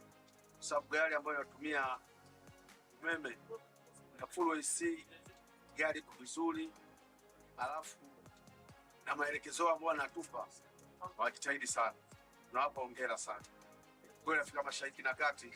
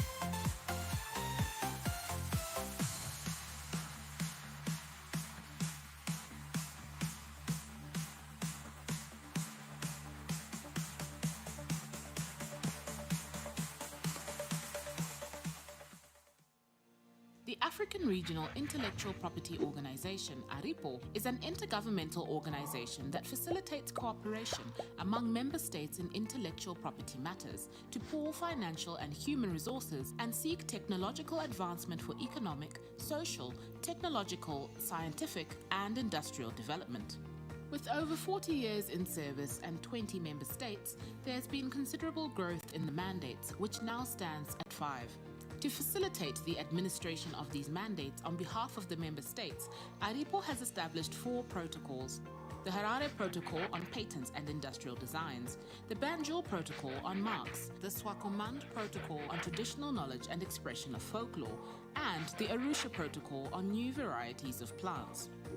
Our protocols have been extensively revised to make them compatible with TRIPS Agreement and other international treaties. As a regional force, we have tasked ourselves to lead in promoting the use of these available IP tools to advance technological development and innovation on the continent as a means to socio-economic development and growth. We developed systems that are governed by the protocols and are mandated to register or grant IP rights and to administer such grants or registrations on behalf of each contracting state in accordance with provisions of each protocol. Under the protocols, an applicant may file a single application either at one of each protocol's contracting states or directly with the ARIPO offices. An application may be filed by any natural or legal person, either in person or through an authorized representative. ARIPO currently has 4 different types of applications that can be filed. The mark application must contain the details of the applicant, class or classes of respective goods or contracting states. The patent or utility model application must contain a description of the invention, at least one claim, drawings, an abstract, and designate a state or states out of the Harare Protocol contracting states. The industrial design application must contain a reproduction of the industrial design and designate a state or states out of the Harare Protocol contracting states. All these applications should be made on respective application forms and can be submitted through contracting states or directly to ARIPO by email, registered mail, courier, or can be delivered in person. ARIPO has also introduced an online service that allows applicants, attorneys, agents, and other users to use the ARIPO services electronically 24/7 in a secure state-of-the-art environment. Currently, 88% of the applications are now being filed online. This facility allows users to file applications, pay fees with a 20% reduction on the application fee, and track the progress of their applications online. For more information, visit our website on www.aripo.org. ARIPO, shaping IP landscape in Africa.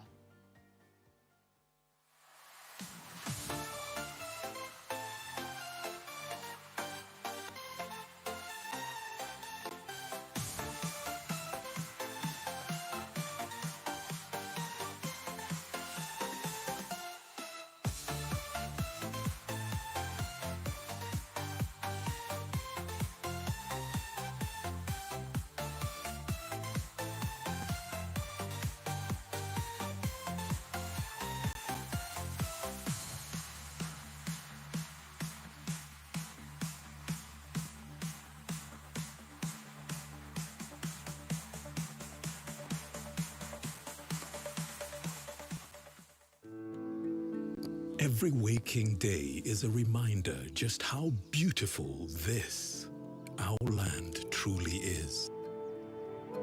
The kind of beauty that you can only find here. In the lush green all around us and the wondrous sights within. It's what you feel in the gentle caress of tropical wind from the mountaintops. And the glow in your heart from a warm neighborly invite.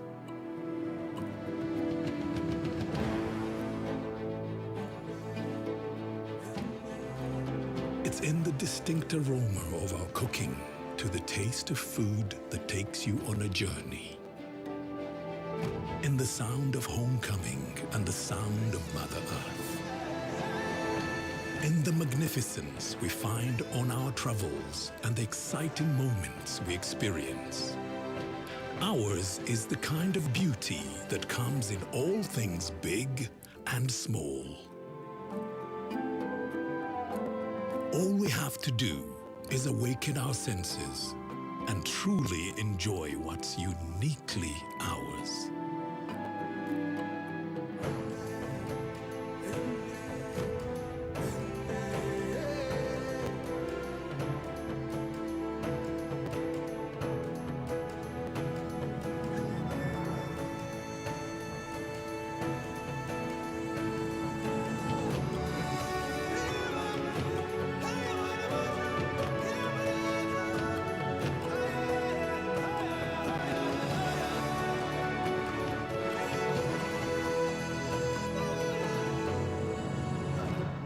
Explore Uganda, the pearl of Africa.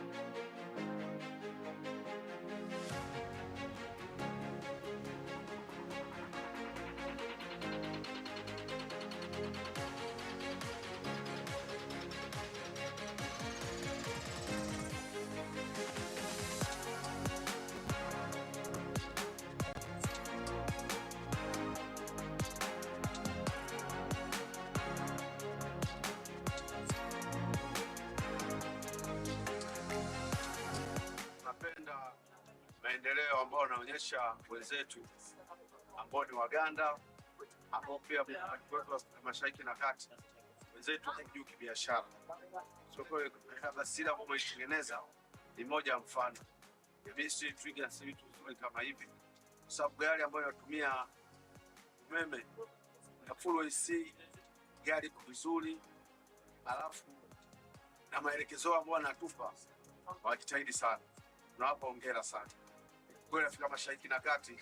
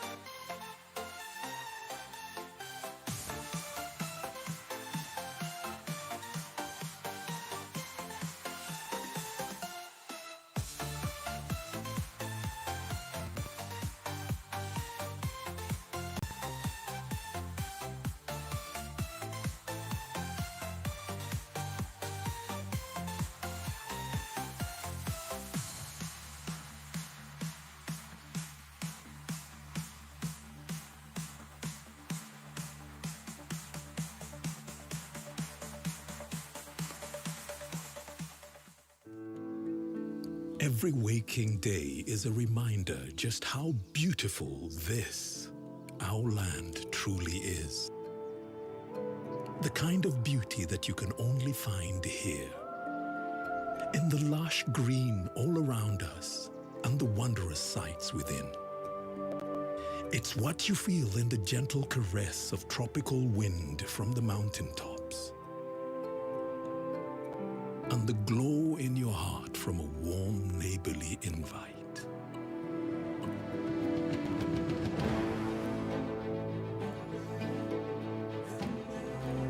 It's in the distinct aroma of our cooking to the taste of food that takes you on a journey.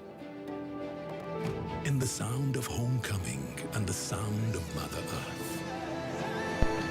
In the magnificence we find on our travels and the exciting moments we experience. Ours is the kind of beauty that comes in all things big and small. All we have to do is awaken our senses and truly enjoy what's uniquely ours.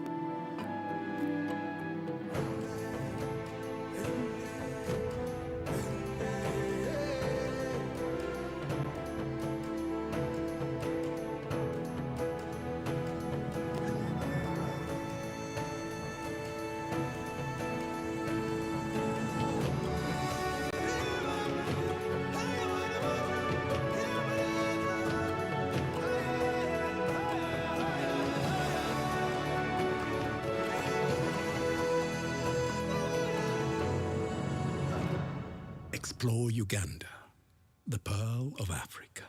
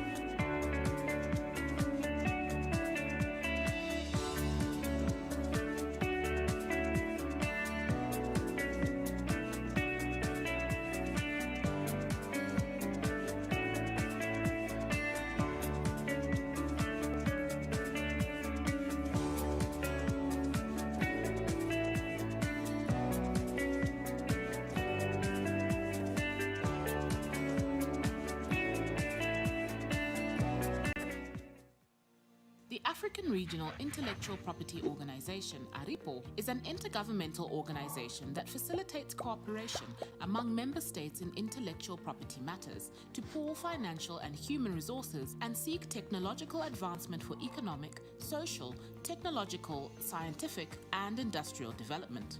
With over 40 years in service and 20 member states, there has been considerable growth in the mandates, which now stands at 5.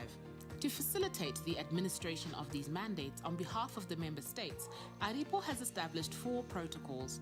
The Harare Protocol on Patents and Industrial Designs, the Banjul Protocol on Marks, the Swakomand Protocol on Traditional Knowledge and Expression of Folklore, and the Arusha Protocol on New Varieties of Plants.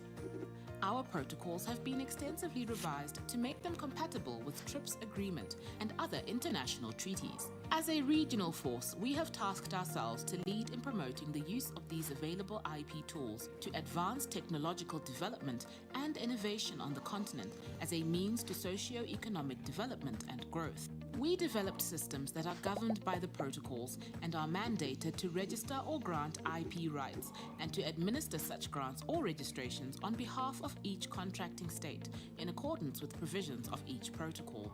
Under the protocols, an applicant may file a single application either at one of each protocol's contracting states or directly with the ARIPO offices. An application may be filed by any natural or legal person, either in person or through an authorized representative. ARIPO currently has 4 different types of applications that can be filed. The mark application must contain the details of the applicant, class or classes of respective goods or services listing, reproduction of the application, and should designate a state or states out of the Banjul Protocol contracting states. The patent or utility model application must contain a description of the invention, at least one claim, drawings, an abstract, and designate a state or states out of the Harare Protocol contracting states. The industrial design application must contain a reproduction of the industrial design and designate a state or states out of the Harare Protocol contracting states. All these applications should be made on respective application forms and can be submitted through contracting states or directly to ARIPO by email, registered mail, courier, or can be delivered in person.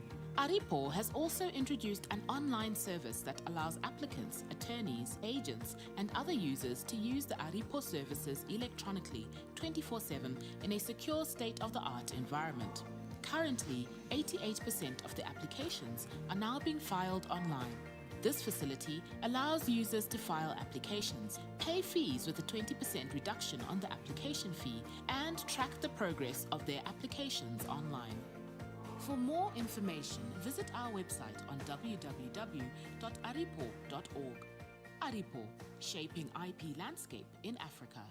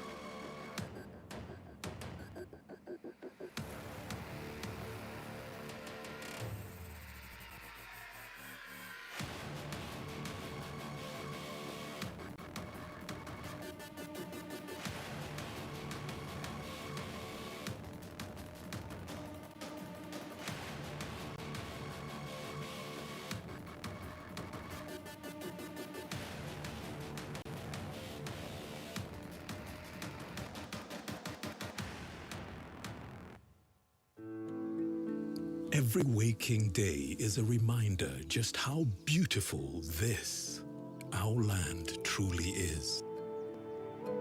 The kind of beauty that you can only find here. In the lush green all around us and the wondrous sights within. It's what you feel in the gentle caress of tropical wind from the mountaintops. And the glow in your heart from a warm neighborly invite.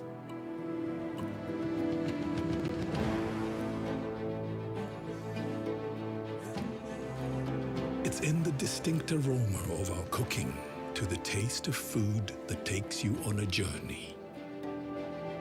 In the sound of homecoming and the sound of Mother Earth. In the magnificence we find on our travels and the exciting moments we experience. Ours is the kind of beauty that comes in all things big and small. All we have to do is awaken our senses and truly enjoy what's uniquely ours.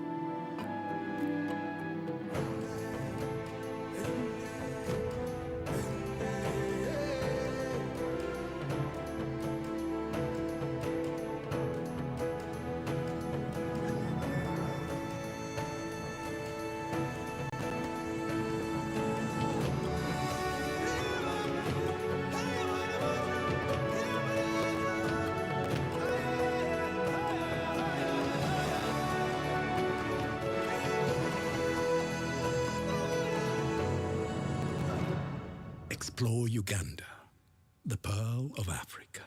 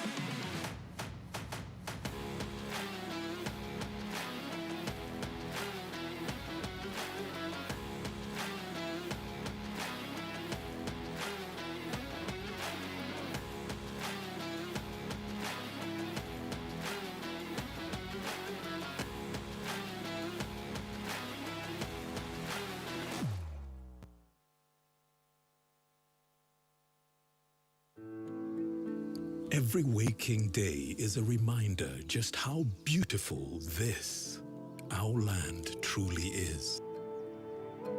The kind of beauty that you can only find here.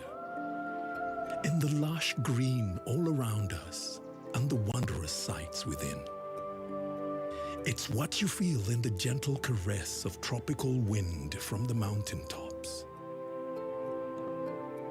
and the glow in your heart from a warm neighborly invite.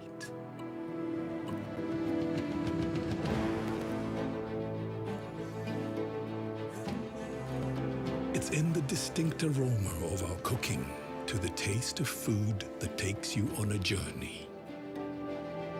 In the sound of homecoming and the sound of Mother Earth.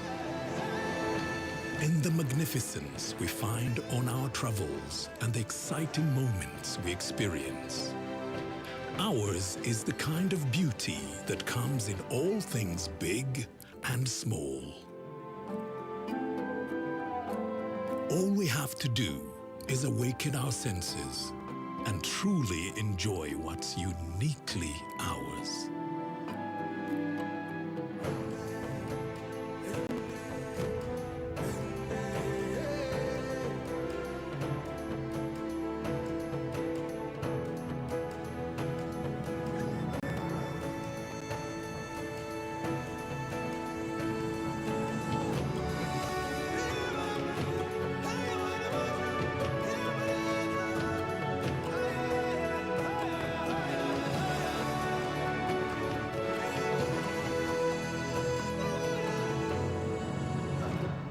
Explore Uganda, the pearl of Africa.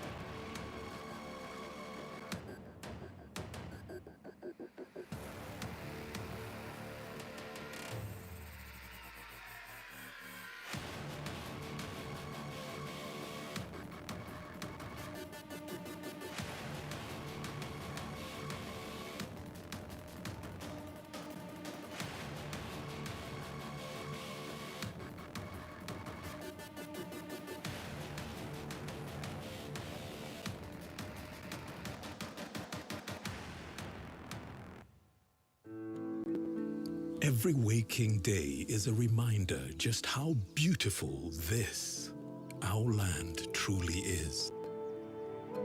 The kind of beauty that you can only find here. In the lush green all around us and the wondrous sights within. It's what you feel in the gentle caress of tropical wind from the mountaintops. And the glow in your heart from a warm neighborly invite.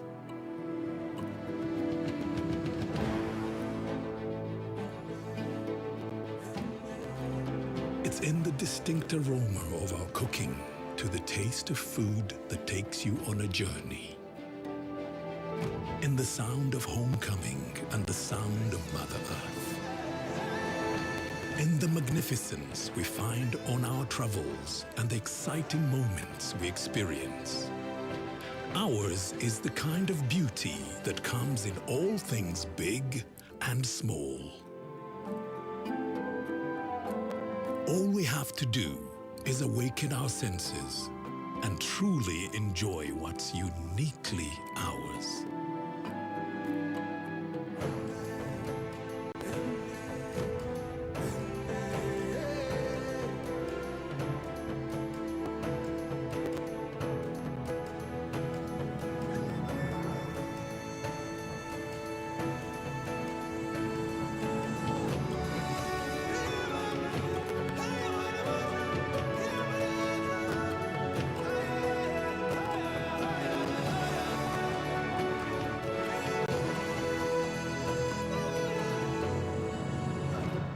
Explore Uganda, the pearl of Africa.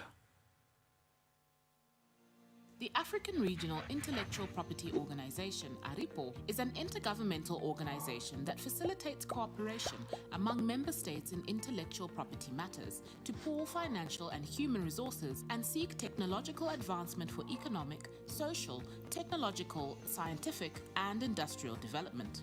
With over 40 years in service and 20 member states, there has been considerable growth in the mandates, which now stands at 5. To facilitate the administration of these mandates on behalf of the member states, ARIPO has established 4 protocols. The Harare Protocol on Patents and Industrial Designs, the Banjul Protocol on Marks, the Swakomand Protocol on Traditional Knowledge and Expression of Folklore, and the Arusha Protocol on New Varieties of Plants. Our protocols have been extensively revised to make them compatible with TRIPS agreement and other international treaties. As a regional force, we have tasked ourselves to lead in promoting the use of these available IP tools to advance technological development and innovation on the continent as a means to socio-economic development and growth. We developed systems that are governed by the protocols and are mandated to register or grant IP rights and to administer such grants or registrations on behalf of each contracting state in accordance with provisions of each protocol. Under the protocols, an applicant may file a single application either at one of each protocol's contracting states or directly with the ARIPO offices. An application may be filed by any natural or legal person, either in person or through an authorized representative. ARIPO currently has 4 different types of applications that can be filed. The mark application must contain the details of the applicant, class or classes of respective goods or services listing, reproduction of the application, and should designate a state or states out of the Banjul Protocol contracting states. The patent or utility model application must contain a description of the invention, at least one claim, drawings, an abstract, and designate a state or states out of the Harare Protocol contracting states. The industrial design application must contain a reproduction of the industrial design and designate a state or states out of the Harare Protocol contracting states. All these applications should be made on respective application forms and can be submitted through contracting states or directly to ARIPO by email, registered mail, courier, or can be delivered in person.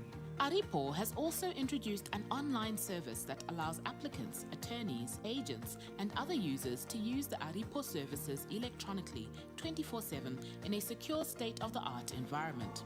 Currently, 88% of the applications are now being filed online.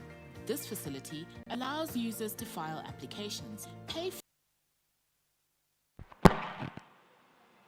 Check. Good afternoon.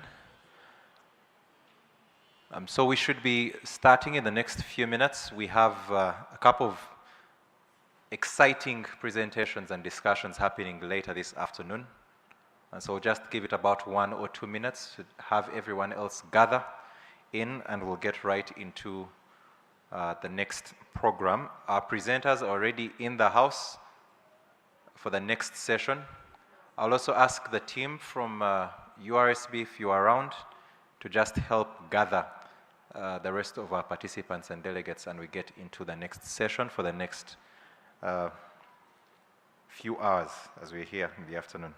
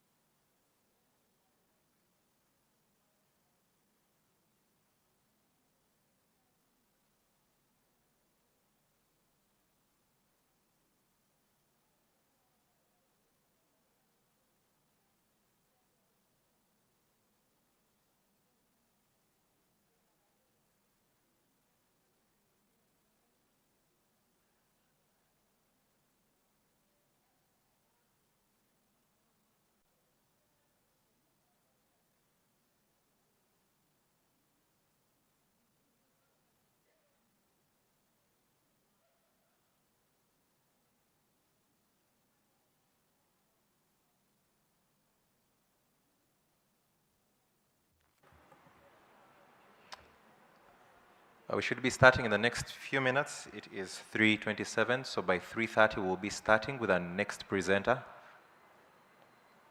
And once again, I'll ask the team to just help me gather the delegates and participants back into the hall so that we can continue with the rest of the program. Thank you.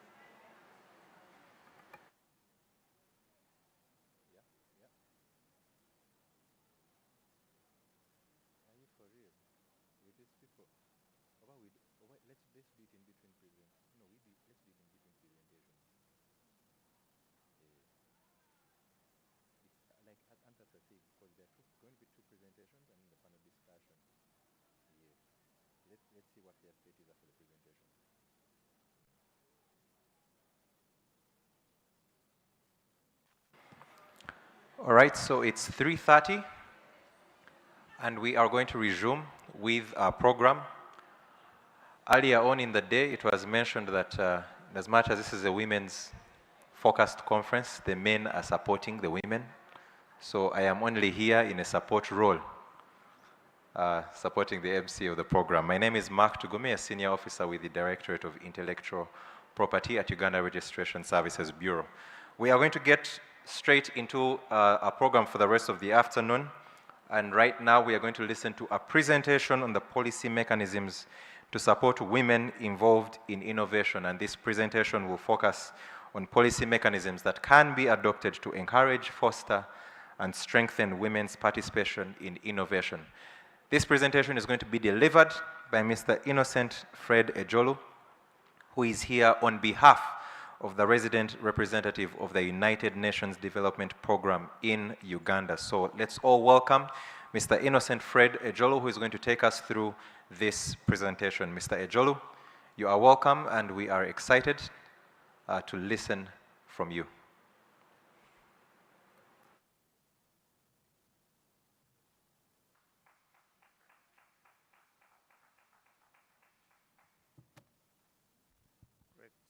Good.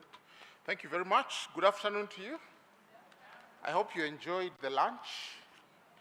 I was about to be called to make my presentation, and I was wondering whether I was going to, for those who do intermittent fasting, I was wondering whether I was going to accelerate that process, but the MC rescued you and sent you out for lunch, so it's good that you're back. My name is Ejolu Innocent. I'm the team lead for innovation and inclusive growth at UNDP. The rep should have been here, but regrettably she was not able to make it. Yes, please. This is fine. time. Yeah, she couldn't make it, but she's very much in spirit with us all in the conversation we are having about women in IP and what that actually means for Africa. And I'll be making a presentation looking at policy mechanisms to support women involved in innovation. And given the background that I'm coming from, as UNDP, you may know that we are the development agency for the UN system, and mainly we are looking at helping countries get out of poverty, build resilience, and also help countries, connect countries to knowledge, and resources. That's what we typically do. So we are quite active in the policy space, but we also do work at the community level on the ground. More recently, we are beginning to increase our focus on the youthful population in Uganda because, like the previous presenter said, Prof, this is a young country. We've just done the census. Under 50%, 17 years, children, and under 73%, 30 years. So it's a very young population, which is a huge opportunity for us, but we can lose it as well if we don't deal with issues like intellectual property. So I'm happy to be sharing with you ideas that could inform how we strengthen our policy regime and we capitalize on what IP can do for us as we strive to industrialize our countries. So the presentation I'm going to take you through is not a very long one, so just sit back and move with me. In here we have innovators, and I think that's a very good thing. I was talking to the MC about the audience, and he told me we have innovators. I said, those are very important when we are talking about policy, but of course other players will also be very useful in a conversation that helps us create system shifts and systemic changes to help us actually materialize what is possible through IP in helping our women entrepreneurs through creation, innovation, commercialization, all the way through to the protection of whatever they create and the businesses that they build around that. Now, this is very important for the innovators because if you're not part of the conversation, then you're taking the wrong path, because we shall end up with policy regimes that actually don't work for you, whether it's issues of education, whether it's the issues of financing, whether it's issues of skilling, whether it's the market access, whether it's competition, you name it. So having you here is very important because we begin to understand your pain and where you also see opportunities and the lessons you're learning, and therefore help us build policy regimes that actually can make sense. So on the slides over there, I had, where do I point? Just a second. I was given some instructions. I hope your cell is strong. Lovely. Very good. Very good. Now, I don't normally like starting on the wrong note, but we will have to talk about our development, because that's the context in which we want to see the women effectively contributing to progress. And Professor talked about socioeconomic development and what this conversation means for it. Now, if you look at the SDGs, we are at 17% implementation globally. If you come down to the country here in Uganda, we are at 17% in meeting our aspirations in the National Development Plan 3. In fact, we are even contemplating just continuing with NDP 3 and forgetting about NDP 4. We've had this kind of conversations. So we have a big challenge, and we need to take advantage of innovation. We need to take advantage of innovation in the broadest sense possible, because the industrial societies that we see, or those that are industrializing, most of these have been driven by innovation and entrepreneurship. Therefore, innovation and technology gives us an opportunity for this socio-economic progress. Very, very important. And in Uganda, women are over 50%, I think 51%. So this is a constituency we cannot afford not to capitalize on. So the women give us a highway through which we can do production and change our societies. So I thought I should just share this to put our conversation in that broader context, which Prof had actually also touched upon. Now, sometimes we want to look down upon women, and yet women are doing great things. That is the nature of sometimes our society, with male chauvinism and what have you. So we have female innovators who have pioneered significant technologies and processes that have shaped modern industry. And I have some examples for you. Ada Lovelace, the first computer programmer, or Hedy Lamarr, a Hollywood actress. She co-invented the frequency hopping spread spectrum. This was the foundation for our modern wireless technologies, Wi-Fi, Bluetooth, GPS, or Sandy Mwai from Malawi. She developed the Flow Assist 4 drip monitor, which addresses healthcare delivery challenges in low-resource settings by significantly improving the accuracy of IV fluid administration. Then there was Maria Telke's first solar-powered heating system and first fully solar-powered house. Women are leading in innovation. We need to empower more of the women, and it was good to hear Prof talking about the kids at school. In the primary schools, in the secondary school, they should be part of science, technology, engineering, and mathematics. We should give them that foundation. And they show us what they can do. Women are powerful. We just need to give them the platform, empower them. So women are underrepresented in key innovation sectors, especially STEM, science, technology, engineering, and mathematics, with only 25% of the top innovation firms being led by women, and women holding only 5% of patents.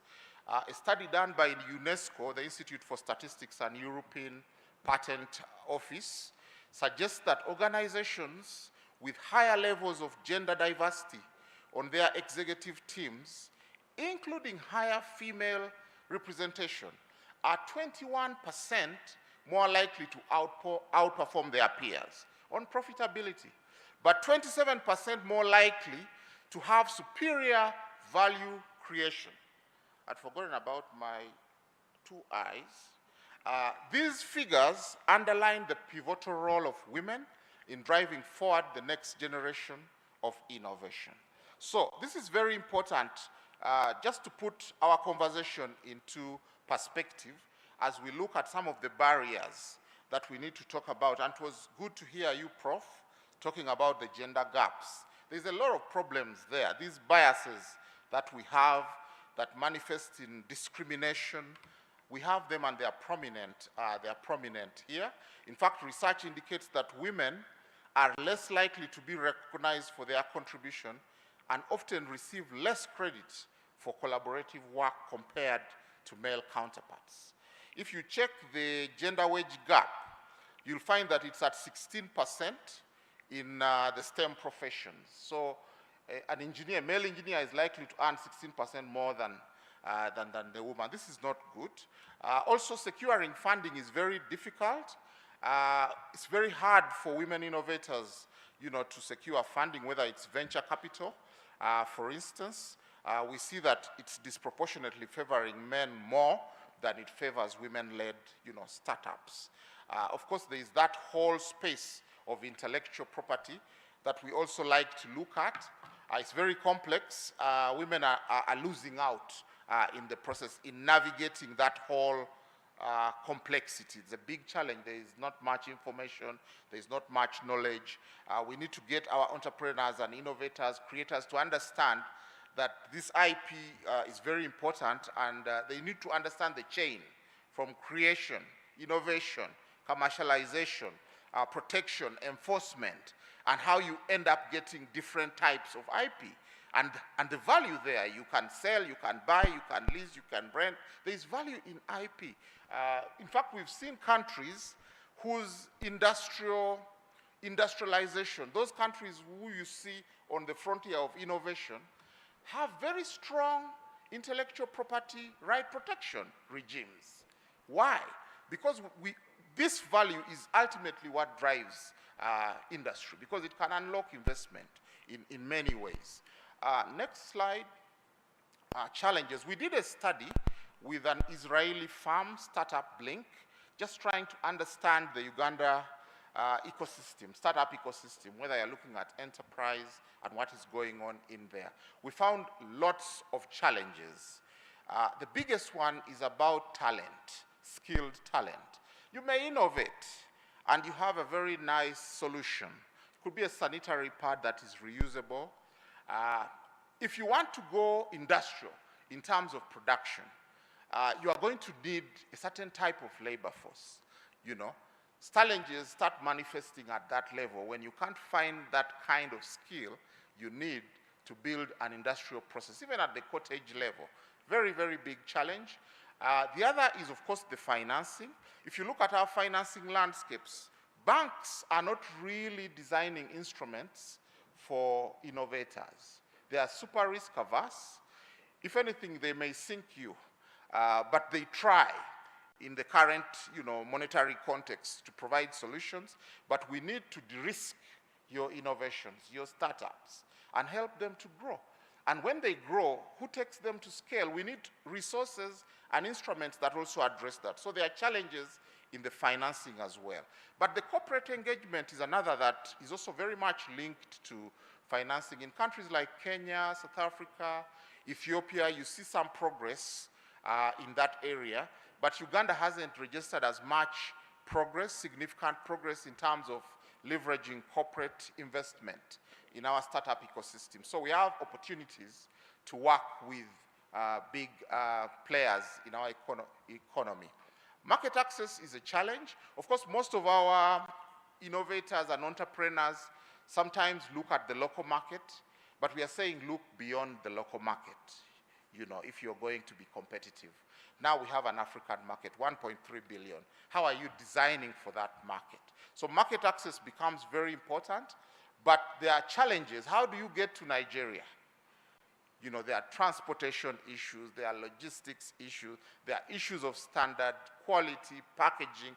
All that needs to be facilitated by some enabling policy regimes, whether at the governmental level or even in institutions where innovation is taking place, universities, businesses, industry, name it. The other is functional spaces. We've set up lots of industrial parks, fine. We have lots of innovation, accelerator hubs, fine. But we've not had enough spaces that enable design, maker spaces, whether it's computer-aided design, whether it is working with different types of materials, whether it's in the food tech, name it. So that's another area where we did quite a lot of investment. And looking beyond cities, we should get to the communities where the people are, where the woman is. They can design as well. How do you enable that kind of thing? Then the whole policy regulatory framework. Uganda now is working on a startup act. JICA is supporting that process. This study is informing that process as well. Tunisia has been benchmarked. We think that we can benchmark with other countries that are maybe more similar to our own country.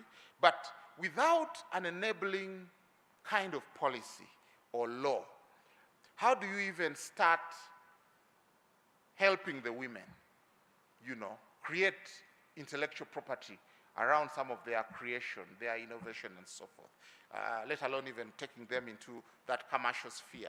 So we have those challenges. Then, of course, infrastructure. You have to think of internet. You have to think of power at the end of the day. And we have to talk about this in terms of the last mile. Because if you want to intervene in schools, you will need power in the schools. You need internet in the schools. So in terms of how we are giving women opportunity or access, it's an issue. There are markets you go to, and internet access is a challenge. You would expect them to easily have internet to facilitate payments and all what happens around that, but we have these challenges. So our policies should be able to speak to these as we also capitalize on opportunities we see. We have a huge population. It's growing rapidly. We are urbanizing very fast. We now have a continental market. These are all market opportunities. In terms of the range of products you can build or create, it's limitless. So we have a space in which innovation can thrive, but we need to enable it. The other is, of course, advances in technology, of course, such as mobile internet, affordable devices. All these create opportunities for women. And sometimes I find the women out there smarter than me. When I'm at a loss, I'm trying to figure out how to make a payment. They will have a solution for me.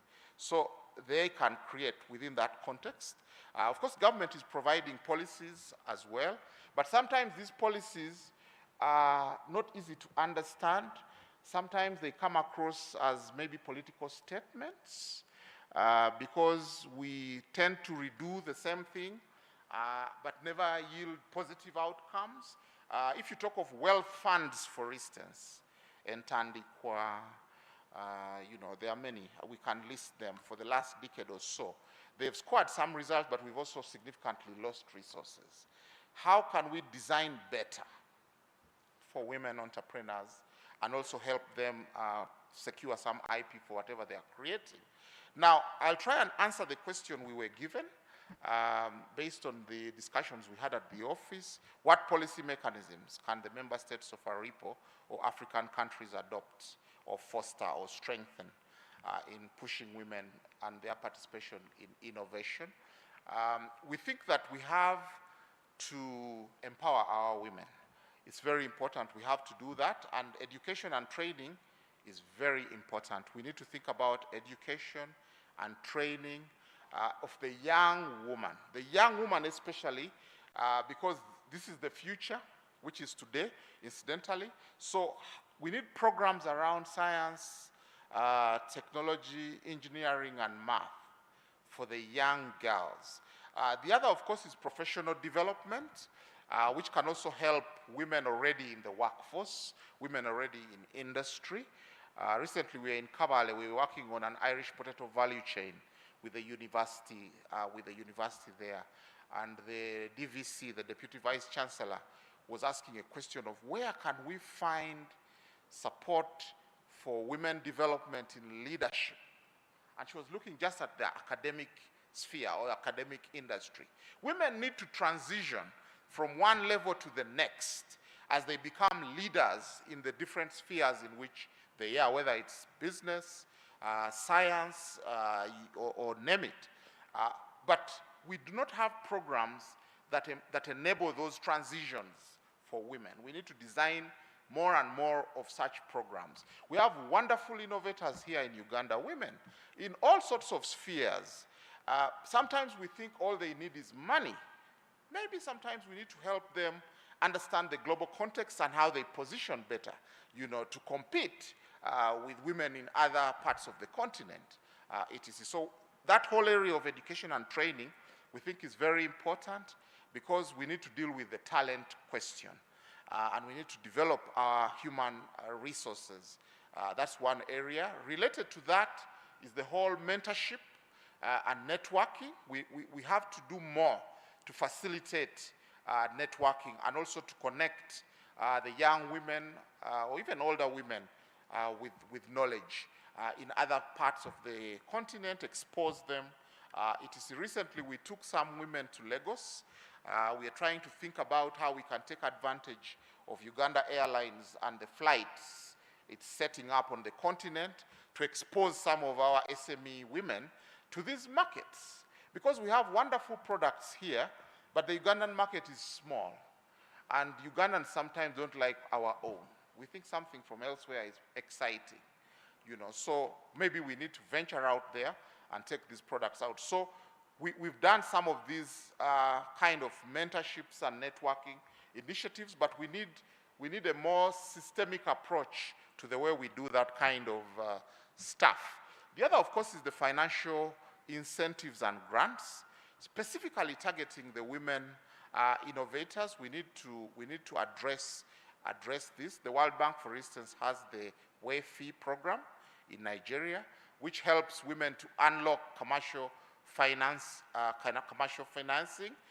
MTN in South Africa is also doing something positive, the MTN South Africa Foundation, where they launched a challenge committing significant resources to enable innovation, entrepreneurship, and job creation. That is something good being given back by these corporations. So we need to see a bit more of that, maybe greater engagement by government and the private sector to orient them more towards development impacts and maybe less on profit, because these businesses need to build the market. So that type of investment is something positive. The incentives that can enable more of that need to also be packaged in a policy environment to facilitate this process. I talked about the maker spaces. UNDP has launched what we call Timbuktu. It's a Pan-African initiative that is looking at fostering innovation ecosystems in public universities. Basically, we are saying there is an opportunity with African universities, because in there you find knowledge, you find the faculty, the professors, you find the young people with all that creativity. There is an opportunity for them to build solutions for today's rapidly changing problems. What we need is to create spaces that allows them to be able to build these prototypes, create programs that allows them to be able to connect with industry, that allows them to commercialize some of these programs. That's an area we are looking at. So we have 13 innovation pods in 13 universities across the continent. One is at Makerere, and we are working with Professor. It's early days, we've just set it up, but it's already showing promise. We've already struck a partnership with Kira Evi, which was birthed out of Makerere University, on skilling to create that pipeline of engineers who are going to support the growth of this industry, this nascent e-mobility industry, the Kira EV automobiles that we are building. That's one example. We are already seeing opportunities to think about the steel industry and how we could get our local steel industry to start supplying the kind of steel that industry will need. There's an opportunity there that we are beginning to see as well, and many other examples. We are also exploring whether we can connect the university with these informal fabricators and see if some of the machines they are building can be enhanced to drive our cottage industry. Because sometimes we think of industrialization as an investment issue, where you come from out with investment, build an industry, but the base is here, and it's the SME. It's that woman innovator out there. It's that woman entrepreneur out there. How can we support them to take some of the solutions they are building, to a higher level and get into more strategic markets, or even drive the industrialization process itself? So we need to think about our universities and how we enable them to actually drive this innovation. We think this is going to be very important because those are spaces that women can also leverage. Now, there is this whole maze of the intellectual property and the technicalities that go with it. We need to get our women to understand the opportunity that we have with IPs. In fact, for this country, I was asking the colleague, do we have an idea of the stock of our intellectual property and the potential we have based on what is being created or what has been created out there, or even what has been built by Ugandans but is in the diaspora? Do we have any idea? And how can we help facilitate a process to actually incentivize investment in some of these IP, get it registered and so forth? So we think that financial incentives are important, tax breaks especially, and grants. And this needs to happen deliberately through policy signals. So we think there's a lot of work here. Sometimes there are a lot of grants out there and wealth funds, but they may not be oriented towards processes that are actually creating value that can be patented or that can be registered in IP. So we want to channel maybe more of these resources or some of these resources in where we see opportunities, what is potentially scalable, so that we can also get some return from some of these significant amounts of monies that we are spending. So we can provide the support. I think she gave us a very good example of what is happening in Rwanda. Rwanda is just around the corner. It's good to learn from your neighbors. I hope we are open to that. So we need to also package more deliberately support. URSB is doing very well, but it's an ecosystem. All these players need to feature in this conversation. Where is the Ministry of Industry? They have a huge role to play. It's good to see that the agenda is elevated here at the presidency through science, technology, innovation, but we need to get the whole system working together on strengthening that policy environment. Maybe just to summarize, I'm not sure how much time I was allotted and whether I'm still on time. Are we okay? Very good. So just to summarize, I think it's important for us to focus on startups that have a real scale potential and increase the quality of our ecosystem. So trying to do blanket solutions is good, but sometimes blanket solutions have never worked because you try to make everybody happy and you don't create transformation anyway. So we need to zero in on women entrepreneurs who we can quickly help secure their intellectual property and have that registered and facilitate a process to capitalize on that. That should be the first step to take as we are figuring out issues of skilling, as we continue to figure out issues to do with the innovative financing and that whole landscape, as we continue to do the corporate engagement. We need to work with real entrepreneurs who are already showing us value, but who sometimes we have, some skepticism about, doubt, and all this. We have to lift them up and help them, get to a place where they have IP, and that IP is translating into value that is driving business, that is driving industry. I think that's going to be very, very important, and the policies should be able to speak to this. I think there are best practices on what should be contained in a comprehensive framework of policies, programs, and initiatives that can foster women entrepreneurship. You have to address the whole range of these issues. If you are not, you're not building a system. And this is best practice. It's been applied in the ASEAN countries, and I think it's thriving there. So fostering innovation and technology, that whole space, whether it's through skilling, through the schooling system, whether it's creating spaces and enabling prototyping and enterprise development, commercialization in the universities, we have got to do that. It's very, very important. Increasing access to gender-responsive finance and financial services. There's an opportunity in investing in the woman. We built a project on Karamoja. We called it Women-Led Large-Scale Commercial Agriculture. And we are looking at oilseed, cereals, and legumes. And very high-ranking people were wondering why we are talking of women-led.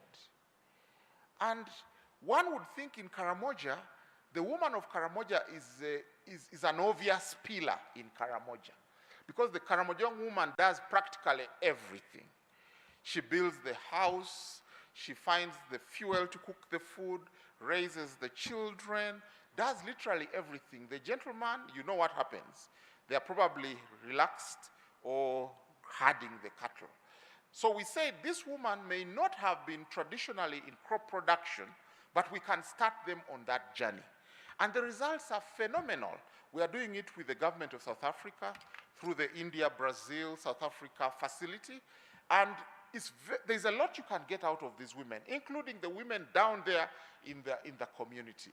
And they are innovating solutions around how to beat certain pests, how to deal with the variability of weather, how to navigate the dysfunction of value chains.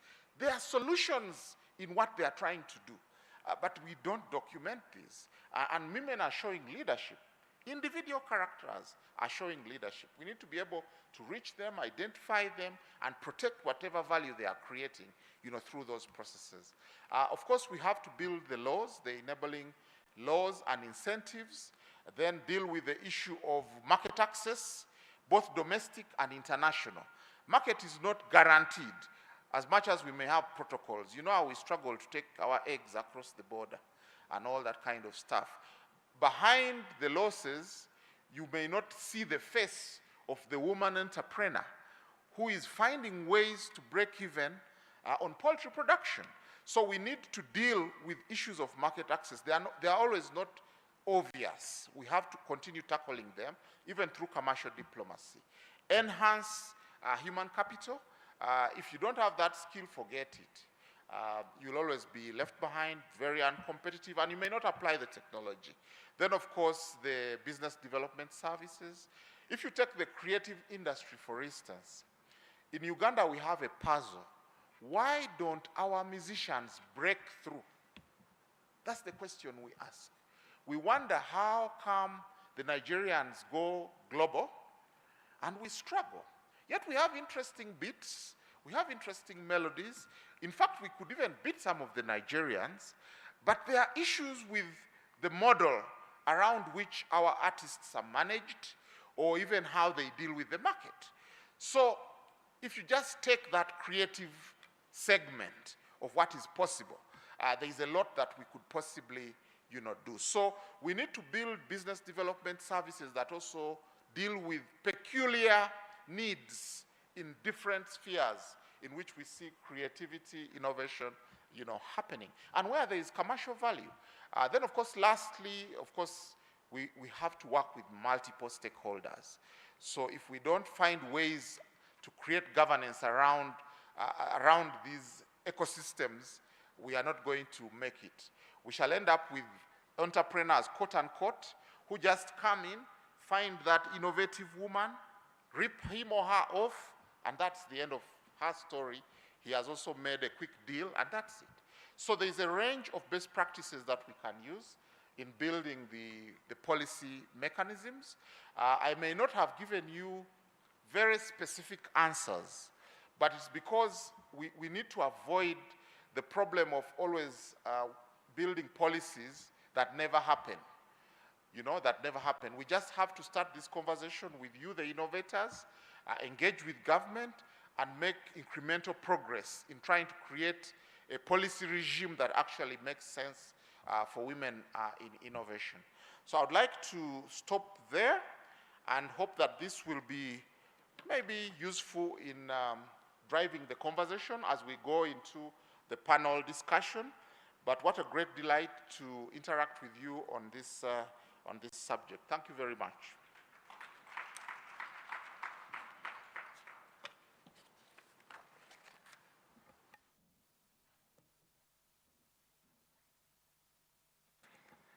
Another round of applause for Mr. Ejolu for that very informative presentation. And I believe, like he mentioned, we are going to keep discussing these things and sharing ideas on what we can adopt, especially as member states just across the region, on what can be done to support women involved in innovation. Ladies and gentlemen, there is a slight change to the program. Like it was mentioned, we'll have a panel discussion. But right before that, we are going to have a presentation, and this will be delivered by representative this is on behalf of Honorable Mampo Chabane. I hope I have pronounced that well, who is a member of parliament from Lesotho, and she's also an innovator.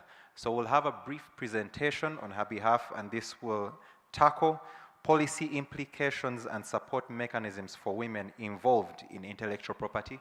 And right after the presentation, we will get into our panel discussion, which will build onto this presentation. So you're welcome. A round of applause.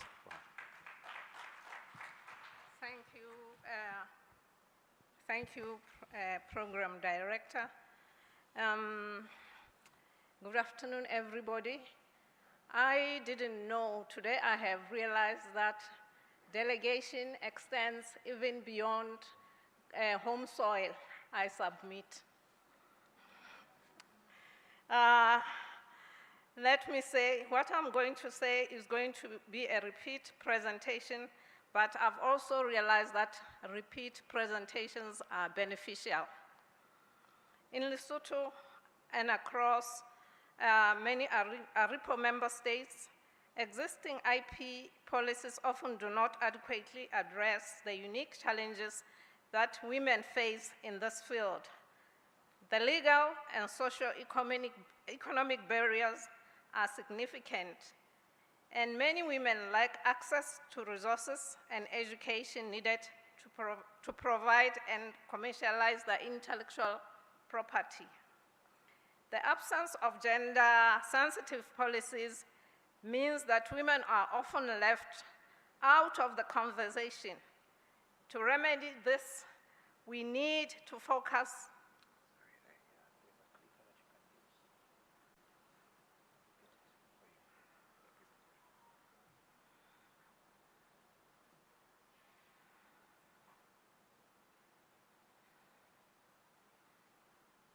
Let me continue for the benefit of time.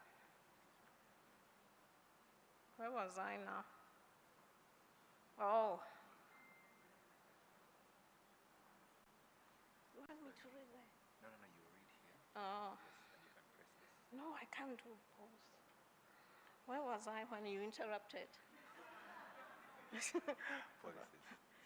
We need to focus on creating policies that specifically target these barriers. These policies should promote equitable access to IP rights, resources, and education, ensuring that women can fully participate in and benefit from the IP systems. For example, a policy initiative could mandate the inclusion of gender perspectives in national IP strategies, ensuring that women contribute and their needs are specifically recognized and addressed. Now we are moving on to mechanisms. Support mechanisms are vital in bridging the gap between policy and practice, ensuring that women in all ARIPO member states and other African countries can fully participate in IP. One key support mechanism is capacity building. This involves creating training programs, especially designed for women, equipping them with the necessary skills to navigate the IP landscape. In Lesotho, for instance, we can establish workshops and seminars focused on IP education for women, entrepreneurs, innovators, and creators.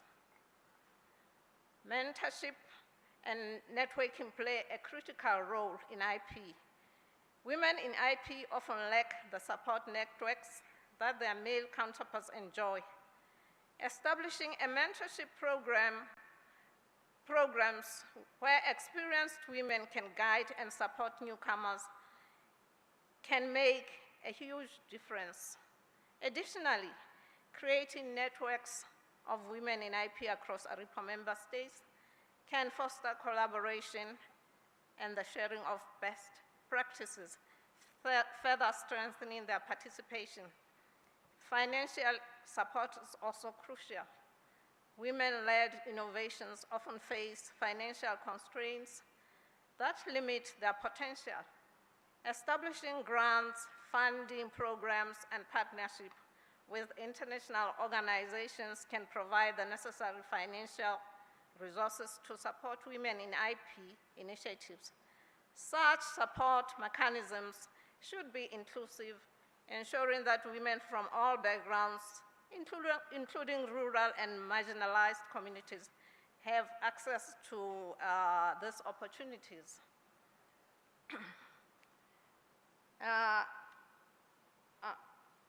Other mechanisms are that empowerment of women in IP this is a general observation. Empowerment of women in IP is not just about policies, support mechanisms. It's about creating an inclusive ecosystem that allows women to lead and succeed. We need to promote diversity in IP decision-making bodies and encourage women leadership within IP-related institutions. For example, a policy initiative that encourages gender diversity in IP-related institutions combined with support mechanisms that offers leadership training for women can help more women take on leadership roles in the IP field. In Lesotho, such initiatives could transform how women participate in IP, ensuring they are not just part of the ecosystem of the system, but are leading. Furthermore, policies that promote equal access to IP resources, when paired with support mechanisms that provide financial and technical assistance, create an environment where women can innovate, protect their ideas, and commercialize them successfully. These strategies are not applicable only to Lesotho, but across ARIPO member states. We have come with some recommendations here. We need to provide gender-inclusive policies. ARIPO member states should prioritize the development and implementation of gender-inclusive IP policies.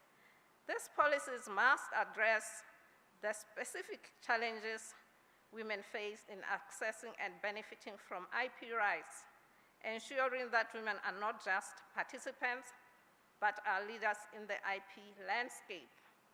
Establish comprehensive support systems. We must create support mechanisms that are inclusive, accessible to all women across ARIPO member states.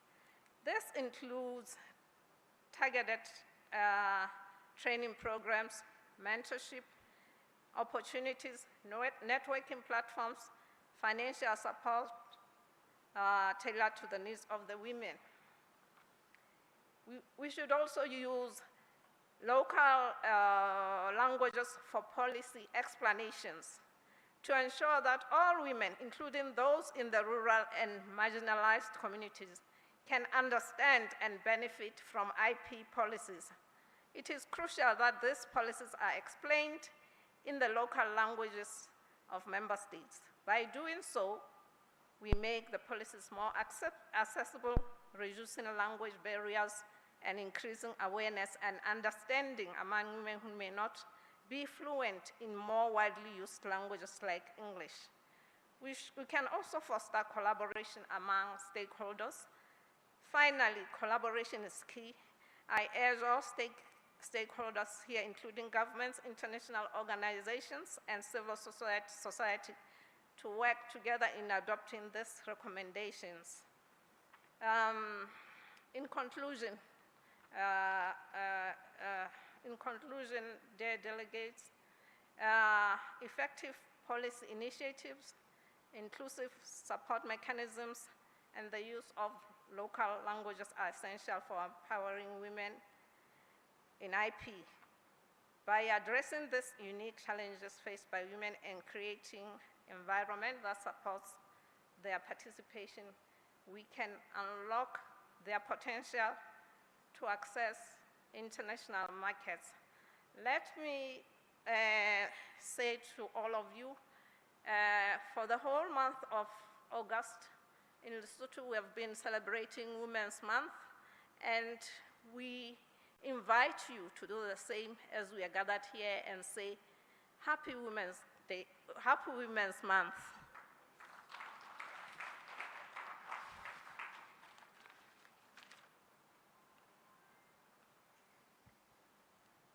In Lesotho, it's not just Women's Day, it is Women's Month.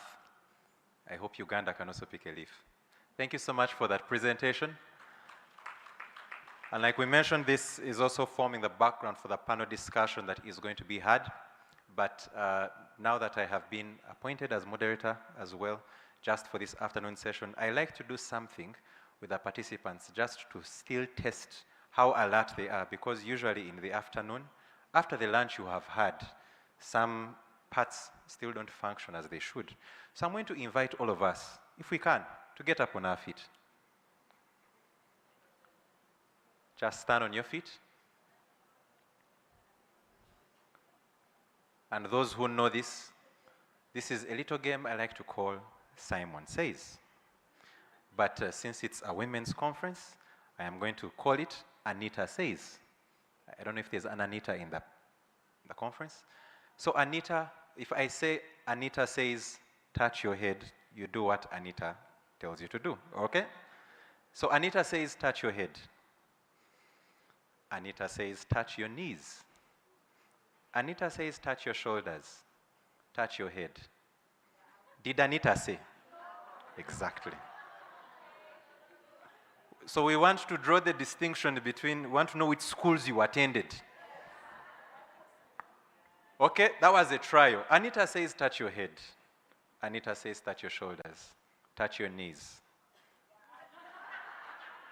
Again, did Anita say? They used to say, read the instructions, the following, and follow. Okay? Anita says touch your shoulders. Anita says touch your knees. Touch your head.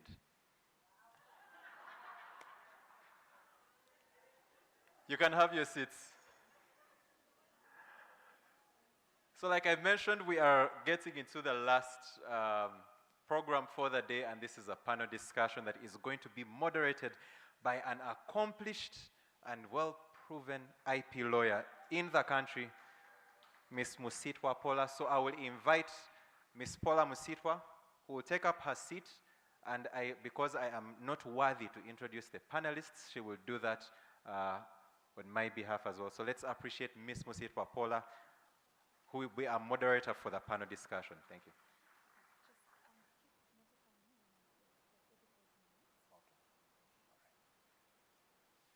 And for the technical team, I hope the microphones are ready. I guess you can all hear me. We're good.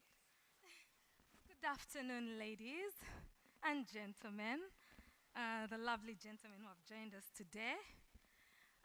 We appreciate you.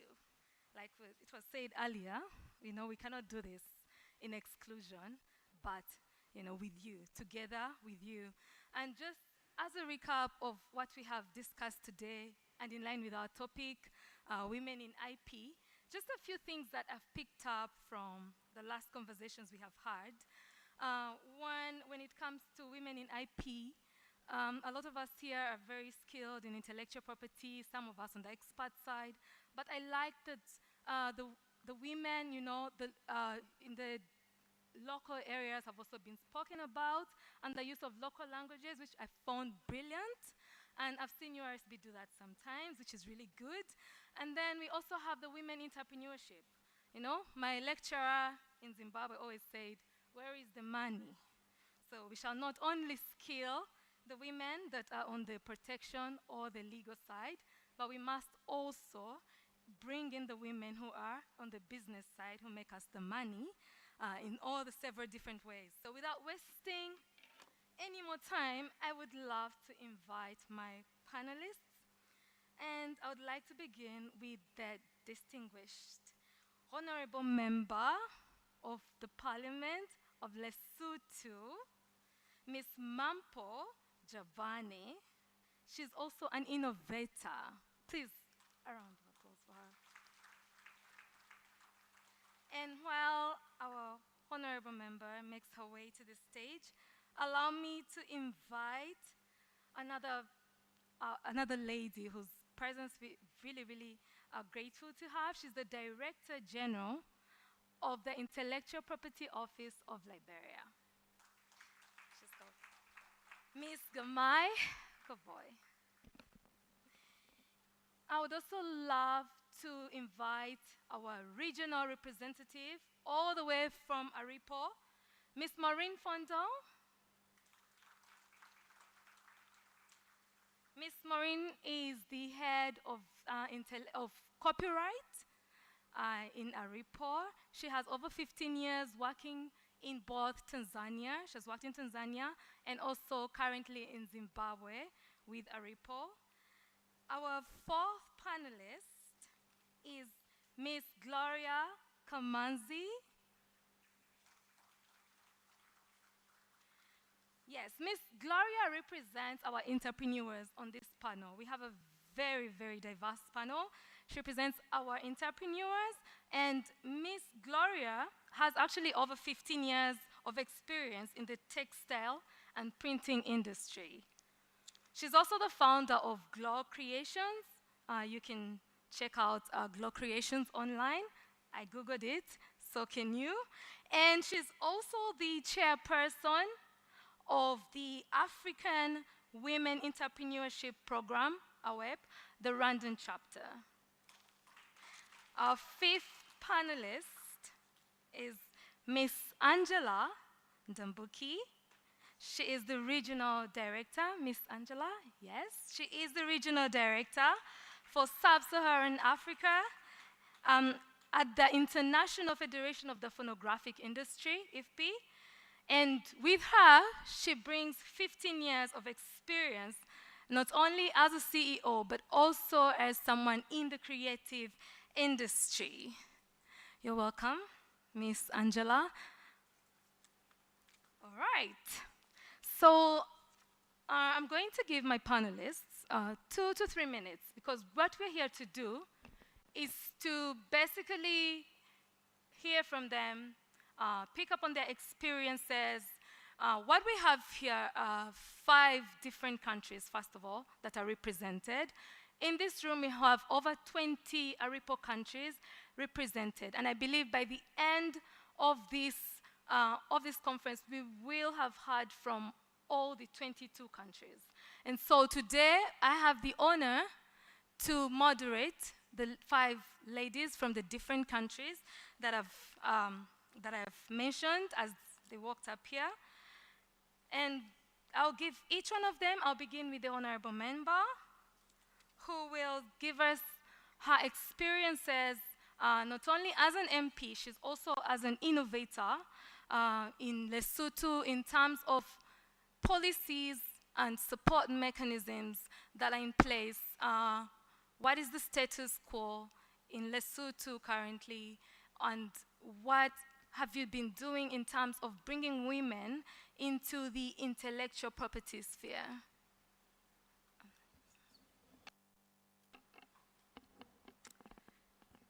Good afternoon, ladies and gentlemen. And to all the women, I say you look beautiful today. It's a pleasure and honor to be in this place and meet wonderful faces, wonderful characters. And I met my friend from Malawi as well today. The last time I met it was in the US. My name, as mentioned, is Mampo Jabane. Unfortunately, I have a challenge with my eyes. I'm going for an op next week. So that's why my colleague had to take up my speech. I am a businesswoman since 1993. A little bit background. And I don't consider myself as a politician because I've never participated in politics before. I just stood in because I felt I needed to be in that space to be able to address issues that we always complain while we are on the floor. So we need to see more women in the corridors of power, because that is where we need to be able to solve and implement. I'm also an inventor. I started inventing since 1995. I'm holding 7 patents in different fields. Some are mechanical. I have one with me. Actually, I have one. I have a new one that is waiting a certification, the patent. It's, as we grow old, we see a lot of changes on our faces, and we don't want to do your Botox and stuff. So I decided to invent a small handheld device that helps to tone our facial and neck muscle. It's gonna come out soon.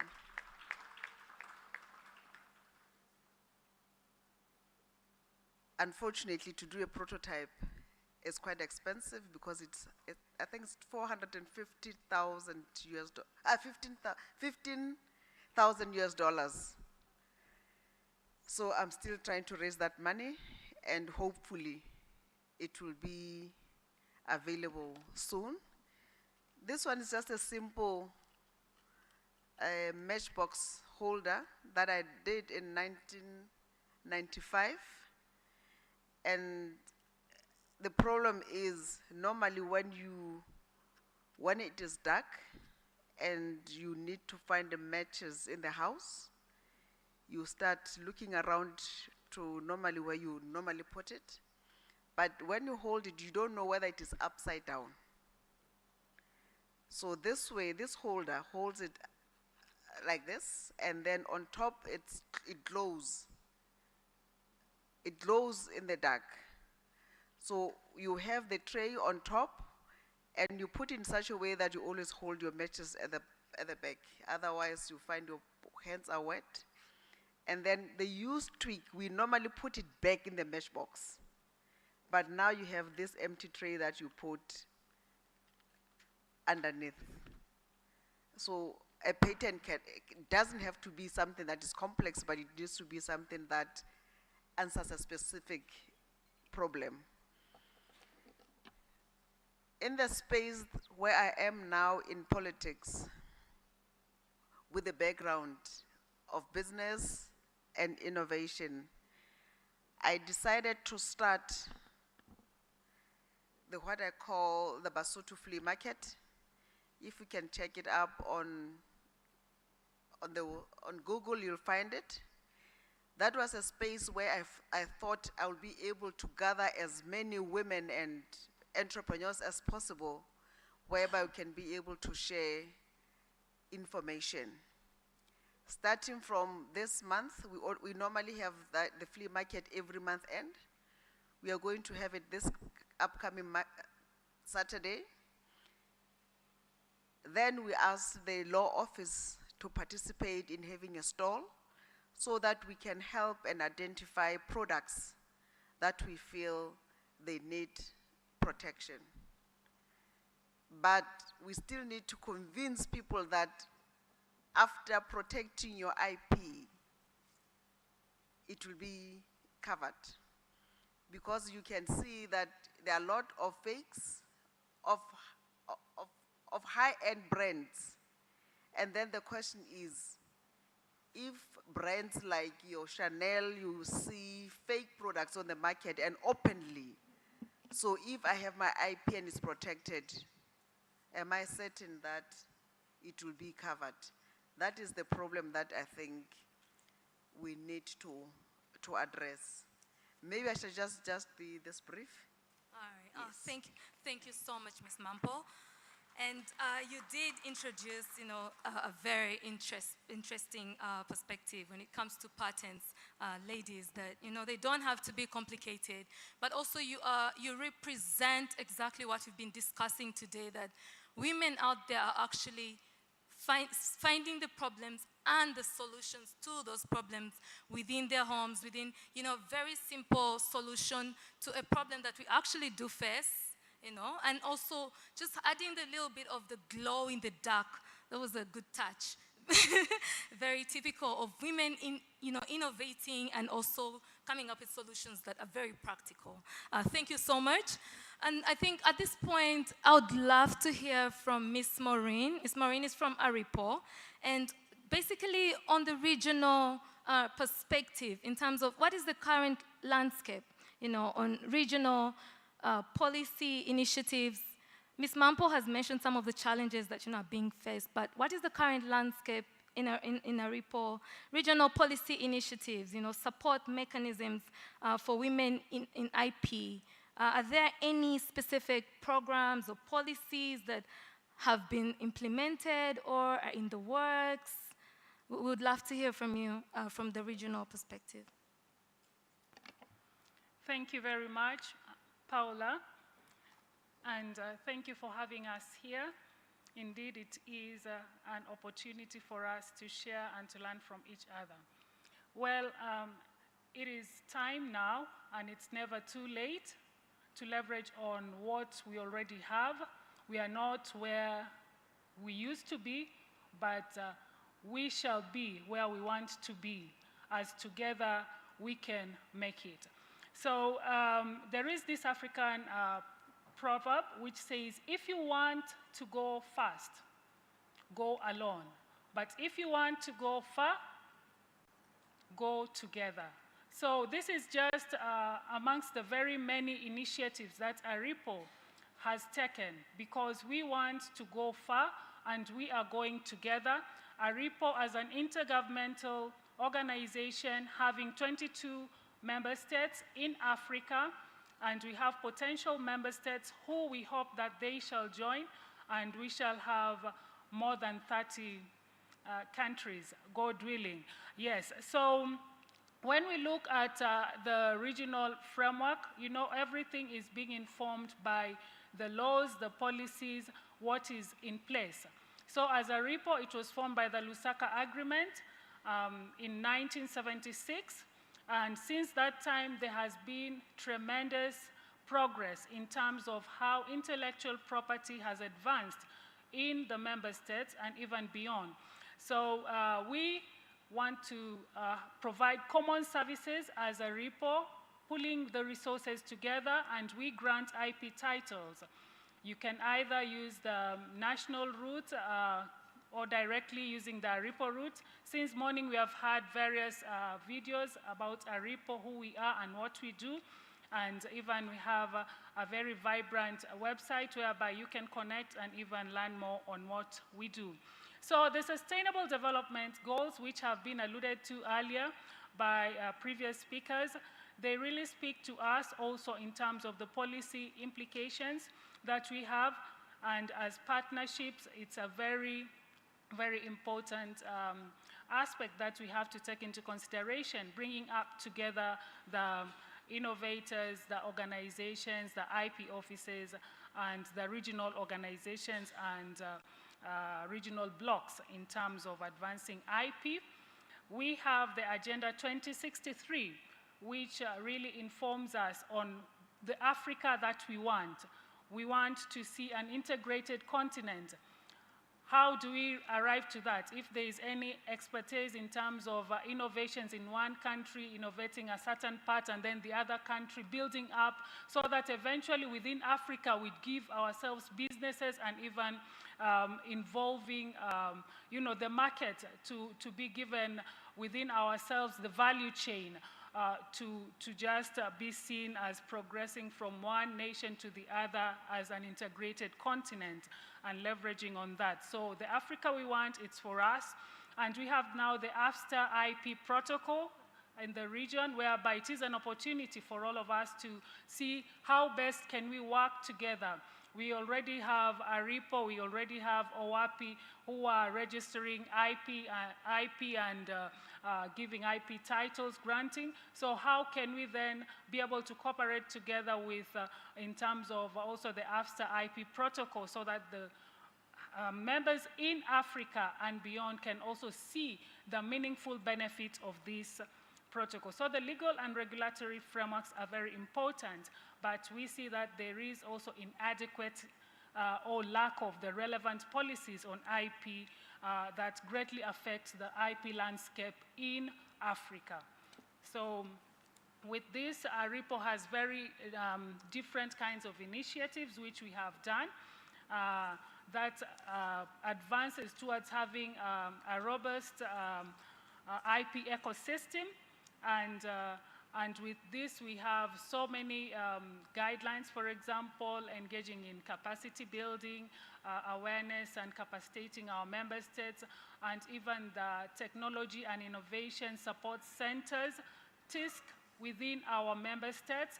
We really encourage that, because through these innovation centers, it's where the IP comes out, the innovation, where we have our SMEs to be able to be assisted. And likewise, also, we have the ARIPET program, whereby all those who have, are doing the patent examination, they can be trained and go to the next level.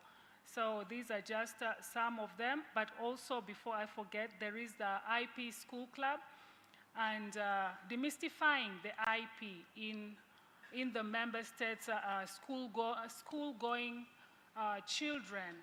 And this is very important. We heard from the previous speakers of how to try to reach out. But as ARIPO, we have the policy of the policy is there that IP should be introduced as a curricula at all levels, from low, elementary, high schools, and tertiary and university levels. So thank you very much, moderator, and I'll speak to other things as we move. Thank you. Thank you, Ms. Maureen. That was very insightful. And maybe just to my audience, you are going to have an opportunity to actually ask my panelists here some questions. So as they speak to you, as they go along, do take down all the questions that you have, and I will give you 15 minutes at the end of their session, and you can ask all the questions that you want, but within 15 minutes. So thank you so much, Maureen, for giving us the regional perspective. I would love to hear from Ms. Gamai, the Director General of the Liberia IP Office, specifically on what's happening in your office. Are there, any women, any initiatives that are targeting women to bring more women into the IP sphere? Any initiatives that have been a success, or that you believe we can actually copy, if I should say that, or that we should also have in place in our various countries? We would love to have an introspection on our sides, to see if we are really doing as much as we should or we shouldn't. So I'd love to hear from you, Ms. Gamai. Thank you so much. And again, my name is Gamen Koboi, the Director General for the Liberian Intellectual Property Office. In terms of policy initiative in Liberia, we have been working very hard when it comes to women participation.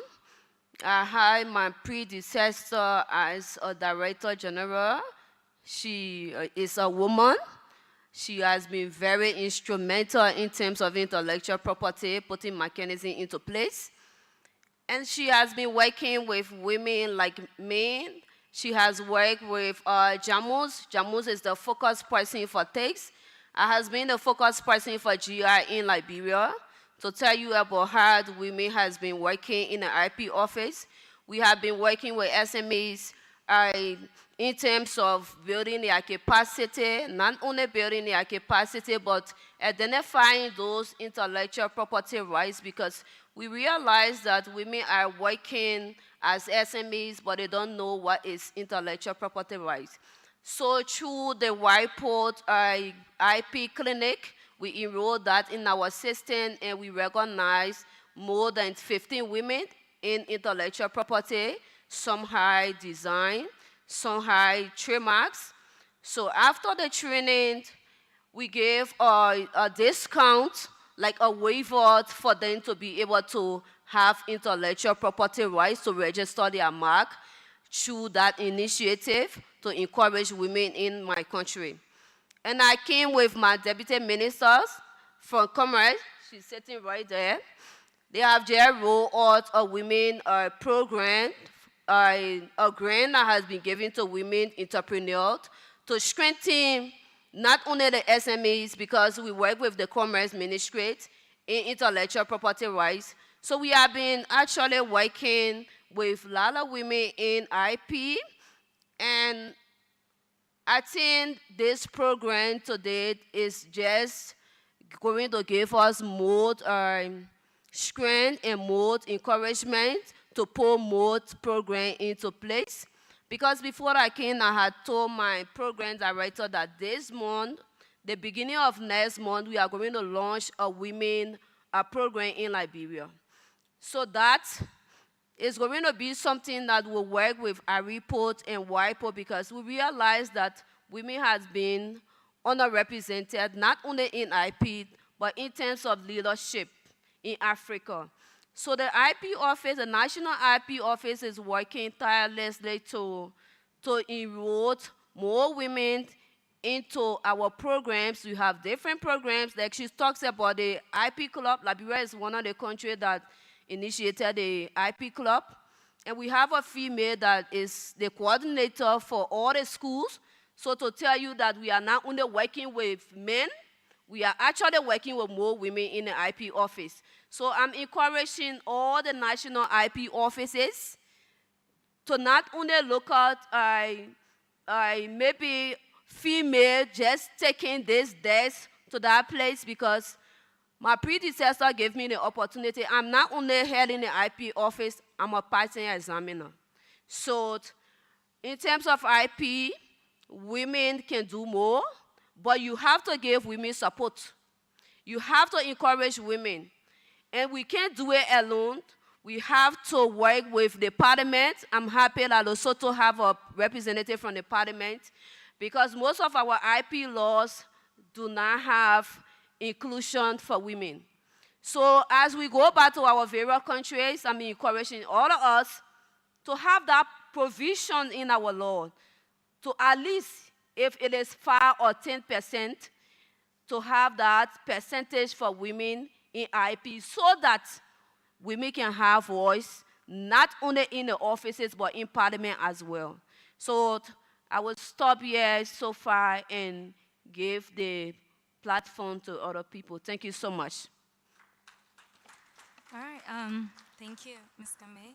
And I'll get back to you later on just something that you've raised in our laws and on what that would look like in laws that have some aspect that is, geared towards women specifically, what that would look like.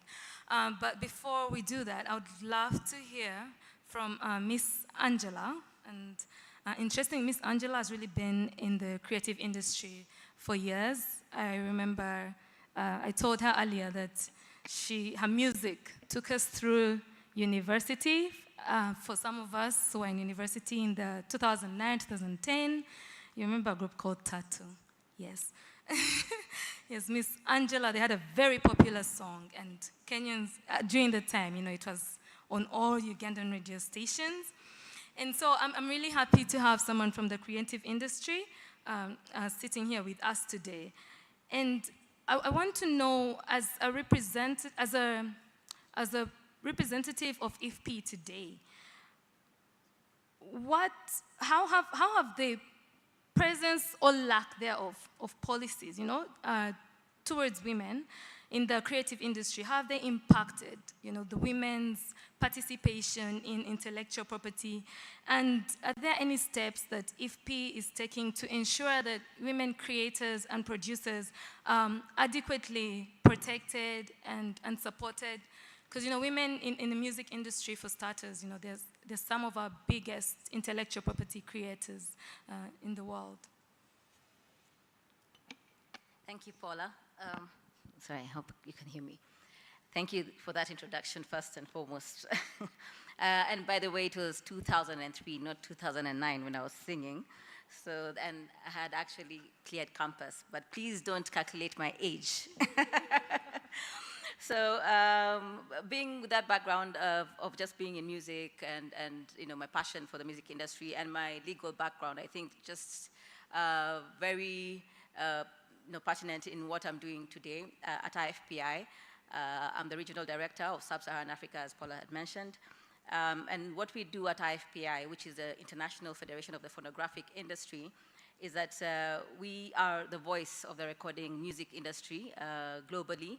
And for our office in Sub-Saharan Africa, which was established in 2020, actually IFPI itself was established in 1933, but our Sub-Saharan Africa office was established just 4 or 5 years ago.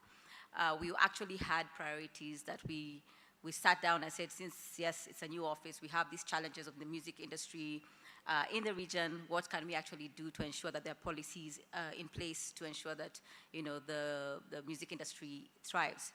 So we did put together some priority areas, such as legislative frameworks,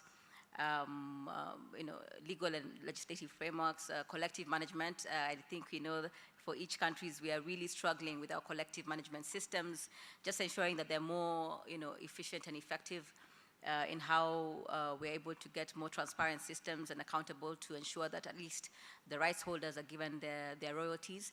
And also some of the priorities that we had is content protection and enforcement, and also global data and analysis. And just to mention, not necessarily I have to put a disclaimer, as IFPI, we don't specifically target, women policies, but I do believe that in terms of our trainings, we do at least make sure that we have women representation, and that calls even from within the organization itself. As a global body, our secretariat is in London, and I just recall that our CEO was asked, the other day, how do you ensure, at least even internally, you have women representation, because we do have, our CEO was a woman, the one who just left. The new one is also a woman. Most of our directors are actually more than 50% are women. So she was asked, how do you make sure that you have women representation in the company? And her answer was simple. I do not even have any policies in place to make sure that the women are, employed. I simply just put out the advertisements, I do the interviews, and I choose the best candidate, and it just happens to be a woman. I found that statement so powerful that, as women, sometimes we feel like we are, the underdogs, but, we actually, fit to the task to be able to be at par with the men. So in that light, just to mention that some of those priorities, and especially at the legislative frameworks, we do work with governments very closely to be able to, just build on those policy issues that we are facing. Right now, and as Maureen had mentioned, which I'd like to just highlight some of the issues that we work on to be able to push this agenda. If we talk about the AFCFTA, for example, we have, the IP protocol, which is currently being discussed, the copyright one in specific, which is specific to the music industry. I think it's really critical, as much as it's an opportunity for us to actually advance cross-border trade in the region, and including, e-commerce or even music in general. I think we need to be able to flag some of the issues that we've raised or we've seen in the protocol so far, to ensure that the IP protocol upholds rights of the rights holders, and to enable them exercise and commercialize, because today we're talking about commercialization of IP, and in our case, in most of the copyright holders, and their work, as opposed to downgrading these rights, to just mere remuneration rights. That means that you have to be able to give the rights holders the right to be able to make a decision, and give them those exclusive rights to ensure that they're able to commercialize. Because in the music industry, you find that maybe, traditionally, even especially in our region, it's not really known as, music is not known as business. And that should be a narrative that should change. Can you make a living? I remember when I was growing up and I was going into the music industry, at that time, I was actually in law school, and my mother used to be told at work, oh, how can you let your daughter sing? And she's actually doing law, will she be able to finish? Just all sorts of reasons that have been put forward, because people have not really understood that music is business. It's just, it seems it's entertainment, yes, but at the end of the day, the musicians, the rights holders, the investors, they are actually investors in the music who need to be able to be looked at after. So as IFPI, we really have to push, we really try to push that narrative that music is business. We need to be able to have investments. The investors who are our members are supposed to at least get their return on investments and be able to commercialize, the music industry. So the IP protocol is really, really crucial at this point to be able to highlight these issues.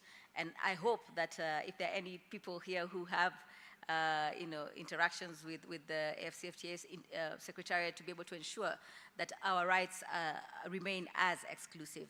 And one last thing on the AFCFTA as well, and we have to also discuss this generally as a region, is with the digitization, music is now mostly digitized. We need to look basically into the AI issues that are currently trending.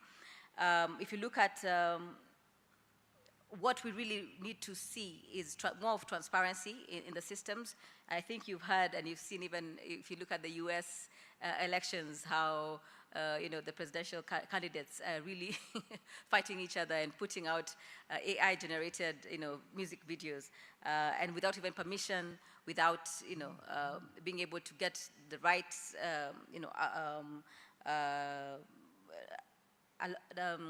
the rights really, stated who has actually made this music or those. So it's really meaningful to have transparency in relation to the context used by AI developers, in training their models so that rights holders, especially in our region, can establish whether or not their works have been used and of course can be able to monetize those rights. And on top of this, to have the rights holders be able to exercise and enforce their existing rights, not to have them taken without authorization and based on the copyright exceptions. So we have to be really careful, even as a region, when we work on copyright exceptions. We have to ensure that it's particular to specific industries, but for the music industry, we have to ensure that specifically also to be able to support women who are really trying hard in the region. We have our stars, the Libyancas, the Thames, the Tylers, you know, who have really done well, and of course even the historical ones, Yvonne Chaka Chaka, you know, all those women who have really done well in the industry, to be able to support those women to ensure that music is able to thrive, not only thrive in terms of entertainment, but thrive as a music business. Thank you. Oh, wow. Oh, thank you so much, Angela. And I think my key takeaway from your presentation is that music is business. It's not just entertainment. And I guess we go back to the question, where is the money? And as we speak about the money, I think it's also imperative that we hear from the ladies, you know, who are actually on the side of business, the entrepreneurs. And amongst our panelists, we have Miss Gloria. And Miss Gloria is both an entrepreneur, but she also sits on the side of what I would call a support mechanism. And she's, like I said, she's the chairperson for the African Women Entrepreneurship Network, the Rwandan chapter. And Miss Gloria, I would love to hear from you about, in terms of challenges, you know, since we started here, we've been hearing about challenges, you know, that women face, that barriers that have, you know, stood in their way.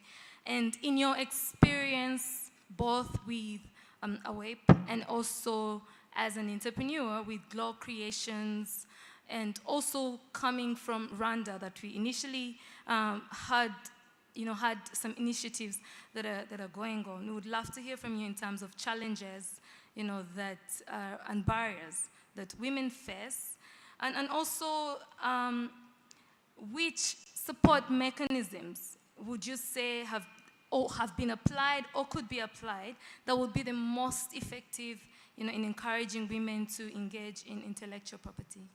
Ms. Gloria. Thank you. Good afternoon to you all.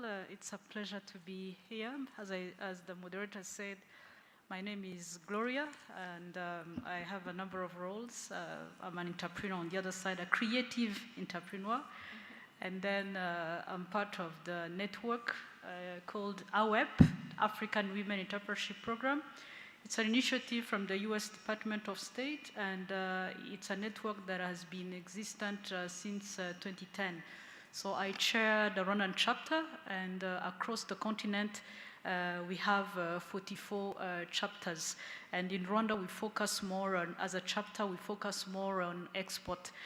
I would say the challenges are numerous. As you've heard, Rwanda was mentioned that we are doing better in certain areas, especially with IP. I would say that we have a growing number of women innovators, and as it grows, because the business environment really enable women to invent, to innovate, and to create. So I would say through RDB, they are doing its best to make sure that the innovation, the creations of women are being protected, but challenges are there. I would say, for example, there's something, I've heard it a number of times, we have not reached to a level whereby the patent can be considered as guaranteed to the bank. As you know, whenever we want to seek a loan, there's need of presenting a collateral. For example, myself, when I started my business, actually this year I'll be celebrating my 20 years of being an artist, being a creative entrepreneur. And I would say it's been a long journey. And I remember I started with very limited funds, but one of the challenge was how can I have access to a loan, and the fact that I don't have a collateral to present. And this is a struggle either for young women, but even for women. And today, we have not reached to a level where we can present our creation patent to be accepted as a guarantee. I think for ARIPO, if you could please advocate to financial institutions. We know that Afrexim Bank is doing a big effort to support the creative industry, but there's need of more sensitization.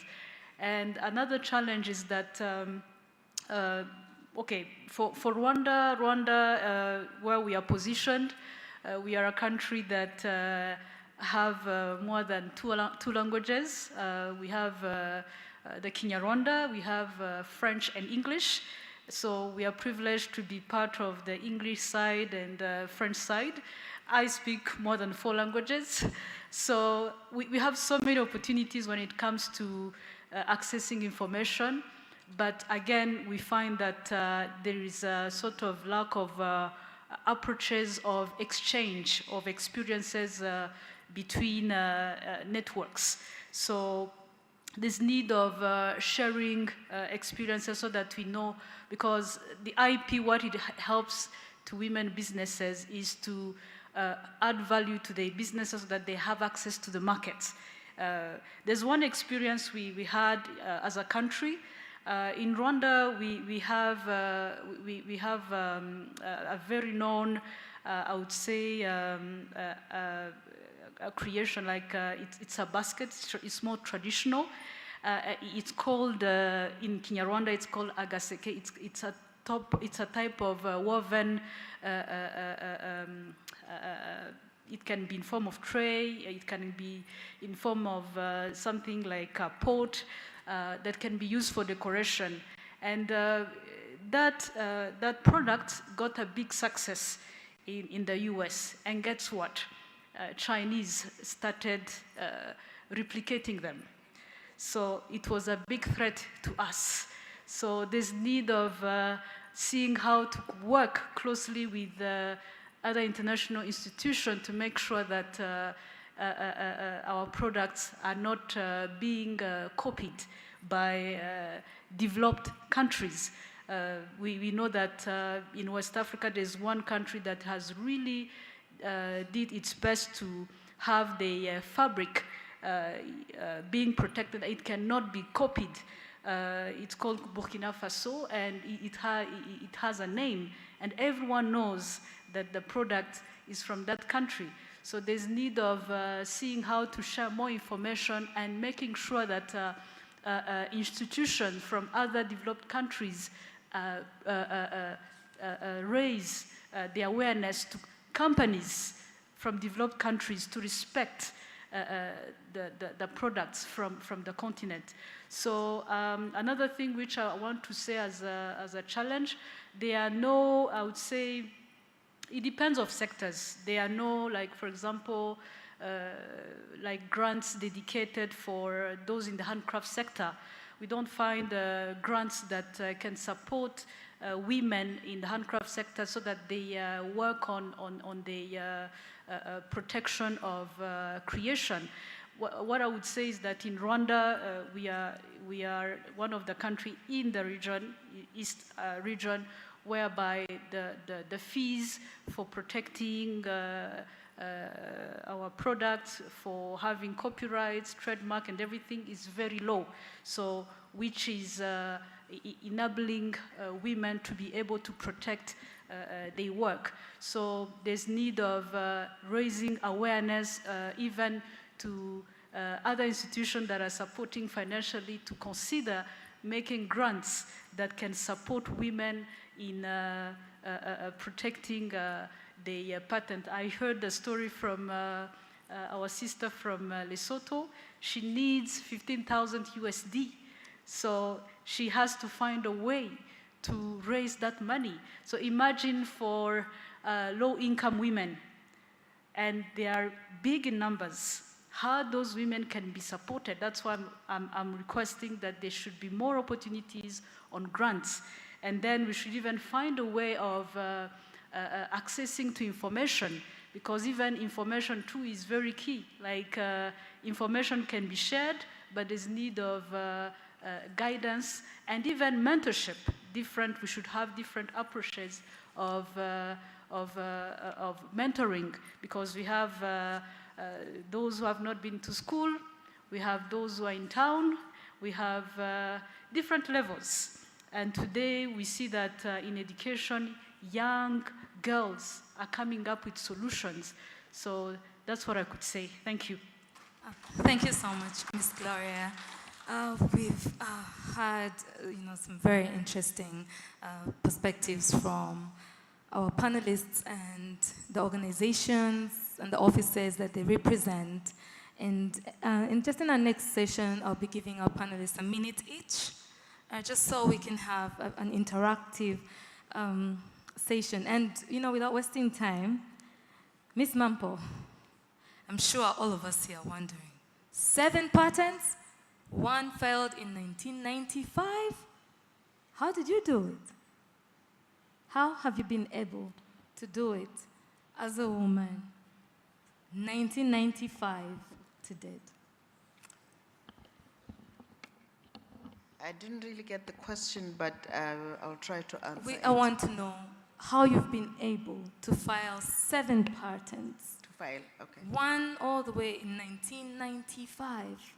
Okay. I would say I'm a problem solver by nature. So when there's a problem, then you're saying an inventor or an innovator has to provide a solution. Like the solution of funding, unfortunately in Lesotho, you don't take 2 hours to register a company, it takes a long time. Otherwise, I'm registering a public company that we call it Basotho Venture Capital, whereby we are trying to raise funding so that we can see which projects are viable that we can fund. I've been inventing since 1995. Unfortunately, I was still married at that time, and I put my husband's name on the application. So when we divorced, that meant I couldn't use the. Oh, wow. And I think that brings into perspective the social challenges that were mentioned here, that women, go through, women are innovating, but, we also have, social barriers. We are married, we've got children, you have to step out of the field, step back in, you put your husband, because depending on the time and the season and, your social life. So that was very interesting to learn. And it really makes all the more this conference, the importance of this conference, and these initiatives and support mechanisms that should be in place. We don't know what's happening out there, with our women and who is owning some of their intellectual property rights. So we know that even if they are filing, they might be filing under the wrong parties.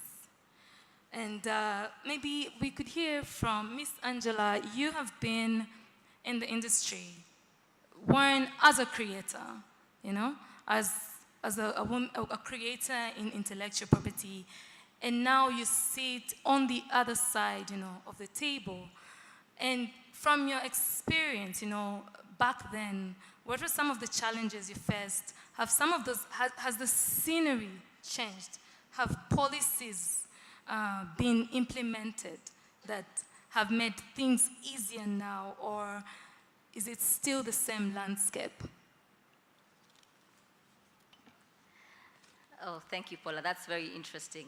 I think 20 years ago, especially in Kenya, when we began singing, as I mentioned before, it was really hard even for women, or let me say, since I was a girl then, for girls to actually get into the music scene.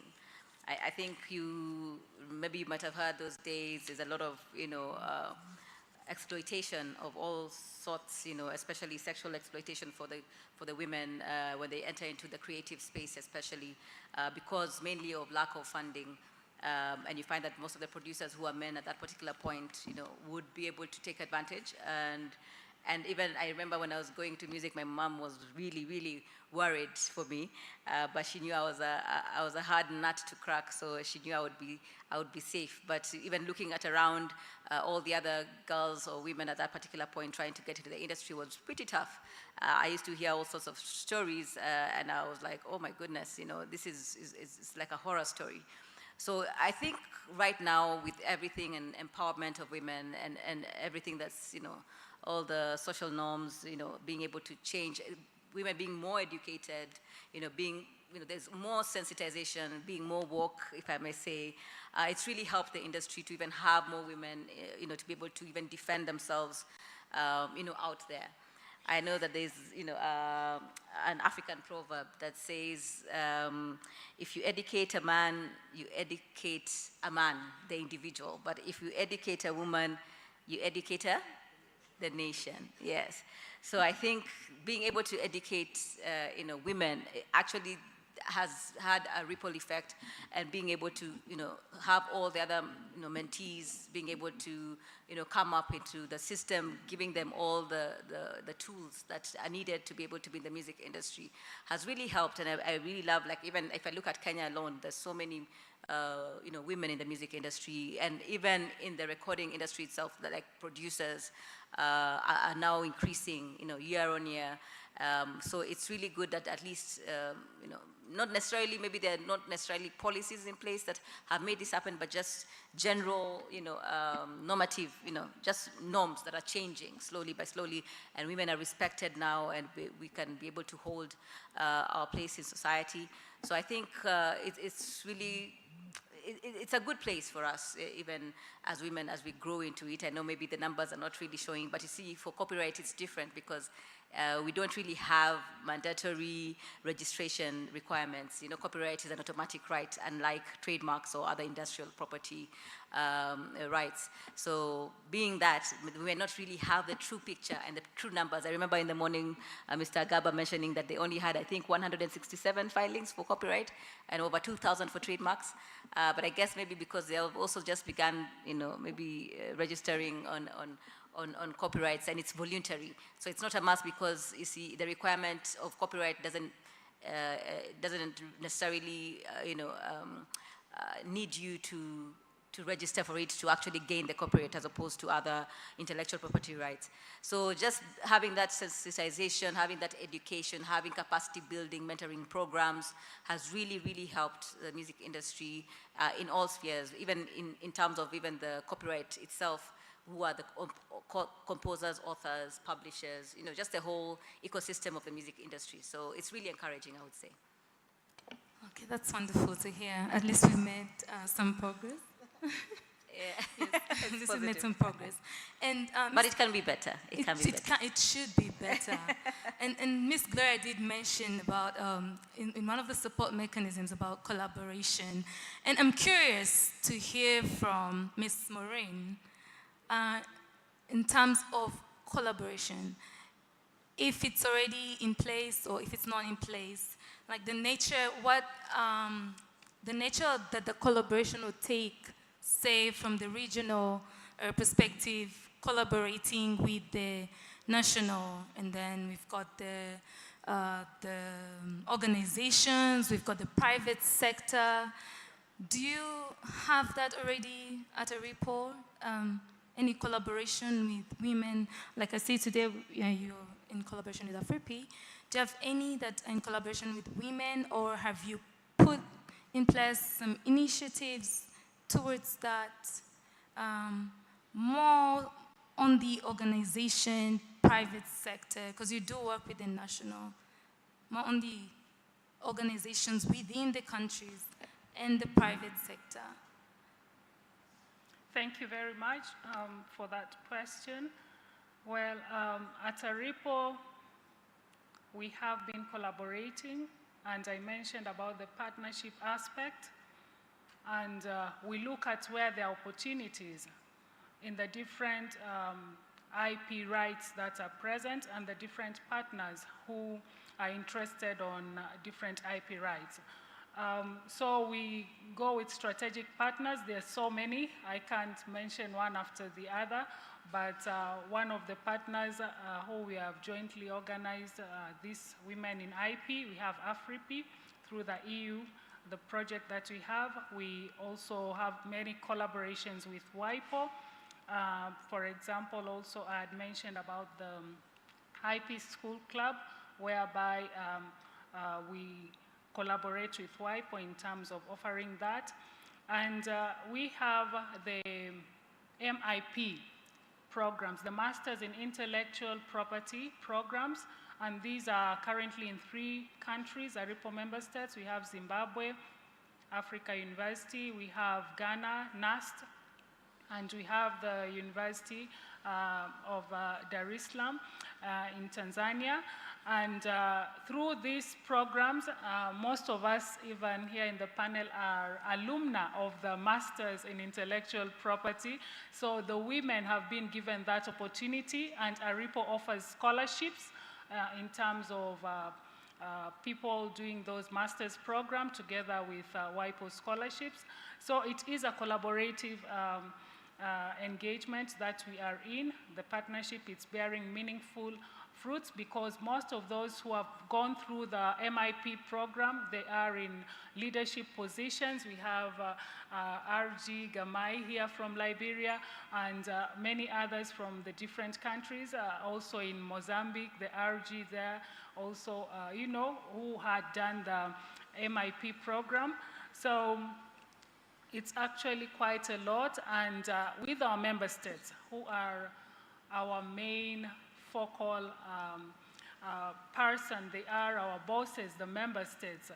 Through their needs assessment, whatever is needed, we collaborate in terms of ensuring we deliver, that they benefit through having the ARIPO system that is in place. So a lot of capacity building, advocacy, outreach have been done. Startups, SMEs, innovation centers, innovation hubs, the TISC, the ARPET, they're quite a lot, and also in the creative industry sectors. We really work together with our strategic partners and the member states in terms of elevating the rights holders from where they are to take them to another level.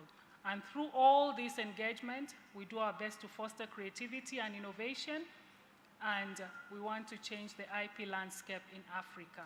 As mentioned earlier, I had said that we are not where we want to be, but we are not where we used to be.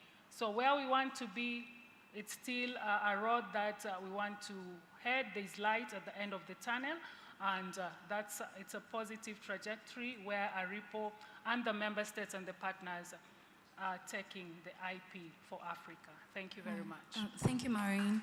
And I guess the ladies here would want to know, if they want to collaborate with ARIPO, how do they go about it?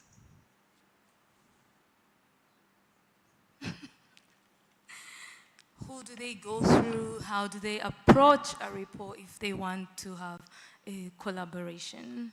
I'm sure some of the ladies here are curious. Thank you very much for that good question.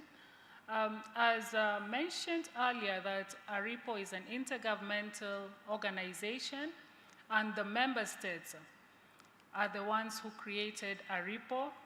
So far we have 22 countries. So the individual, for example, there is an individual who wants to collaborate with ARIPO. We need the individual from that specific country to at least engage the member state IP office on what they really want to do with ARIPO. And through the IP office, then they engage ARIPO, and we see how we can be able to assist whoever needs to collaborate with ARIPO. Thank you very much. Thank you, Ms. Maureen. And I guess now I'm really curious when it comes to Ms. Gamay. I want to know, when you mentioned in terms of legislation that we need some policy and support adjustments, and then legislation that is sort of gender biased towards, are supporting women. Can you highlight for us what that would look like in the legislation, or any, successful initiatives that have been done around the world that you believe should also, be part and parcel of our legislation and policies? Thank you so much. So in Liberia, for politicians, they have parliament, they have 30% for women. So I'm saying if you can have 30% for women for politicians, you could have 5% or 10% for women for IP in our national IP laws. So it's a proposed suggestion that I'm saying here, because I realize that this women in IP is a new thing, but we can make it happen through our IP offices, because most of us here are key player. ARIPO is here, AFRIP is here. The national IP offices are represented here, so we can take it to our policy makers, and it can be something to be amended in our national law. Thank you very much. Thank you so much. Thank you so much. So I guess when it comes to the laws and Ms. Mampo, you are our legislator here today, and even though you're also our innovator, we're also curious when it comes to the legislation side. And I'm curious about your views on the parliament, the legislature, collaborating with IP officers. I don't know if it's happening in Lesotho, but collaboration with IP officers, regional organizations, but from the perspective of the legislature, one. And then two, are there any initiatives in the broader SADC region, that are aimed at strengthening the participation of women in intellectual property or in entrepreneurship generally? That's a big one. Yes.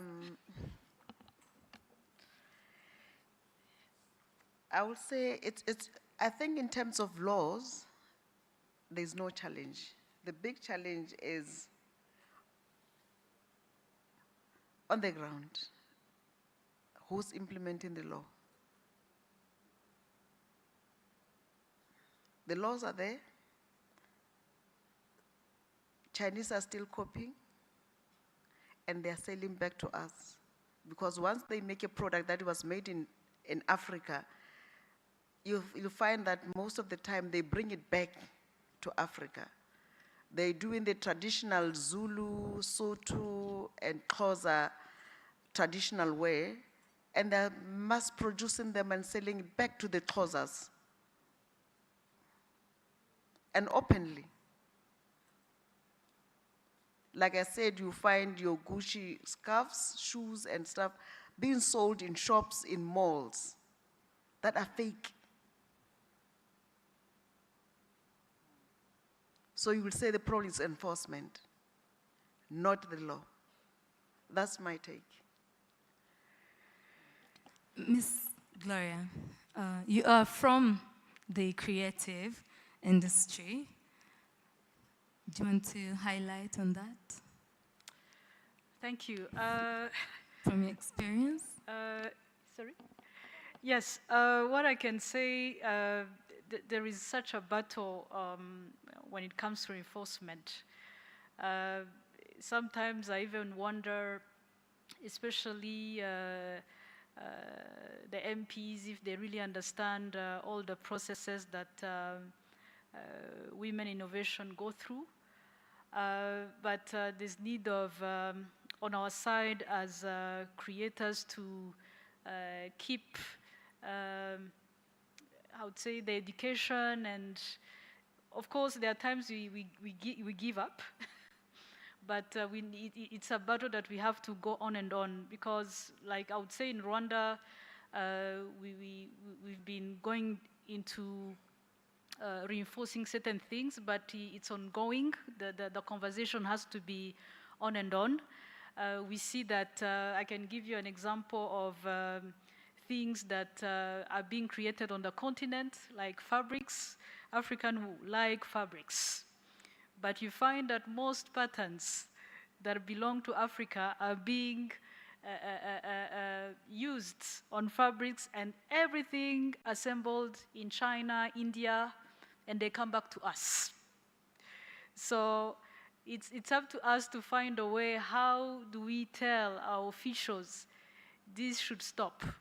But as you know, we are going through a number of change, like there's this trade agreement that is promoting trade within the African countries, the FCTA.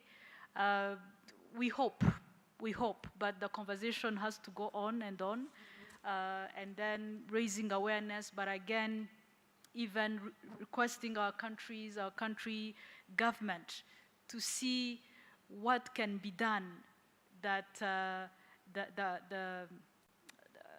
like the copies of our products to reduce, to come on the continent. So there's a lot of work to do.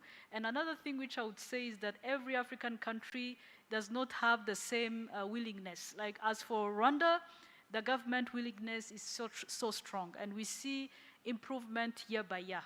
So it's up to other countries too to have that willingness to make sure that they protect the work of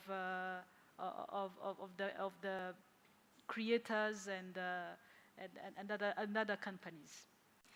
Thank you so much, Ms. Gloria. Ladies and gentlemen, when it comes to conversations around women, just like us women, we could go on and on. There is just so much to talk about.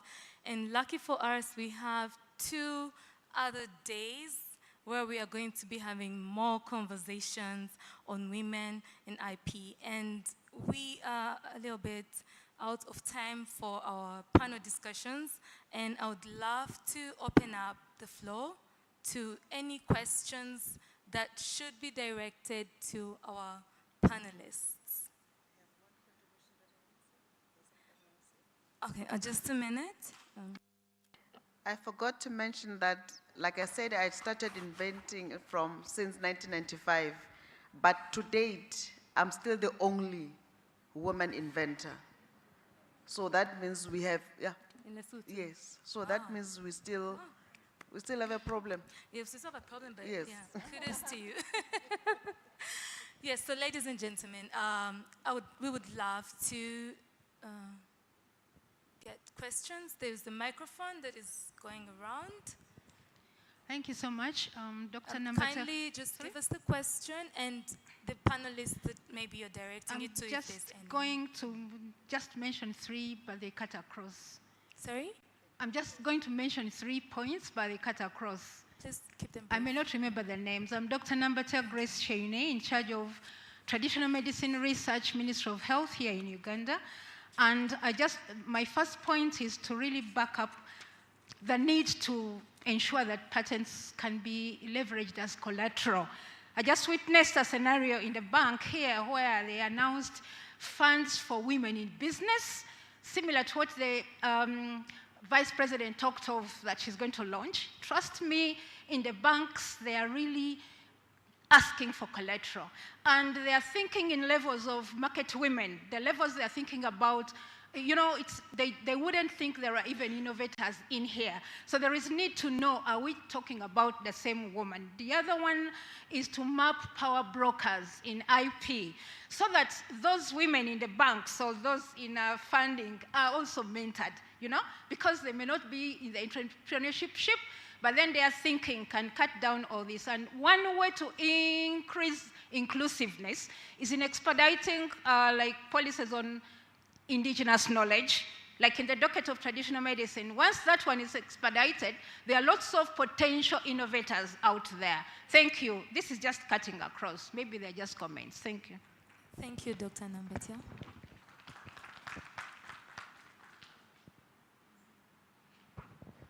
Good afternoon. My name is Rose. I'm an entrepreneur from the Gambia. So my question reads, how can ARIPO member states integrate artificial intelligence into their IP systems to better support and protect women innovators? And what are the potential risks and benefits of using AI? Thank you. Okay, we could get one more question, and then I'll direct it to the respective.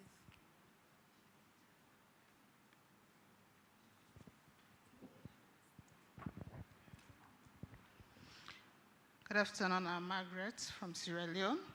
I'm directing this question to Maureen. I heard you talk about value chain. I've been thinking that in the area of agriculture, they have a value chain. That's from the time you conceive the idea of growing a particular improved variety, you have the land, the seed, on to taking care of the crop, to marketing, packaging, all of those things. They have it. And then they also have a buyback agreement. That is to say, when the products are ready, there is ready market for it. Our women are trying in their little ways. They are producing. But we also have a problem of marketing. There is no market. Mostly they produce, but they do not have the market. So my question is ARIPO thinking in the direction of making those agreements with partners out there so that when our women produce their products, there will be markets out there for them to sell? Thank you. Ms. Maureen, would you like to? I think both questions are directed to you.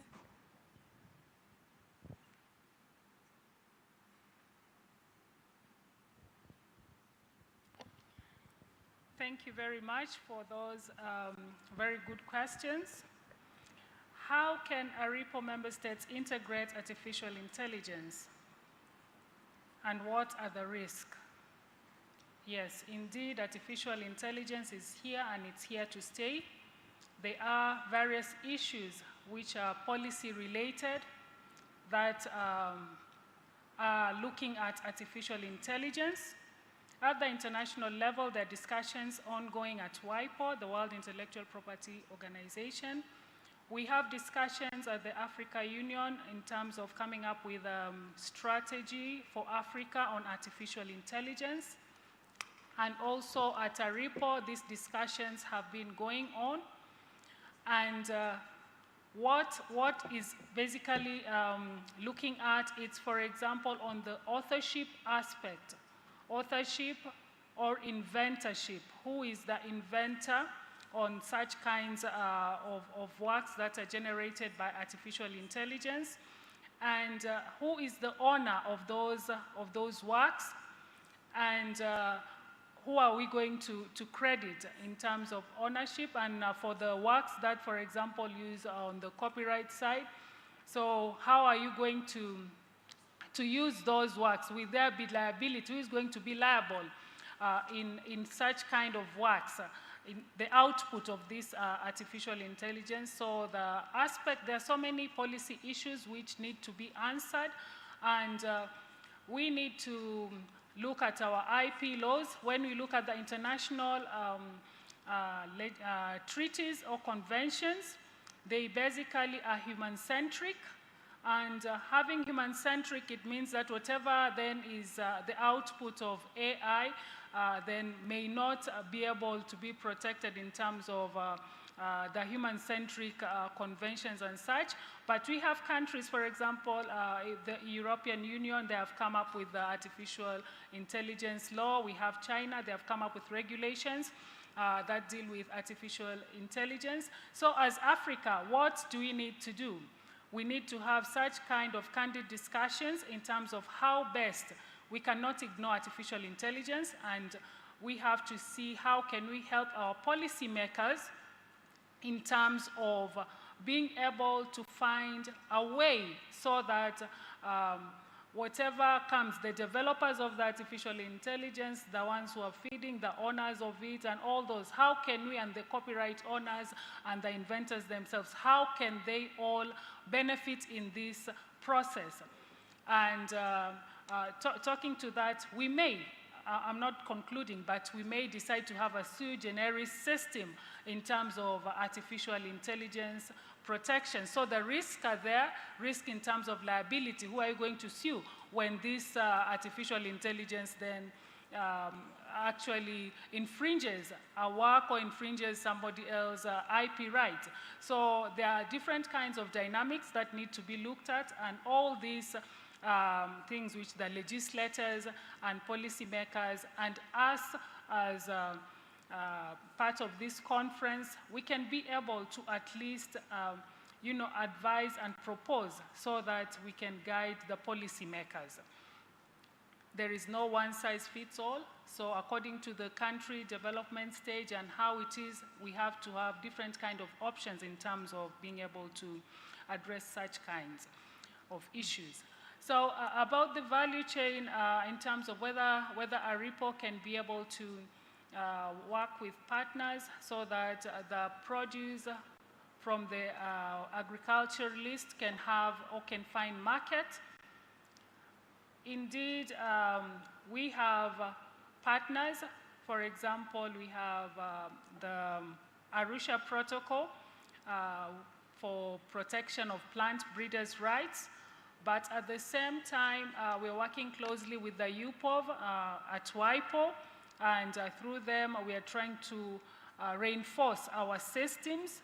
And I believe that through these kinds of engagement, it is an area whereby we can explore in terms of seeing how best can we assist our plant breeders and what do they need, what specific needs. So if it is a need of a market, if it's a need of trying how best to protect their IP, the Arusha Protocol is there, and we need member states to actually ratify the Arusha Protocol and be able to benefit from what it offers.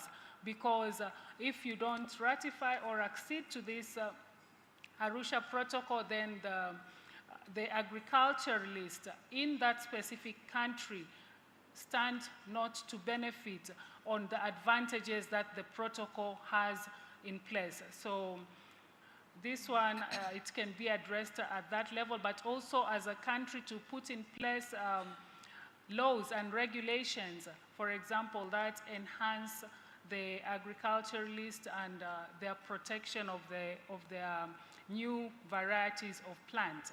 So I think I can stop here and we can take it further. Thank you very much. All right, thank you so much, Ms. Maureen. I think in the interest of time, we'll make... Let me just say something to my sister from Sierra Leone. You talk about value chain. Yes, it's good to talk about value chain, but at your IP office, I think one of the things you need to do is, like we enrolled the IP clinic. First, you need to teach the SMEs, some of them, they are doing packaging, how to do well packaging. So when you do the well packaging, product from Sierra Leone will be able to trade in maybe Guinea, Liberia, or across the country based on your packaging. Not only protecting them, but you have to teach them how to do marketing as well, commercialization. So the IP have whole value chain. It's not just protection. After the protection, what next? Are we teaching them how to sell their products? Are we teaching them how to do well packaging? From the 3 months program we had in Liberia, I can tell you one of the SMEs, she rose from 50% to 100% based on the packaging. And she attended this program in Rwanda. She was one of the best SMEs in terms of packaging. So we have to keep giving them awareness, keep teaching them what to do and how to do it and how to sell. Because ARIPO can do all. ARIPO is doing well. ARIPO is coming in my country next month for SMEs, IP access. They are coming to teach people from my country. But as IP practitioner, as IP office, we have to help ARIPO and AFRIP because it can't be every day ARIPO coming in and we as IP officers, we keep asking for training. So we have to do ourselves, our best and help our SMEs to teach them, to guide them through our various programs. You have to enroll a lot of programs for them. Thank you. Thank you so much. I guess that really touches on the issue of support mechanisms that are required. Now, in the interest of time, I think we'll make provision for 2 more questions. I believe we're all tired. I don't know where the microphone is. We can have 2 more questions and keep them brief. Also, for the panelists, please keep your responses brief. I'm so happy to be here. I'm from Sierra Leone. I'm Alima Tukuroma. And I just want to say something about what my sister said from Liberia. Yes, as for Sierra Leone, we have great innovators, but we don't have better packaging. And remember, one of our challenges is finance. So how can ARIPO help us to get direct grants? I don't know. If Sister Maurice, are you Maurice? Maureen, if you can help me answer that question, I do appreciate you. So, and ARIPO, you are not just talking about protection, you talk about finance. Because finance holds everything about packaging and everything about innovation. Let's have 1 or 2 questions. Keep them brief, please. Good afternoon. So can I ask then you answer together? I'll be quick. Are they all directed towards Ms. Maureen? Yes. I'm an entrepreneur in Malawi. I'm an innovator. This is one of my products. These are herbal teas. My listening to you and also sometimes where I've had to consult the office in Malawi, I find it, the risk that I see for me is having spent so much effort in branding, like we have rebranded, the product is not looking like this now. I've spent so much money and my own intellectual power to come up with a different brand that is looking good. How can I be assisted to protect that so that when it gets on the market, no one copies, just because for the other person, it's just a matter of looking at it and copy, and then you are competing on the same market. Thank you. All right. Let's just have 1 more question. And I think we should keep some of the ARIPO questions within ARIPO's mandate. And also some of the questions have been answered in terms of what Ms. Maureen's presentation has been. So I'll ask that she also keeps her responses brief. So I'm from Sierra Leone. The IP management clinic was offered by WIPO. It's a program. And I know that your director was at WIPO. So what she needs to do is to get request for this program, and they will enroll it in Sierra Leone. I'm having a second phase. The first phase, we had 30% SMEs, and they had a training. So we are enrolling a second phase, which will be over 100 SMEs. So it's just doing a request to WIPO, and WIPO had a program that will help your country. For the lady up there, she talks about how to protect her intellectual property rights. For this particular program in Liberia, when we enroll the program, after the program, the 30 SMEs, we gave them a waiver. Come and just do your publication, because we have to do the publication. You have to do the publication so that the public can know that this right is for you.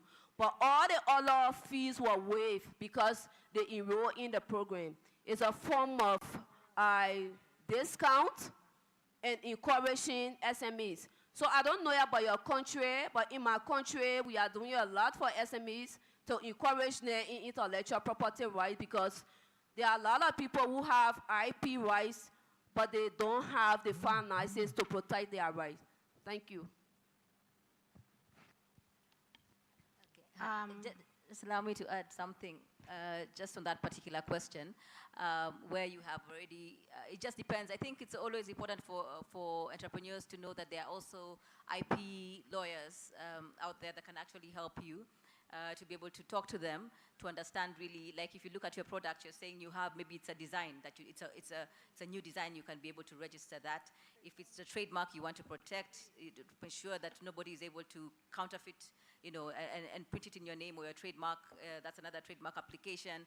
If it's something innovative, maybe the product itself or whatever it is, you know, there are different levels, or if it's something technology behind it, you know, there are different levels of protection of IP, whether it's a patent, whether it's a trademark, whether it's a design, copyright really, maybe even copyright in the words or whatever it is that you're writing, the literary works. So it's so much, and I think it's so much even for an entrepreneur to really understand the deeper, you know, issues. But that's why IP lawyers exist.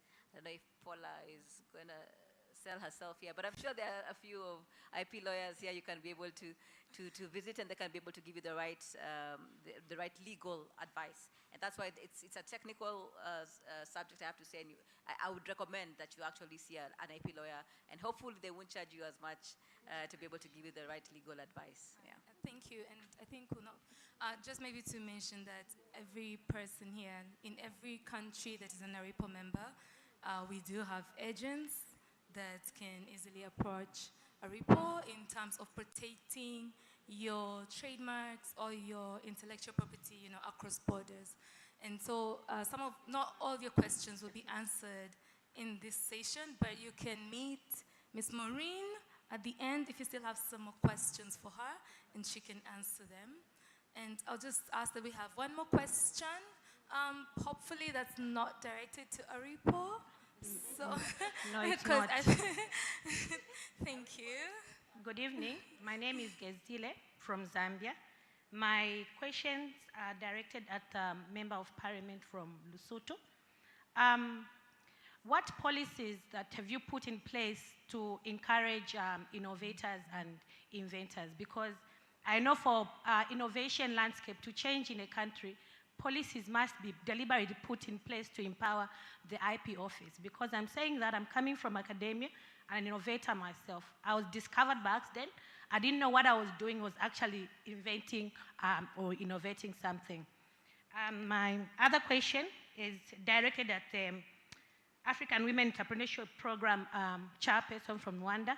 What type of mentorship programs have you put in place that have seen many of your SMEs flourish in your country?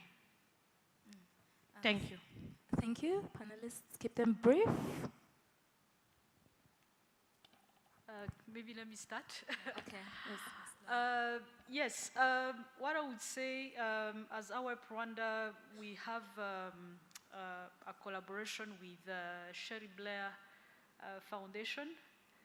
They have a mentorship program, and most of the mentors that you are being given, they have with such, I would say, a level of expertise, because when we give our members to be mentees, they are being asked what are their needs. So, and like for example, this is the approach I've been doing for the past few years. Mostly you find that women don't understand, okay, what am I going to benefit from the mentorship program? And so whenever like we hear from them, like depending the sector they are in, we give them an example of, you know, for example, if one of the ladies is into agriculture and looking to export, and we encourage them to request a mentor that has an expertise on specific area, and even IP2 is mentioned, so that they get the guidance on how they should go about. So that's one. And second, we do allow a bit of consultation. That's where maybe I played that role, because I've been able to go through trainings of WIPO and understanding how the IP right work. And I've been even attending, even though I'm not in the agriculture sector, but in order to know how to serve well our members, it's very important even to understand what are the challenges they are facing. So we do one-on-one consultation and even connecting them with RDB agents to assist them in knowing the answers to their questions. There's something else I wanted to add to what Liberia and my sisters shared. What most women entrepreneurs forget. Whenever we are about to create a new product, we always forget to involve the cost of patent and everything. We forget. I'm saying it out of experience because sometimes we think that some of you mentioned ARIPO to help you. What ARIPO will do is to advocate. That's what it will do. But on the other side, you have to, if for example, you want to sell a specific product, you have to know the category of clientele you want. And the category of clientele, you have the right to add a certain percentage of the cost that will help you to face the issue of packaging and everything. Let me give you an example of something that I recently saw. This is a big institution on the continent. I don't want to mention the name. And that institution makes sure every year to order products that are made in Africa. And then I was at a friend who works at that institution, and he showed me very luxury, well-packed products. And I saw on the back Rwandan green tea, and with another type of ingredient. But under, I saw the name of the company, and I researched on that company, and I found that it was not a Rwandan company, and it was a company registered in South Africa, but run, like the owner of the company is from Ivory Coast. But the product, the green tea, you can't see the name of where it came from. So I was a bit disturbed. So Rwandan green tea is being known, but we can't know where it comes from, which company. So, and I remember I even engaged with few factories. Are you allowing this? And they say, yes, we don't, no, they don't allow. I remember the recent visit I made to one of the factories, they said they don't allow. So you can find that a product is being there, showcased, but only one company is known, but the other company is not known. You can imagine where is the protection of where the tea is coming from. So it's very important that as a business, to have that cost, if you really want to have a good packaging, you know that the client you're targeting will be able to pay that cost, because you'll not be able to get like a special financial support to help you to do that. So you have to find another solution in order to find the packaging that you want. And we know that in our African countries, we are not having like specialized companies that are bringing packaging that suit our products. It's an issue. It has been an issue for decades, but we need to have initiatives that remove those gaps. Thank you. Thank you so much, Ms. Gloria. Ms. Mampo, if you can keep it brief, I would really appreciate it. Yeah, thank you so much. I would say in terms of policies, we do have enough policies that are addressing most of the challenges that we have in IP. It's just that, like we mentioned, that with the access to information is still a problem. And in Lesotho, we have 2 official languages, but most of the documentation is still in English. So we feel it must be in both languages.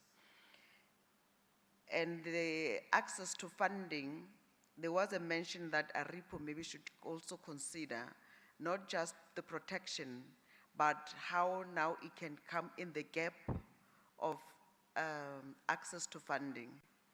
So I would suggest that ARIPO takes this one home and discuss it with the member states on how they can raise funding and make access to funding easier, especially for the women in the member states. And we still need also to work on the mindset. We still don't appreciate innovation. And it's not everything that is innovated that can be protected.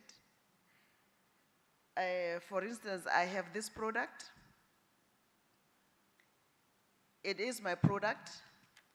Unfortunately, it is not patentable. I developed it, and then when they saw it booming, they decided to try to take the recipe and started manufacturing the same product. They went to an extent that they even burned down my factory to ashes. And then these other new companies started coming up with their own brands. So it's not everything that is patentable. It's just that now you have to work around how you can protect your brand. It will be just the brand, but not the formula. So it's so unfortunate that some of these formulas can't be protected. Thank you so much, Ms. Mampo. Ladies and gentlemen, I would really have loved to continue this conversation, but I do not wish to keep you here past 6 p.m. However, I just want to note that we have very interesting sessions tomorrow that are touching especially on some of your questions when it comes to SMEs and entrepreneurship and all of these different concerns that you have. So I believe that by the end of our conference, majority of these questions that you have will have been answered. Additionally, the ladies are here, and feel free to approach any one of the panelists that you feel you would love to speak to a little more. You will have a lot of time between now and Friday. Unfortunately, because of time, I will not be giving my panelists one last minute. I believe I do not really wish to keep people here. So I would love to thank you, our audience, for staying through, despite that we have ended today's session a little late. It will be better tomorrow. Trust me, because tomorrow we are beginning and going straight into the day's discussions. But I would love to thank you for staying and being a very formidable audience to have today. I would love to thank my panelists. Thank you so much for honoring the invitation and for giving us the insight and for staying all 1 hour and 30 minutes of this session. Thank you so much. And ladies and gentlemen, I would love to wish you all a lovely evening. And Mark is here, and he will take us through the next. A round of applause for our moderator and panelists. And they're just going to stay on the stage for a group picture.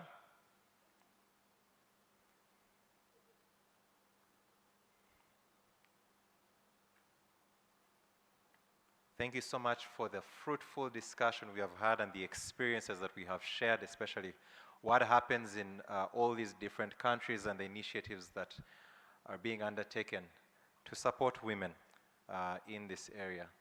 Let's appreciate our panelists and our wonderful moderator as well for such a fruitful session. Thank you so much. I don't know now, since we're doing the Women in IP conference, I don't know if I should refer to the gentlemen as gentlemen or as well-wishers of the ladies, at least for the next days until Friday. So thank you so much, ladies and well-wishers of the ladies, for being a part of day one. Your presence really has really brightened this function. So I'm going to invite Lynn, who just has an announcement to make just before we close off day one. Thank you very much, Mark. Good evening, everyone. I bet you're all tired now, but I've got some good news. We can continue our discussions later on tonight. We're going to have a networking dinner where we are all going to meet and further discuss whatever questions that you had. Our dinner, we're going to have it, we had scheduled to have our dinner at 18:30, but now we are going to have our dinner around about 7 p.m. We would like to give the ladies some time to freshen up, pull out those beautiful dresses, and come and join us for the networking dinner. So, the networking dinner will be at the Peace Hub, the lower Peace Hub. For directions from the reception, as you are going towards the exit, just after the reception, you turn to your right and then you go down. You won't miss the spot. It looks so beautiful and it is waiting for you. Just a reminder, we have a session tomorrow, so it's just a reminder for you to drink responsibly. Thank you. See you there, and let's be on the lookout for our colleagues. There's a lake close by, so just be on the lookout for our colleagues.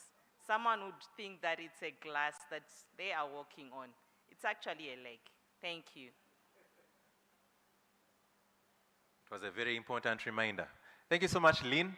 Once again, thank you so much for being a part of day one, and also to make the announcement that tomorrow we will not be meeting in this hall, but we will be in Albert Hall, which is right below this floor.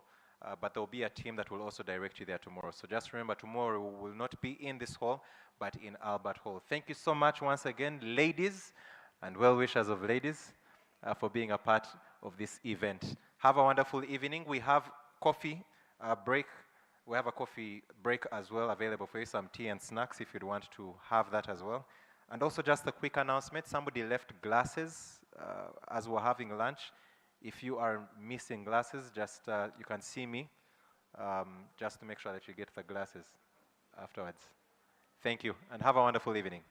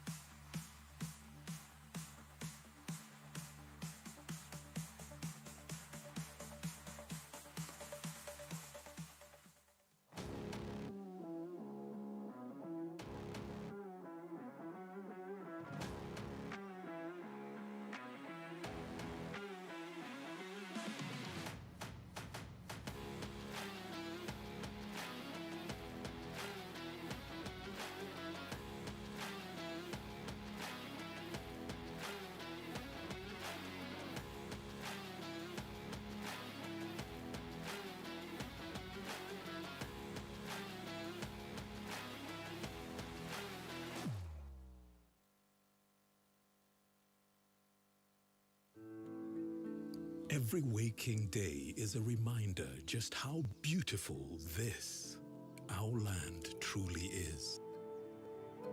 The kind of beauty that you can only find here. In the lush green all around us and the wondrous sights within. It's what you feel in the gentle caress of tropical wind from the mountaintops, and the glow in your heart from a warm neighborly invite.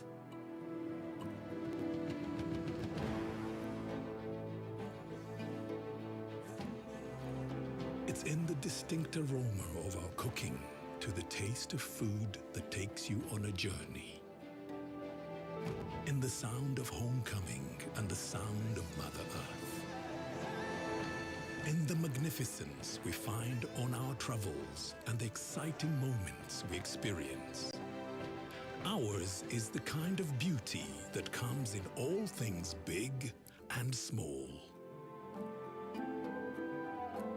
All we have to do is awaken our senses and truly enjoy what's uniquely ours.